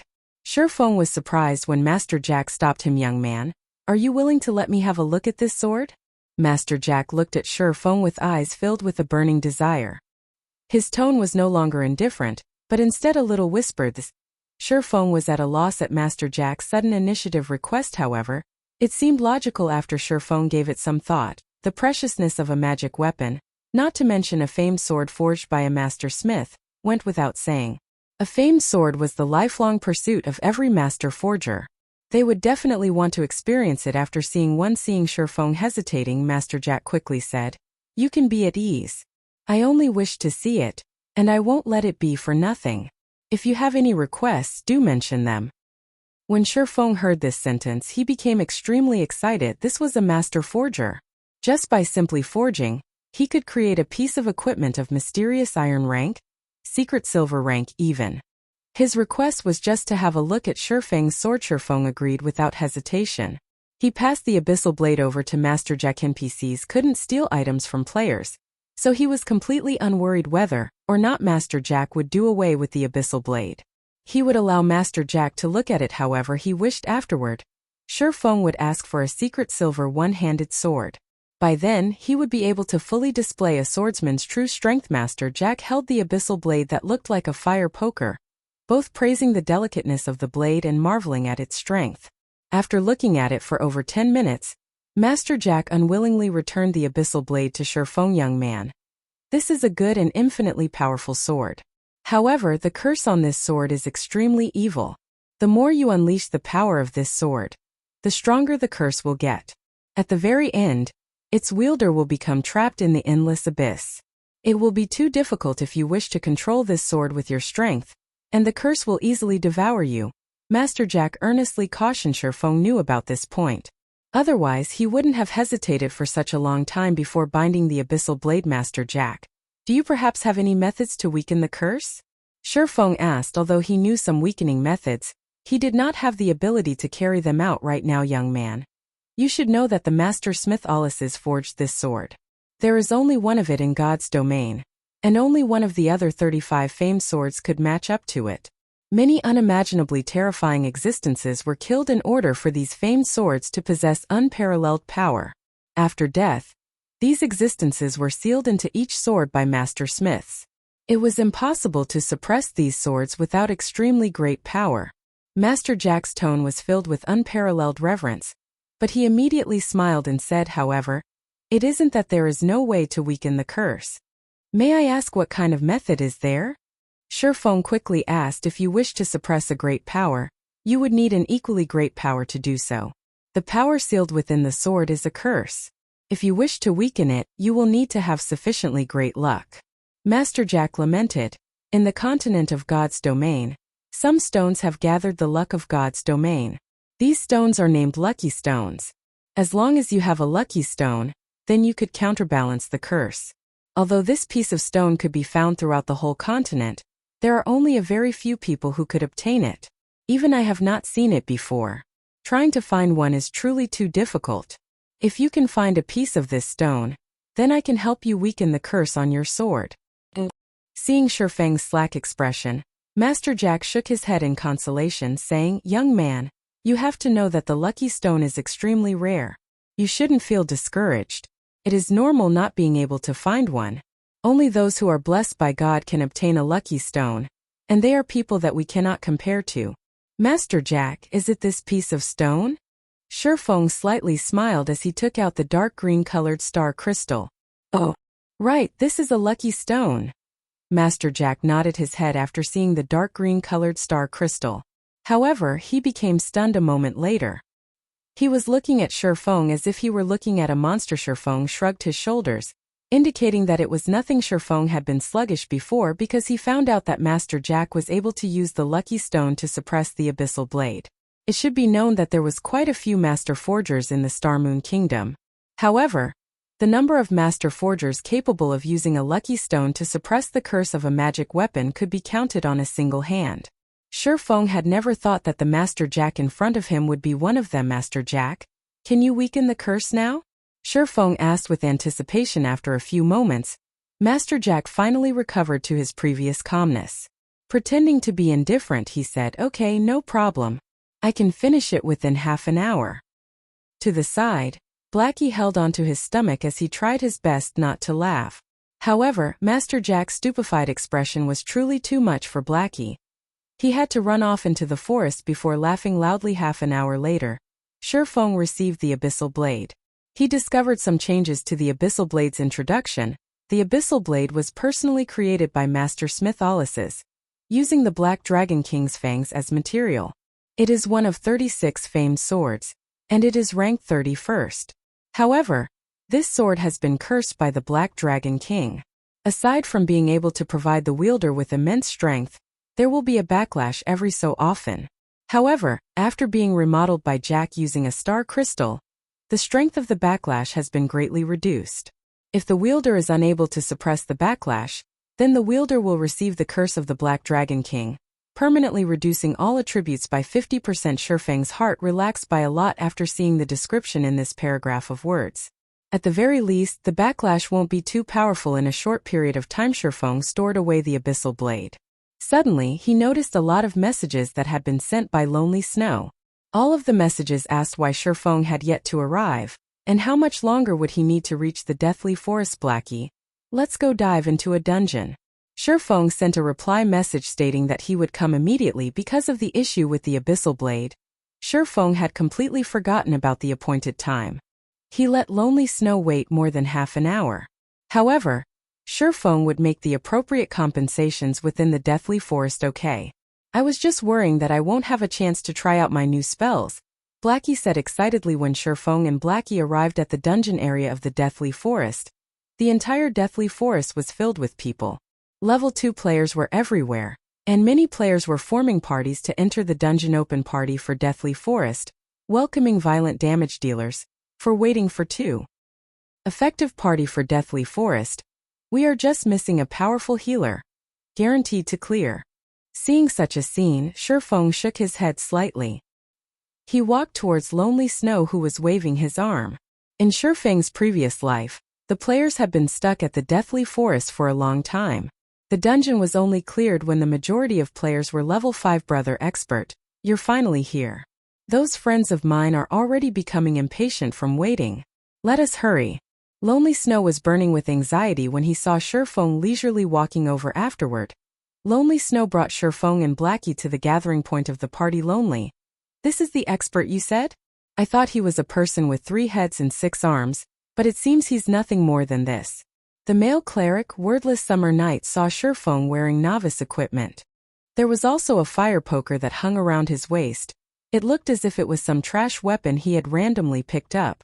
When Wordless Summer Night saw this, he couldn't help but ridicule Brother Wordless. How could you say such things about Brother Expert? He is a dignified beta tester, so he definitely must have something extraordinary. Otherwise, how would he dare to take all equipment for swordsman and cursemancer? The shield warrior, battled to the end, stood to the side and sneered. The two of them had already felt displeasure for Shifeng. This was because Shifeng had wanted to take away all plate armor and mage equipment immediately after joining. Wouldn't they just be working away for nothing? If it were not for their boss wanting to have a look at Shifeng, they would have long since invited other players and dove into the dungeon. Now that they saw Shifeng in such poor equipment, they could criticize him and force him to leave. Lonely Snow wanted to retort as Shifeng was someone he had personally invited. However, Shifeng's equipment did not give Lonely Snow any chance to do so. He could only stare in silence. Alright, let's party up. A lot of people have already entered the Deathly Forest. If we don't dive in, we won't have a chance at competing for the first kill. As the party's leader, the handsome male ranger, waving slowly but surely, interrupted as he said. Blackie wanted to argue back, but Shifeng stopped him. Shifeng thought nothing of the two people's ridicule. No matter what he said, he and Blackie had left them waiting for more than half an hour, so couldn't he just let them speak a few more sentences? Just as they finished partying up, the shield warrior furiously said, "Crap, this noob is just level 1. He's just here to swindle equipment. Boss, Deathly Forest is a level 2 dungeon. If we let a level 1 noob enter the dungeon, aren't we just waiting to get wiped?" Wordless Summer Night looked towards the ranger, waving slowly, showing his displeasure. Lonely Snow was equally shocked when he saw Shifeng's level. It should be known that many players had already risen to level 2. How was it possible for a beta tester not to reach level 2? Boss waving slowly looked towards Shifeng. Before this he still had some hope for Shifeng, but now it was all gone. He suddenly said in a cold tone, "Did you die once before this?" "No." Shifeng shook his head, honestly saying, "However, entering Deathly Forest at level 1 is enough. Then you can go now. We don't need such an expert like you here. We hope you can understand." Waving slowly coldly said, his brows slightly wrinkled, "Boss, this must be a misunderstanding. How about we try it out first?" Lonely Snow explained, "Try it out?" Wordless Summer coldly laughed. "Then who will be responsible when we die? You should know that we still lose experience if we die in a dungeon. Although it is low, that is still 10%. Can this noob repay such a loss?" Wordless, "Don't make it hard for Lonely." Waving slowly repeatedly said, "Lonely, I know you are trying to cover for this swordsman, but I have to take responsibility for our party. I will only find veterans to enter the dungeon. I will not waste time partying up with a novice. You have 2 choices now. 1 is to follow us into the dungeon, 2 is to leave the party together with them." "I will leave the party." Shifeng did not want to embarrass Lonely Snow. He immediately left the party, turning to leave. "Blackie, we'll party up with other people and enter the dungeon." "All right." Blackie smiled with a leaving the party without a second thought. Humph. The expert's identity has been seen through. At least he has some self-awareness to leave after knowing he can't swindle equipment anymore. The shield warrior grinned and jeered, "Lonely, you really are gullible.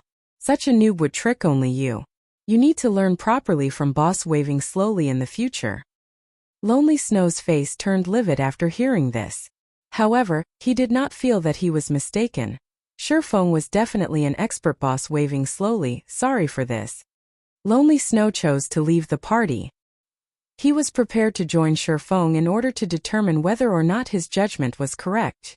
Waving slowly was immediately stunned. He never thought Lonely Snow would be so decisive.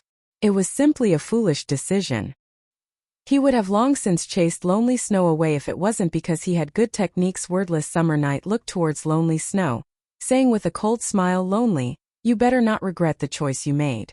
You'll regret when we clear the Deathly Forest and obtain great equipment. You'll regret it for 10 years, 20 years that you didn't follow." Boss waving slowly.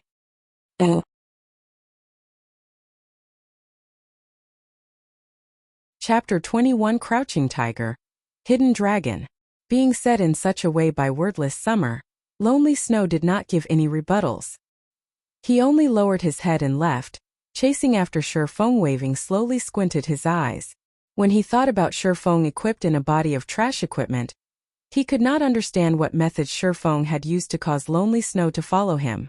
Lonely Snow had even given up on the clearing Deathly Forest. "Boss, let's ignore that foolish Lonely Snow.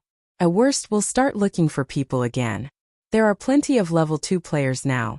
Battle to the end, said in disdain as he watched Lonely Snow. Waving slowly nodded his head. Lonely Snow's leaving did not cause any loss to their party. As for Shifeng creating a party to dive into the Deathly Forest, not to mention clearing the dungeon, nobody would go in with a level 1 player in front of the Deathly Forest entrance. Shifeng and Blackie continuously shouted to recruit people. Open party for Deathly Forest. No rigid requirements, okay, as long as you're a veteran gamer. 2 waiting for 4. Shifeng shouted. When everyone heard of it, many level 2 players had run over. It was because Shifeng's requirements were very low. Many small parties would choose people based on equipment quality. They needed a few pieces of common equipment to pass. However, who would have that many pieces of common equipment in the early periods of the game? Party me. I'm already a level 2 cleric. Party me. I'm a level 2 shield warrior. I also have a piece of level 1 common plate armor arm guard. In just a moment, Shifeng had invited 4 people. These 4 people were quite happy originally. There were over 10 people currently present, but only they were chosen. However, after they saw the party leader Shifeng's level, they left the party in rage. One after another. Fuck. It's just a noob coming to die in the Deathly Forest at level 1. If you want to enter the dungeon, enter it by yourself. I won't accompany you. No wonder there are no requirements for the party. Want us to give you a ride? Not a chance. The 4 people were extremely enraged, and the voices they made were practically roars. Every player at the Deathly Forest could hear it. Even a level 1 player dares boast about entering the Deathly Forest. He just wants to tag along for experience and equipment. Lucky for me I didn't go over. There are all sorts of birds in a large forest. Who would be foolish enough to enter the dungeon with a level 1 noob? Isn't that just looking to be abused? One after another, the level 2 players laughed at Shifeng for overestimating himself and for his foolishness. Get lost if you don't wish to party up. We're not begging you all to come. Blackie became enraged after listening to them. Shifeng's techniques had long since convinced him. Yet these people were calling Shifeng a noob. Can a noob kill a level 2 rare elite when he was level 2? Can a noob kill a level 5 chieftain when he was level 0? These people were just a group of snobs and idiots. Crap, my knowledge has been widened. A level 1 noob party can be awesome. I really want to see how you two gather a full party. The cleric that just left the party said with a cold smile. At this moment, Lonely Snow ran over. When he saw Shifeng, he hurriedly said, "Brother expert, give me an invite. I want to enter the Deathly Forest together with you guys. I have 2 pieces of common plate armor equipment on me. Defense is 24. Alright. Shifeng immediately sent an invitation. Blackie never imagined that Lonely Snow would actually leave his original party and come to them. He suddenly had a good impression of Lonely Snow. Blackie clapped Lonely Snow's shoulders, heartily laughing. You have good eyes. Don't worry. Following Brother Feng definitely won't be a mistake. Nonsense, nonsense. Lonely Snow was still slightly worried within his heart. The grinding spot Shifeng had simply pointed him to had allowed him to rise to level 2 quickly. However, Shifeng himself hadn't even reached level 2, and he was still wearing very poor equipment. Lonely Snow just couldn't understand how it could be so. The spectating players by the side all became dumbfounded. There was actually someone who would enter the dungeon with a level 1 noob. This person had good equipment at that. The brand new plate armor and boots on Lonely Snow must definitely be common equipment and not trash equipment. Although Lonely Snow had joined the party, not a single player had joined them after Shifeng had recruited for over 10 minutes. With just 3 of them alone, it was impossible to enter and clear the dungeon at this moment. Waving slowly but surely brought a group of people. Brother expert still hasn't partied anybody? We've already invited another 3 strong members. All of them have at least 2 or 3 pieces of level 1 common equipment. The cleric, Endless Summer Night, said to Shifeng in ridicule. Waving slowly only sent a glance towards Shifeng, then moved his sight towards Lonely Snow, saying, You won't have a future if you follow him around. Before we enter the dungeon, you could still consider it over properly. I guarantee that you definitely won't suffer a loss. Afterward, Waving slowly shifted his gaze towards Blackie. Previously, all his attention had been on Shifeng, having ignored Blackie. Now that he took a closer look, Blackie's clothing looked brand new. Blackie was even holding a Blackwood staff. His equipment should be quite good, and he was also level 2, so his techniques should be good as well. Yuri, not bad as well. Why don't you join our party? You should know that we are an elite party. It's not something average players could compare to. If we're together, leveling, grinding, and dungeon diving will be easy. Waving slowly looked at Blackie with a smile. Get lost. Trying to poach me over just based on your little party? Blackie scolded as he pointed his Blackwood staff at Waving slowly. At the same time, he had selected to display the halo effect of the bronze equipment, saying, It's just 2 to 3 pieces of common equipment. I have 3 bronze equipment and 2 common equipment. Waving slowly and the others were shocked. They never thought Blackie was that powerful. He actually possessed 3 pieces of bronze equipment. During this period of time, a person having 2 to 3 pieces of common equipment was considered an expert. As for having a piece of bronze equipment, that person would definitely be an expert. Every guild would fight over for that person. However, the Blackie before them actually had 3 pieces of bronze equipment. Waving slowly's party also became surprised. When they saw the halo effect of the bronze equipment, their eyes had nearly popped out of their sockets. No wonder Shifeng behaved that boldly. Shifeng had nothing to fear because he had grabbed an expert's favor. Meanwhile, Lonely Snow, who stood beside Blackie, was slack-jawed. He looked at Blackie in disbelief. Lonely Snow had originally thought of Shifeng as a rarely seen expert. He had never imagined that Blackie was the true great expert. Fellow brother, if you party up with such a noob and enter the dungeon, it would also be a burden on you. Not to mention failing to clear the dungeon, you might even have to die once. How about you come with us? All pieces of mage equipment from the dungeon are free for you to choose from. Although Waving slowly was enraged for being given such a slap, if he could rope over Blackie, then the chances for clearing the dungeon would become a lot greater. I agree with your views. Joining a group of noobs such as yourselves really will be a burden to me, Blackie chuckled. Waving slowly's face turned beet red, furiously saying, then let's see who clears the deathly forest first. Finishing his piece, Waving slowly spun around and left. He did not believe that a party with a noob in it could clear the deathly forest humph. He's just a powerful damage dealer entering the dungeon. Does he really think he could clear it? Wordless Summer jealously murmured, right. We are all veteran gamers. We are definitely stronger in dungeon diving than they are. The shield warrior curled his lips after Waving slowly's party left. The number of people applying for Shifeng's party had also suddenly increased. Such an effect was mainly caused by the equipment that Blackie wore at this period. Bronze equipment was definitely the proof of an expert. Even if there was a noob as the party leader, an expert with 3 pieces of bronze equipment could be considered as strong as 2 people. The advantage of having such an expert was definitely greater than an average party. However, Shifeng was no longer inviting people at random this time. There was a definite requirement. Such an action had caused the 4 players who had left Shifeng's party previously to regret immensely. How could they have acted on impulse? Now, Shifeng wouldn't give them a chance even if they wished to join, just as Shifeng was fervently recruiting party members.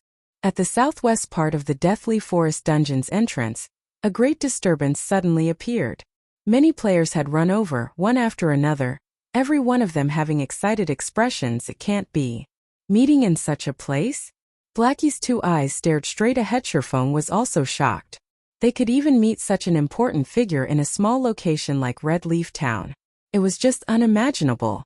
Could it be that Red Leaf Town was a place that had crouching tigers and hidden dragons?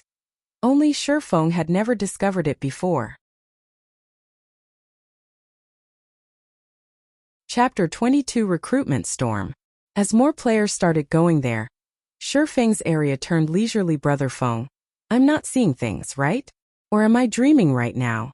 Blackie rubbed his eyes as he asked with uncertainty. Shifeng was speechless.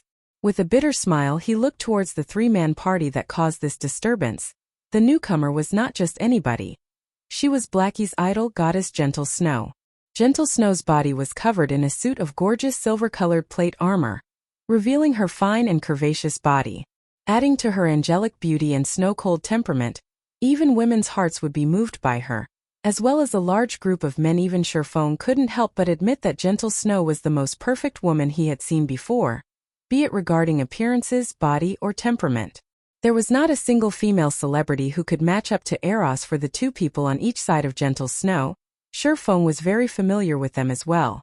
He had seen them before on big news channels. They were all famous experts in God's domain. One of them was also an absolute beauty named Zhao Yueru.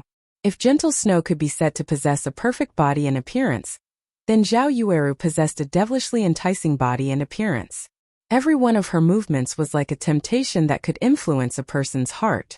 Adding on the fiery red robe that she wore, her body radiated a wild-like charm. Such bewildering charms had caused many men wanting to go over and assault her. If you really did such a thing, however, then congratulations. You've just earned a one-way ticket directly to hell. This was because words such as big breasts, no brains, and as delicate as a flower were not applicable to Zhao Yueru. In God's domain, she had another nickname of the Flame Witch. The reason why she held this title was that of the mountain of corpses she had piled up using these male players. There had once been a guild leader of a large guild that had tried assaulting Zhao Yueru. As a result, the guild that had over 100,000 players became no more. Zhao Yueru even hunted their guild leader. The incident only came to an end when that guild leader was killed back to level 0. From then on, the title of Flame Witch had been cast on Zhao Yueru. Compared to the Snow Goddess and Flame Witch, the priestess by their side could only be considered normal.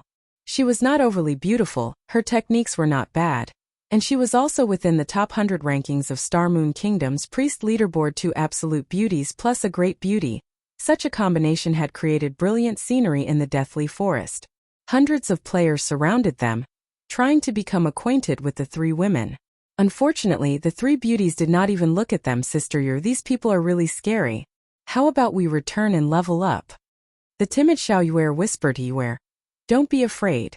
With gentle Snow here, even if you give these hateful, vulgar men 10 times the courage, they wouldn't dare come over here, Zhao Yueru said with a smile, proudly sticking out her chest. Gentle Snow only nodded her head in reply. Regarding these salivating, vulgar men, she did not even place them in her eyes.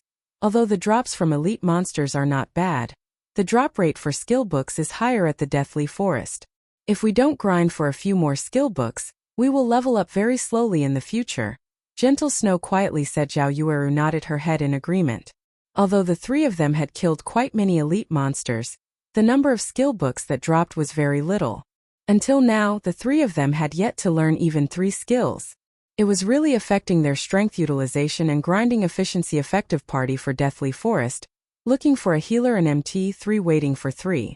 After taking a few looks, Shifeng continued shouting. Although Gentle Snow and Zhao Yueru were indeed attractive, Shifeng was no longer a child. He had seen plenty of beauties, especially after he became Shadow's captain. Many beauties would willingly throw themselves at Shifeng. As for Gentle Snow and Zhao Yueru, it was good enough to just look at them for pleasure. Such beauties were not something Shifeng could have thoughts about. His main goal right now was to get down to business. However, Shifeng's shouting did not yield any replies. Not a single player had even glanced at him. All of them were staring and salivating at Gentle Snow's group of 3. Even Blackie was no exception. His eyes had nearly popped out of their sockets from staring. Shifeng's side, helplessly shaking his head, and continued shouting and recruiting people. Crap, what is this fool blabbering about? Do you really think anybody would commit suicide together with you in the dungeon? Quickly scram, you level 1 noob. Stop distracting me from looking at beauties. Quite a few players started to express their discontentment. 2 high-quality beauties had already shown up, yet instead of trying to get closer to them, Shifeng was actually making noise here. What would you do if those beauties were scared off? That person is interesting. He can actually attract the hostility of so many people. Did he do something immoral before? Xiao Yuer revealed a crescent moon-like smile. Giggling as she pointed at Shifeng, Zhao Yueru aimed her eyes over as well. She felt nothing special from Shifeng. He was even dressed in tattered clothing. Zhao Yueru felt that Shifeng was just trying to seek attention from the crowd.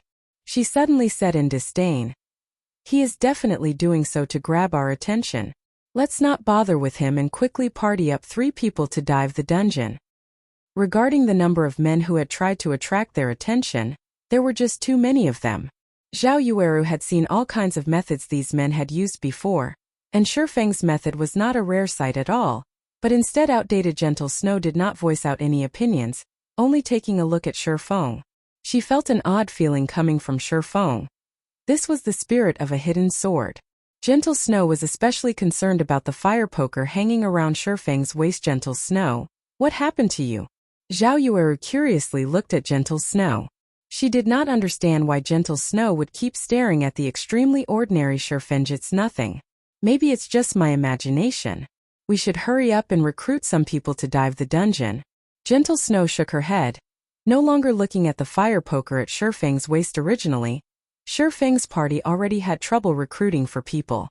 However, because of Zhao Yueru's single sentence, nobody else had paid attention to Shifeng's party. Even if his party had an expert present, Shifeng expressed his helplessness when seeing the hundreds of players queuing up in front of Zhao Yueru. The 3 women's arrival had really bad timing, Brother Feng. Why don't we go over there as well? Blackie shamelessly suggested. Scram. What do you take me for? Shifeng rolled his eyes at Blackie. This fellow was just too shameless, forgetting friendship after finding love. Instead, Lonely Snow was the better one. He was a truly honest man. In the beginning, Lonely Snow had only taken a few glances but stopped after giving out a few praises. He had even helped Shifeng in recruiting people by his side. Blackie did not dare to speak again after being scolded by Shifeng. He could only silently look on in envy at those players in the queue. Over 10 minutes later, Shifeng still had not recruited a single person.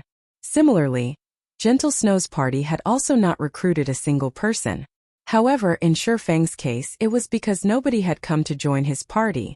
Whereas for Gentle Snow's party, it was because the players that wanted to join did not match up to their specifications. One party was in heaven, while the other was on Earth. Shifeng had no more choices. He could not just continue dragging on in such a way. His time was precious. He could only make exceptions in recruiting efficient party for Deathly Forest. We have an expert leading the party, clear in one try, no limit to levels, looking for healers and damage dealers, 3 waiting for 3. However, Shifeng's words had caused many players to send over looks of disdain. Even if you were trying to attract attention, you should have a lower line. Currently, there had already been tens of level 2 players who had died out of the dungeon. Every one of them had said the Deathly Forest was impossible to clear. On the other hand, Shifeng said his party had no level limits. Then wasn't he trying to say that he only needed one person to clear the Deathly Forest? Was this possible? However, Shifeng's lower line had still attracted some players' attention. Within a few moments, a group of level 1 players had come running over to join. You're tuning in to the Li Mei's Wuxia Whispers YouTube channel. We're so grateful for your support, and don't forget to subscribe to join us on this incredible journey through captivating stories. Your generosity through donations truly makes a world of difference, as it's the primary source of revenue that allows me to expand and enhance this channel for you. Thank you from the bottom of my heart for being a part of this adventure.